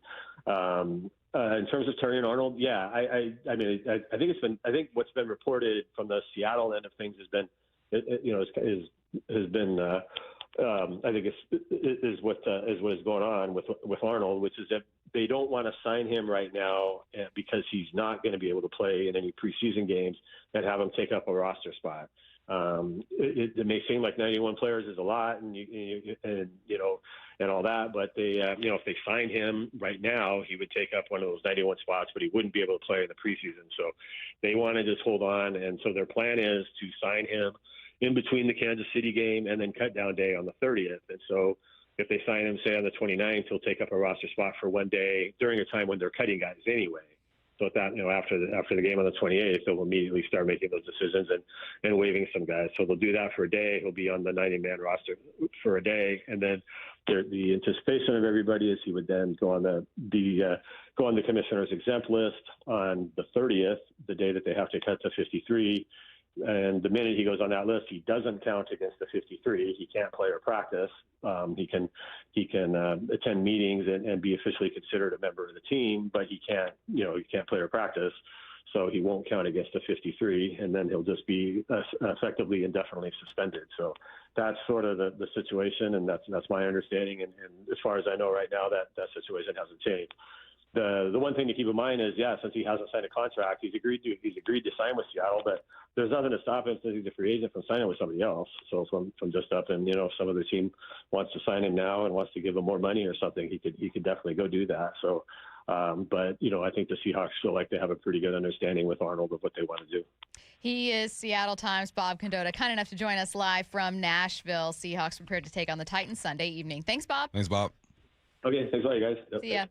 A reminder that Sunday's Mariners-Cubs game can be heard in its entirety on AM 770. And speaking of the Seattle Seahawks, that game is going to be against the Titans, preseason game number 2. It's going to be on 710. Both games will be on the Seattle Sports app. So if you aren't sure where to find them, download the Seattle Sports app right now. It is free, and then you can open it and find both broadcasts on Sunday and switch between them. Let's get to 4 Down territory. This is 4 Down territory, going inside the game with former Seahawks and Coug wide receiver Michael Bumpus. First down, Bump. What do you love about joint practices, and what don't you like? I love that the starters get an opportunity to let loose a little bit. We talked to Bob, and he says most of the stuff is situational, which is fine. So he means okay, guys, for 10 plays, we're going to do second down on the 10-yard line. We're backed up, or we're in the red zone. And it's a controlled chaos, but it allows these starters to get going and really feel the pads pop a little bit. What I don't like are just the injuries. I mean, we've heard Abe walk off, sound like he's going to be okay. We got Bobo with something injury to his knee, doesn't sound good. Montorie Foster went down with a leg injury. It's just it heightens the chances of injury, but I think it's necessary to put your team in those situations because this is football, man. Everybody's going to get banged up. At some point in your career, if you play long enough, even if you don't, I only played a couple seasons, I got injury. It just comes with the territory, but I like they're getting an opportunity to go up against some other dogs. Was your worst injury at the college level or pro level? Pro. What was it, broken foot? Got a screw in my 5th metatarsal in my foot. How'd that happen? It was stupid. Routes on air. Wasn't even doing one-on-ones. It was just routes on air. Just running it and just I planted and my foot slid in my cleat a little bit and I heard the pop. Bump. I was like, oh, no, that's not good. That's not good. So you knew right away? I knew something was up, and then I kind of walked it off, and then a minute later, my foot just puffed up and I couldn't even move it. How'd it feel the next day? Was that when it was most painful? No, because I was all drugged up the next day. What a time. Second down. Why is it so hard to be a young football player in 2026? It's hard out here for a young ball player, man. You got, you got the transfer portal, so coaches are looking for these juniors and seniors and stuff because they're proven, right? They played in this league already, so you got to fight that. Now you got to fight Hankerson and TJ Harden coming back to college after they were just in camp. Now you got to fight 35-year-olds. You put your JanSport backpack away and you decide to be a professional, but now courts are allowing these guys to come back because they haven't really taken a game check yet. So officially they have not become pro. It's just hard out there for these guys. And then you have the internet. When I was a kid growing up, I would find guys in magazines from Florida and be like, okay, let's see what this guy's doing. And scouting was tougher for these guys, for these coaches. Now you just pick up your phone and say, look at this kid in Florida. Look at this kid in Nebraska. It's just harder, man. The talent gets out there so much quicker. It is tougher now to crack D1 than it's ever been in the history of football. Now you're dealing with these grown men coming back to school. It's hard out here for a D1 prospect. What's the most hilarious thing? Maybe it is the magazine thing, but what's the most hilarious thing where you look at how college football is now and what it's like for these athletes, and then you think about your own experience? By the way, as a top-ranked prospect, you were 4 or 5-star recruit, so you're in it. Mm-hmm. What's the thing that you look back now and you're like, man, sign of the times, or in hindsight, this would be so crazy now? Well, I would say just prospects were folk tales back then. Man, there's this dude down in San Diego. We're hearing whispers. That is killing it right now. Who is this guy? Last name Bush. You heard of him? I don't know. And then, no way. Then I get the SC program and I read about him. It's just prospects were whispers in the wind. They're folk tales. It's just how information's passed down from generation to generation. Now you just pick up your phone and look at it. It was crazy back then. Think of how good you had to be a word of mouth guy. That's the other thing, too, is you can, if you're a trainer and you think your guy's good, but he's really not, it doesn't matter. You can put out a great edited video. But, if you had to hear about Reggie Bush through word of mouth and it had to go through multiple channels before it gets to Michael Bumpus in Culver City, and he's going, wait, who? You got to be so good. We used to hear about this guy named Liner down in Orange County. Wild. Lefty has an arm. It's just so different now. Whispers. Third down.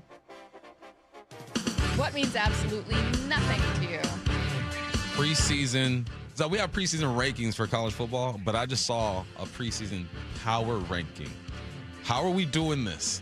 No, teams look completely different every single year. This ain't the NFL where you're like, okay, yeah, they got Matthew Stafford coming back, Sam Darnold. Like, for the most part, the better teams keep a bulk of their players. Preseason power rankings are dumb. Only good thing about preseason power rankings is that my third school, University of Arizona, is cracked the top 25. Fair enough. Sorry, but was Washington not in there? We don't speak those things on this show. It doesn't matter. I'm just saying I think it would be nice if Washington was mentioned too. We were also there. You can do that. Yeah.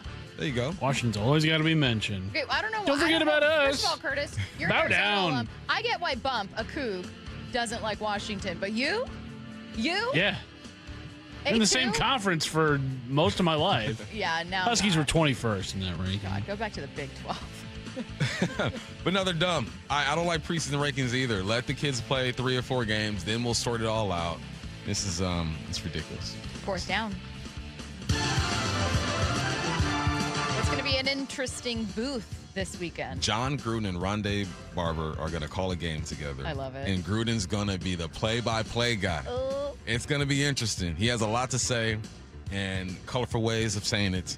So let's see how this thing goes. I will be listening, though. I think it's going to be entertaining. How many times is he going to say this guy instead of someone's name? 100 times. Or dude. You got to have a good spotter. This dude right here, this guy right here, he's a dude. You know who are the MVPs of those games that people don't really know about are the spotters. The spotter's the guy behind you, and Michael Riley helps out Raves as well. But the spotters are the guys behind you who tells you, okay, that was Houston on the tackle. Yeah.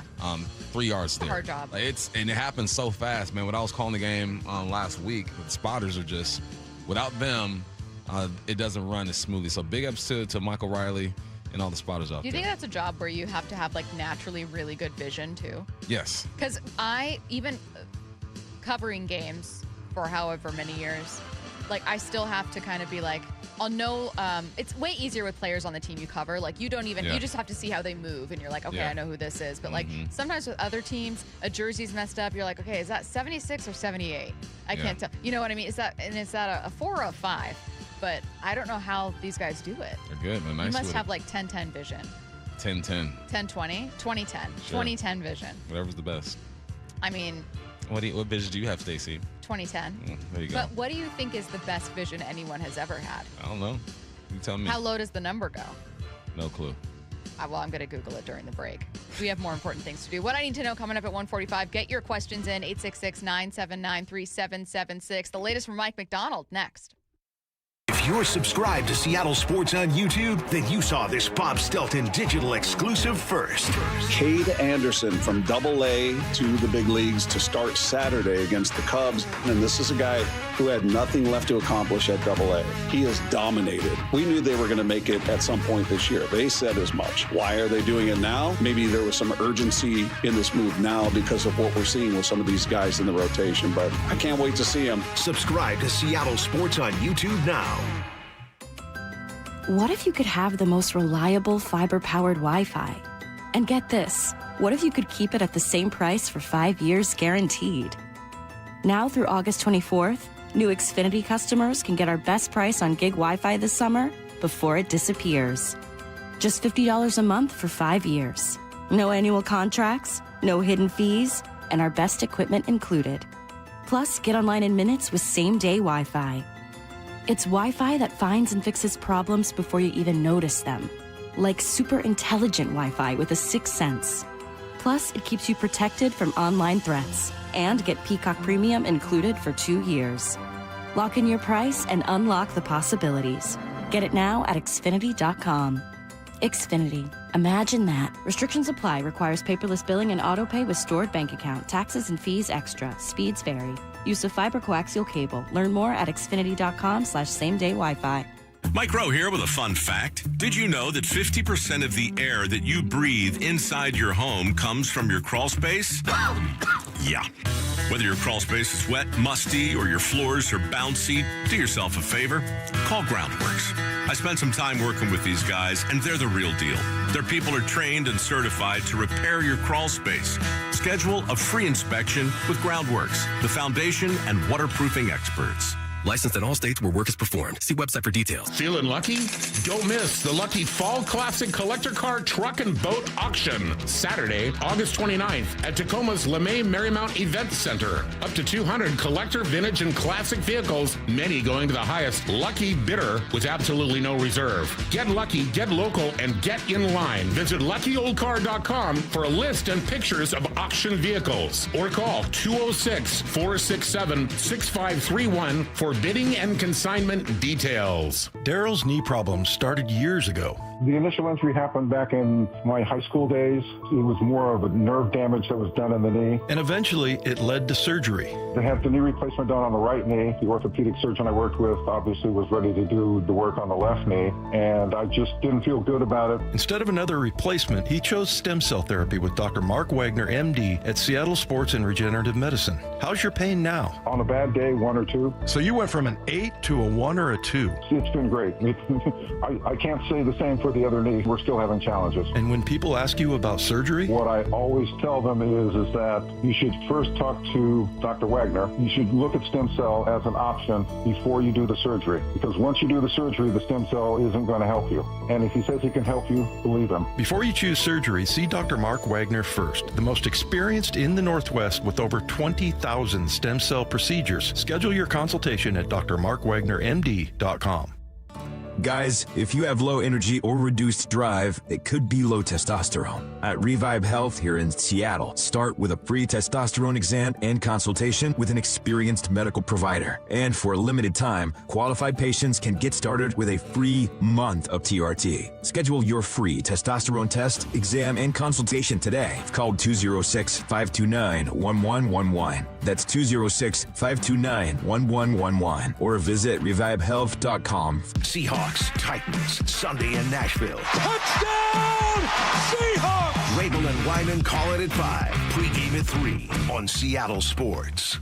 Just hearing the word IRS can make people break out in a cold sweat. No one wants to deal with the IRS, and now you don't have to. The good news is Legal Tax Defense has been successfully negotiating with the IRS for more than 15 years. It doesn't matter how much you owe, whether it's $5,000 or $5 million. You deserve the best in the business on your side, and that is Legal Tax Defense. Even if you're working with someone else and just want a second opinion, there is no cost or obligation to call. They can prevent levies, liens, wage garnishments, even file back tax returns. And the best news about Legal Tax Defense is they won't take your case unless they know they will reduce or eliminate your tax debt. Call Legal Tax Defense right now for a free no-risk consultation. 800-346-2476. 800-346-2476. You have nothing to lose but everything to gain. 800-346-2476.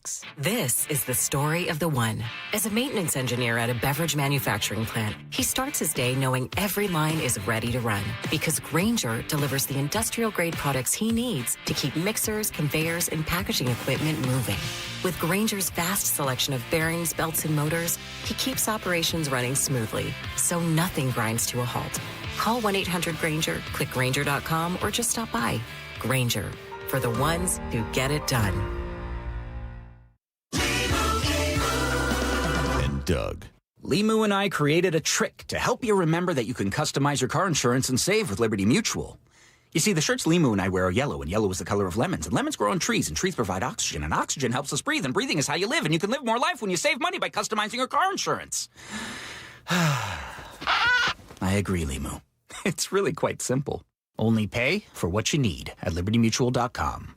Liberty, liberty, liberty, liberty. This hour is brought to you by Mazda of Everett. From the Quantum Fiber Studio. This is Bump Stacy. Weekdays 10 to 2. On Seattle Sports and 97.3 FM HD2. We go to Nashville now to hear from Seahawks head coach Mike Macdonald at a joint practice between the Seahawks and Titans. Good to see everybody that made the trip. I think going in today, our goal was to get great work. I think we accomplished that goal. It's awesome opportunity to have a pretty heavy practice in this heat and humidity. I think they said it's a little bit cooler than it's been here, which is kind of crazy. But so we had some guys go down with some cramps and things like that. But overall, great work day. our heart goes out to Jake Bobo. He's seems like it's going to be a serious knee. We're going to get an image, but early returns, just looks like it's a long-term injury. So that's unfortunate. But go ahead, Joe. Just kind of what's he meant? I know you guys talked about what he brings to the team, both on and off the field. He's a beast, man. He's just a great football player, great Seahawk. I think hopefully we reflected that in our investment in him. But we love him. We'll be there beside him, as he recovers, and pray it's a speedy recovery. So, but we love him. Yeah, we said a prayer for him. Just hate to see it. I know it just happened, but Montour talks to I think everything else is heat related. Yeah, but everybody's stable. And, yeah. Overall, with this heat, and you're traveling across the country with the heat, and just the people behind the scenes are making it happen so quickly. Yeah. Thanks for bringing that up, John. Our ops folks are just off the chain. Air equipment people, Jeremy with travel. They've done a tremendous job. Andrea and all the food, nutrition, and then really just from our leadership, just the investment it takes to basically move a club across the country for a good 2 hour, 2.5 hour session to really invest in our team. So we really appreciate it. We definitely got better today, which is great. So we're just very excited about where we're going. We had the fines come down for the scuffle between, I think, the Cowboys and the Saints. There may have been one little scuffle today. How do you like the way things came in, and what do you like about what you get out of the joint practice? I thought our guys handled it really well today. There's going to be some excess energy at some point, but it's how well you kind of collect yourself, take a deep breath, and get to the next play. So our guys knew that it was really important for us today to get great work in, and so that was really our focus. And I think we hit that target for the most part, which is great. And we got a lot of reps in. If you play starters in a preseason game, you're looking at maybe upwards of 20 reps.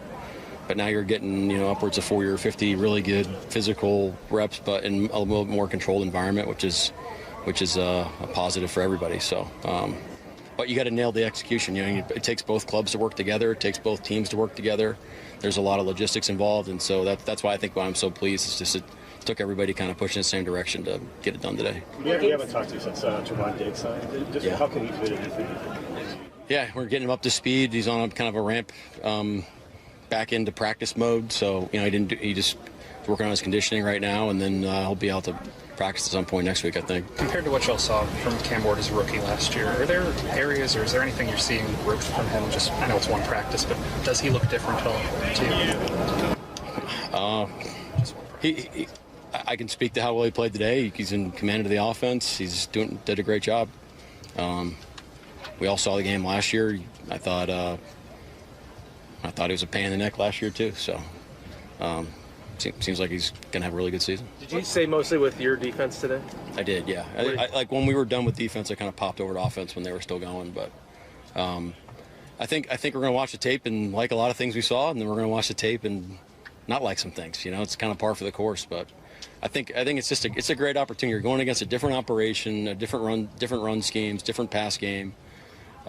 Play our rules out, just kind of go play ball. And so there's some things that are off the top of my head that are not above the line, which we'll attack those and get those things figured out. But overall, I thought it was a good day. I didn't see it, but apparently Okada had a pick six. What was your view of that play? Yeah, it was a great play. Just was in the right spot at the right time and caught it and took it to the house. It was pretty awesome. What was the period of practice you were most looking forward to seeing, like your defense match up or those game situations? All the above. I mean, everything has an intent. Red zone period, we want to execute our red zone defense. I think the scripted periods are good. You get to see some of the things.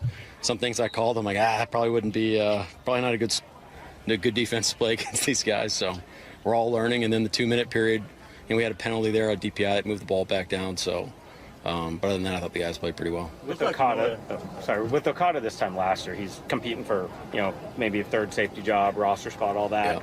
To be what have you seen out of him? How he's progressed, grown in this starting role?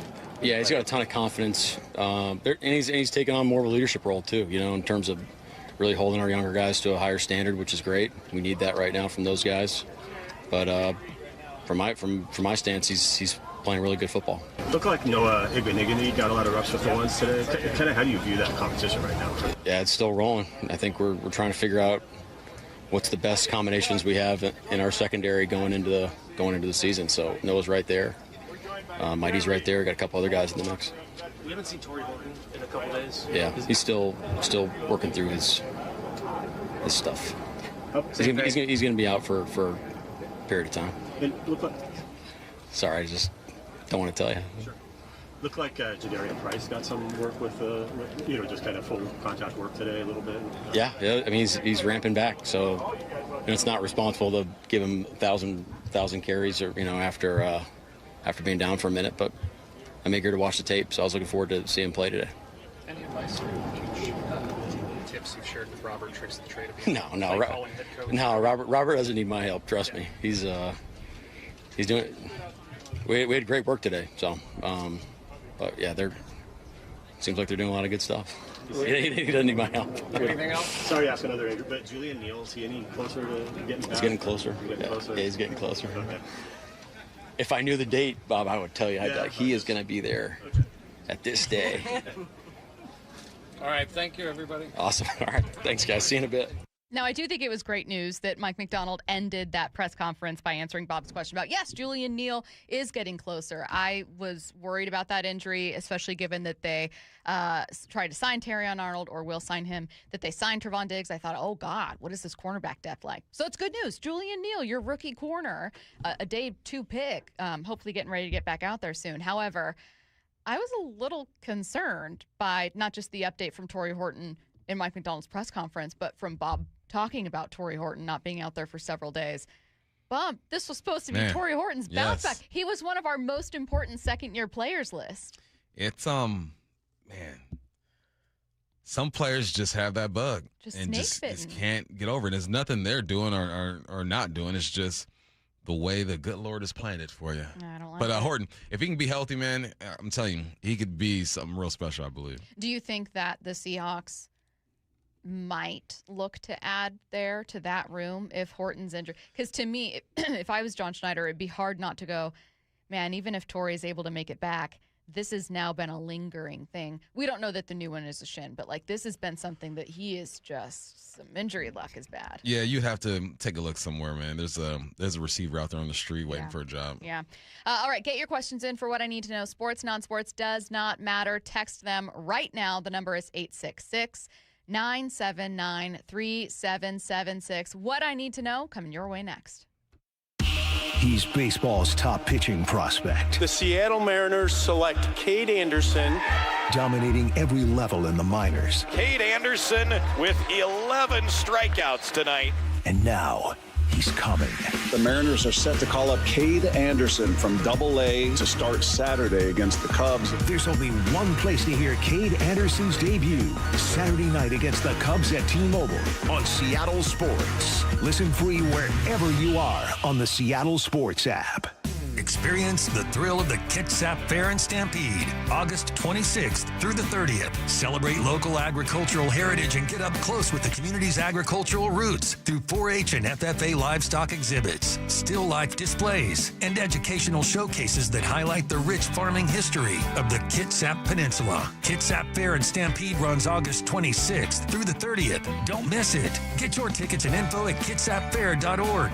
That's kitsapfair.org. Hey, baseball fans, Rick Riz here. I'm excited to introduce you to my good friend Keith Dashafy, owner of Pella Windows and Doors of Western Washington. Keith? Thanks, Rick. At Pella Windows and Doors, we pride ourselves on delivering top-quality windows and doors that enhance the beauty and energy efficiency of your home. Our products are built to last with innovative designs and exceptional craftsmanship. Whether you're looking to upgrade your windows or install new doors, Pella has you covered. That's fantastic, Keith. Don't wait. Schedule your free appointment today at PellaPNW.com.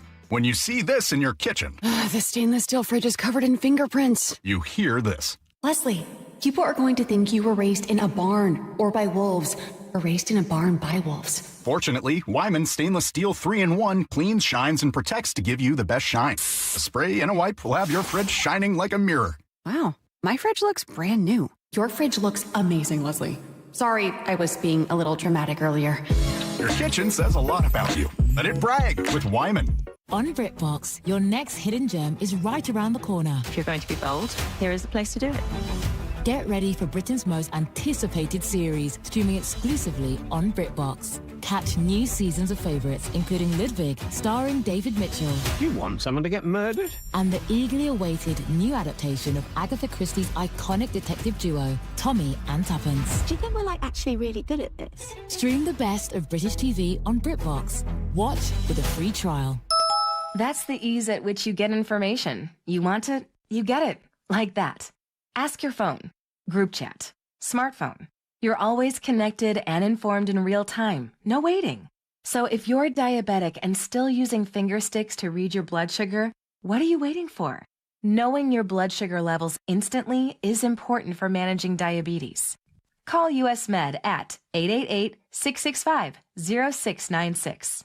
To learn more about continuous glucose monitors, a real-time instant method to track your blood glucose, US Med is an approved provider for Medicare and over 1,000 private insurers. And the best part? Call 888-665-0696 and we'll give you a free insurance benefits check today. So call 888-665-0696 today. That's 888-665-0696. And manage your diabetes as easy as... Dave Wyman here, brand new member of Harborstone Credit Union, and I got my PNW Cashback checking account for free. No fees or minimums, and when I make everyday purchases with my Harborstone PNW Cashback debit card, I earn up to $30 each month. Gas, groceries, coffee, travel, lunch, all categories count toward your cashback. Open your free account online like I did. Go to harborstone.com/cash or visit one of their 29 branches across the Northwest. Insured by NCUA. Terms and conditions apply. Mariners and Cubs tonight at T-Mobile. 7:10 first pitch, 6 o'clock pregame. Get every pitch of every game for free on the Seattle Sports app. Free consultations, no fee guarantees, 5-star reviews. J.P. Pendergast with Pendergast Law explains the importance of going beyond these familiar offerings. Accident victims want an attorney, Tom, that satisfies their needs. Someone who handles those needs with the highest degree of care. Pendergast Law offers the no-fee guarantees and free consultations, but these only scratch the surface. Okay, explain more. We make sure that every member of our team is genuinely passionate about helping others. Customer service and communication are our top priority. It's how we take care of our clients so they always feel one step ahead of the insurance companies. Our strong reputation for high standards provides comfort and confidence when it's needed most. Pendergast Law offers the free consultations, the no-fee guarantees, and, of course, they are 5-star rated. But what really makes them different is their genuine passion for helping others. I can't recommend them enough. If you or a loved one has been injured in a car accident, call Pendergast Law. We can help. That's PendergastLaw.com. Dave Wyman here with an incredibly special guest, the mayor of the city of Lacey, Andy Ryder. Andy's a proud Seattle sports listener and recently underwent successful treatment for prostate cancer. His treatment method? Swedish cyberknife. Andy, tell us about your treatment. The entire treatment was just 5 days, less than an hour a day. I spent more time commuting to the appointment than actually being in treatment. Any side effects during or after? I've had very few side effects. I've been very lucky to not have some of the side effects that I was worried about with other treatments. What would you say to anyone considering prostate cancer treatment? I'm feeling very confident about my treatment with CyberKnife, and I absolutely recommend it for anyone who has been diagnosed with prostate cancer. Thank you, Andy, and congratulations. Reach out to Swedish Cyberknife directly. You don't even need a referral. Go to swedish.org/cyberknifeprostate. Treat prostate cancer with Swedish Cyberknife. This hour is brought to you by Mazda of Everett. From the Quantum Fiber Studio. This is Bump Stacy. Weekdays 10 to 2. On Seattle Sports and 97.3 FM HD2. Get your questions in to What I Need to Know. Any question top of mind, text it now. 866-979-3776. What I Need to Know. If you could sucker punch anyone at Seattle Sports, who's most likely to not retaliate? Not retaliate. Not retaliate? Brock. Someone on the news side. I think Brock. No, anyone on Seattle Sports. No, Seattle Sports. I think none of you can say me because that's messed up. I think Brock would say he'd pray for you. I don't think you would retaliate, Stacy. First of all, you can't punch a woman. You guys are psychos. What if Maura punched you? I'm off the table. No, you guys have problems. No, he said, what if Mora or Shannon punched you? They would never do that. Oh Shannon and me gosh. fighting would be like if you saw two tiny mice fighting over a piece of cheese. I don't know. I don't think Lefko would. I think you could punch retaliate. Lefko. I think Lefko.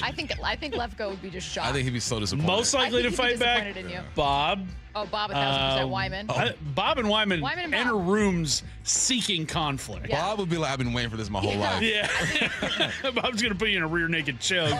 Wyman and Bob would mess you up immediately. What about an order? So you don't punch Wyman and Bob. Do you think Salk would fight back? I don't think he would. Yeah, I do. I do. I think he would. I think he would. I think he would. I think he'd be It's kind shocked of- at first, and then he would at least react. I think it would be his punch. He'd be more would be so appalled. unorthodox. Yeah. You'd be like, you I wouldn't be think- ready for it. I know Curtis and Bump would be in the Wyman and Bump, like maybe one level below, where both of you would be like, "What?" But I'm full confidence that both of you we're would swinging. throw hands. Yeah. Me, Mora, and Lefko would understandably be in the bottom rung. I think Matt, I don't think Matt he would wouldn't, retaliate. but I don't think the four of us combined have ever thrown one punch. No, Matt has. Remember Matt said, yeah, Matt got were into a you here? fight at school Matt that one said that he time. got into a fight, a physical fight, and he wouldn't tell us why he got in it. It was like We still don't know. A lunch Yeah. trade gone wrong. We don't know. We don't know what happened. But I've never been in a fight in my life. I'm positive that Lefko and Mora are probably in the same boat. So we probably are Stacey, the if you last. threw a punch instead of it, being, Yeah. hand to skin, it would sound like a squeaky chew toy. Have you I feel like Stacey would jump and punch at the same time. Or like, have you ever heard when like a little acorn falls from a tree and hits the sidewalk and it just goes? That's what it would sound like. What I need to know: when does the huddle start up? That's a good question. Prior to actually, Labor Day would be the first Monday? huddle. Yes. Okay, so Monday before We're the working Wednesday Labor Day. game. Sorry to spring this on you all. And us. Yeah. We knew that. But yeah, Monday then would be the huddle. September 3rd. September 3rd. So No. I'm sorry. That's Hawks Live. September 7th. Sorry, that's Hawks September Live. I'm 7th. sorry. Hawks Live, September 3rd. What I need to know. Is Torrey Horton CJ Pro Size 2.0? I don't think we know yet, and I don't think that's too fair early. to say just Too yet. early. Yeah. I don't think we know. And this could be nothing. This could just be the teams being safe. He's still dealing with it. And then what if he goes and plays every game this year? He's fine. He's fine. He's fine. No, I do have concern though, but I think it's too early to say CJ Pro Size 2.0 when you just do not know that that's the case. Injury history that you're concerned about? Yes. But also really talented, so I hope it works out. What's up with Bump's hate of Home bacon? Like cooking bacon at home? I like bacon. What's home? We talked about bacon earlier this week. Mm, How Bump said you don't like to cook it at home? I never said that. Correct? Oh. No. What did you say about bacon? I just don't. I try to stay away from pork. I just eat okay. bacon and pepperoni, though. Is it just kind of like? I just saw a learned little documentary too that much? jacked me up. Yeah. Is it well, now was the documentary about, because pigs are actually, Stacey, animal fact, pigs are one of the smartest animals and one of the dirtiest animals. Was it a documentary or was it an Instagram reel? That was a documentary. That's fair. Okay. You know how I That's feel fair. about my reels. Because when I though. say I read a book, I saw a tweet. I saw it. I think I read somewhere, I saw a comment. I just saw that American pork is the worst meat in the world. The world, Craig. That sounds. Look it up. Now, Instagram here's my reel. question. Is it because pigs, is it something inherent to pigs that they're dirty? Like something in their body? Or is it like the way we raise pigs? Sure. Maybe we shouldn't be eating pigs. But We I like should- bacon. you eat whatever you have to eat to survive. Yeah. If You know you what, got to though? survive, you got to eat it. Yeah. Bottom rung of meat, pork chops. Not a fan. No. No, they're so dry. Does anyone like pork chops? I used to back They in the sound day. so much better than they All are. right. My mom used to hook it up back in the day. They're not. Wasn't They're dry. not my first choice. No, there are 5 things I'd take over that. An amazing cut of steak would be number 1 for probably everyone. Who do you think has the most actual pigs in the state? What state has the most pigs? Is it going to surprise me? I don't know. You're not going to think of it. South Dakota, California, Iowa. Iowa. That was right. 24.5 million hogs. That's so many hogs. Crazy. 866-979-3776. Someone said, "Oh, who made that documentary?" I just saw it. Just saw it. You don't need to worry. Does Kade Anderson get the dub? Yes. Quality start. Yeah. He's getting it. Rack it up. Yep. Yeah. What I need to know. What's the craziest or dumbest thing you've done to get fired from a job, or that a friend of yours has done to get fired from their job? I've never been fired from a job. I've never been fired from a job. Actually, I have. NFL, they fired Seahawks, I was going to say Jim Mora Jr., yeah. And what did you do? What I do? Drop a pass or something? Like after they fired me? No. Oh, why did I get fired? Yeah. That just wasn't good enough. Okay. What did you do after they fired you? I called Jen and said, this is some BS. That's what She's like, I know that's right. Yeah. I don't know any. I can't think of any stories of like, oh yeah, my friend, they stole from whatever and they got fired, or they like, cartoonish kind of firings where someone like does something crazy. I've never been fired either. My buddy owns a restaurant, Moonshine, and he had to fire somebody because they were drinking on the job, and they had cameras in the corner. Oh, you can't do that. And he would start the day, he would pour it into a cup, and throughout the day just go to the cup, take a sip. Can I just say something? Why would you not assume that first of all, if there aren't cameras at these jobs, which there always are going to be, why would you not also assume that your company can clearly track alcohol and see that this, with like the alcohol weights that they keep? Have you not seen Bar Rescue? I guess I haven't. John Tapper. God, oh man, John Tapper. The craziest way I've seen somebody quit a job was that time at Maggie's on Meeker in Kent, where the busboy kept nudging one of the line cooks, and in this diner, the kitchen is in the middle of the dining room floor. Yeah. And so the busboy, he's walking by with his tray, he nudges the line cook probably for the third or fourth time, and the line cook just turns around and goes, I can't say what he actually said, but I will say the majority of what push me again! Bleep. Push me again! Like in the middle of the restaurant, and then he takes his apron off and throws it down on the ground and walks out of the restaurant. Amazing. And he's gone. Incredible. And our waitress just kind of looks with bug eyes and is just kind of all right. And so it's the same vibe as when your friend gets yelled at by his parents, and you're just kind of do I talk? Oh God. So we're just at the table, just eating quietly for the next 3 or 4 minutes. But yeah, I'll always remember that. Great diner, by the way. I love Maggie's on Meeker. I did have a waitress take our order and then quit. And we had to go. That's right. We had to go to the bar, and he was like, "Oh yeah, she left." And we were like, "What? What do you mean she left?" So you just weren't going to give us food at all? It was a horrible bar. I missed that bar, but it was one of the worst bars I've ever been to in my life. You missed the bar, but it was horrible. It was the diviest dive bar where there aren't enough people here for you to just forget that we had an order placed. It was incredible. Awesome. It doesn't exist anymore, so RIP. This has been Bump and Stacy. Thank you again to our guests. We had so many: Shannon Drayer, Bob Condotta, JJ Cooper. Oh my gosh, Ryan Rowland-Smith, Shannon, Rich Thompson joining us. Producer go back and listen to Yeah. He was producing. Big one today. Don't push him. Go back and listen to Bump and Stacy podcast for the latest. Wyman and Bob coming up next.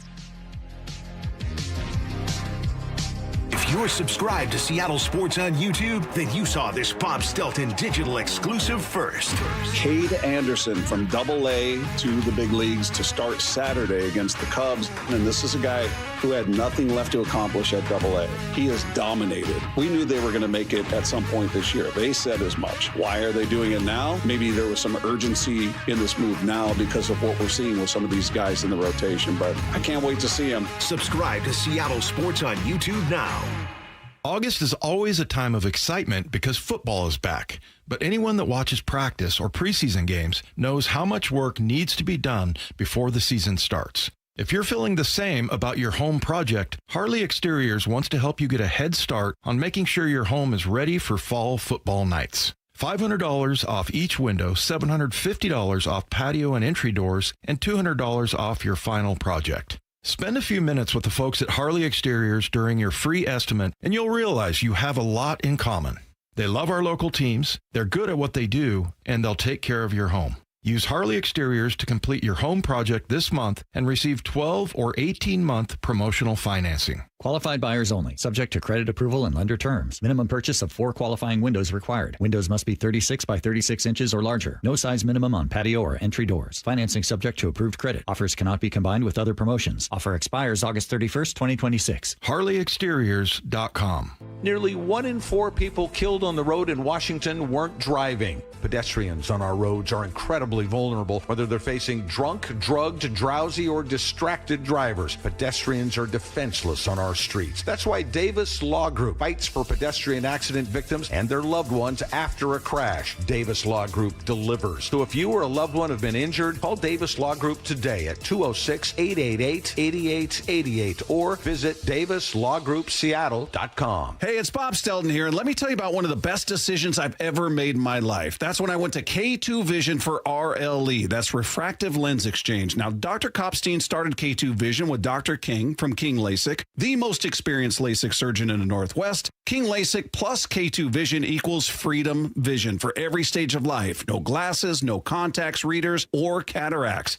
Now, if you're somebody that struggles with distance vision and now you always need a pair of reading glasses, K2 Vision RLE could be your perfect permanent solution to spending your good active years not needing reading glasses. And here's the cherry on top: you never develop a cataract. Now, if you're somebody like me that had a pair of readers in every room of the home, in your car, you had to bring them into the restaurant with you. Otherwise, like me, you couldn't read the menu. That has all been rectified thanks to RLE. So whether it's LASIK, EVO ICL, or RLE, trust the most experienced team of doctors to recommend what's best for you. Schedule your free Zoom consultation today at K2VisionRLE.com. That's K2VisionRLE.com. We'll work hard to get you the best deal we can, and I know you've heard that before. But when that promise comes from Lee Johnson dealerships, you can count on it. Lee Johnson Auto Family, the LJ way.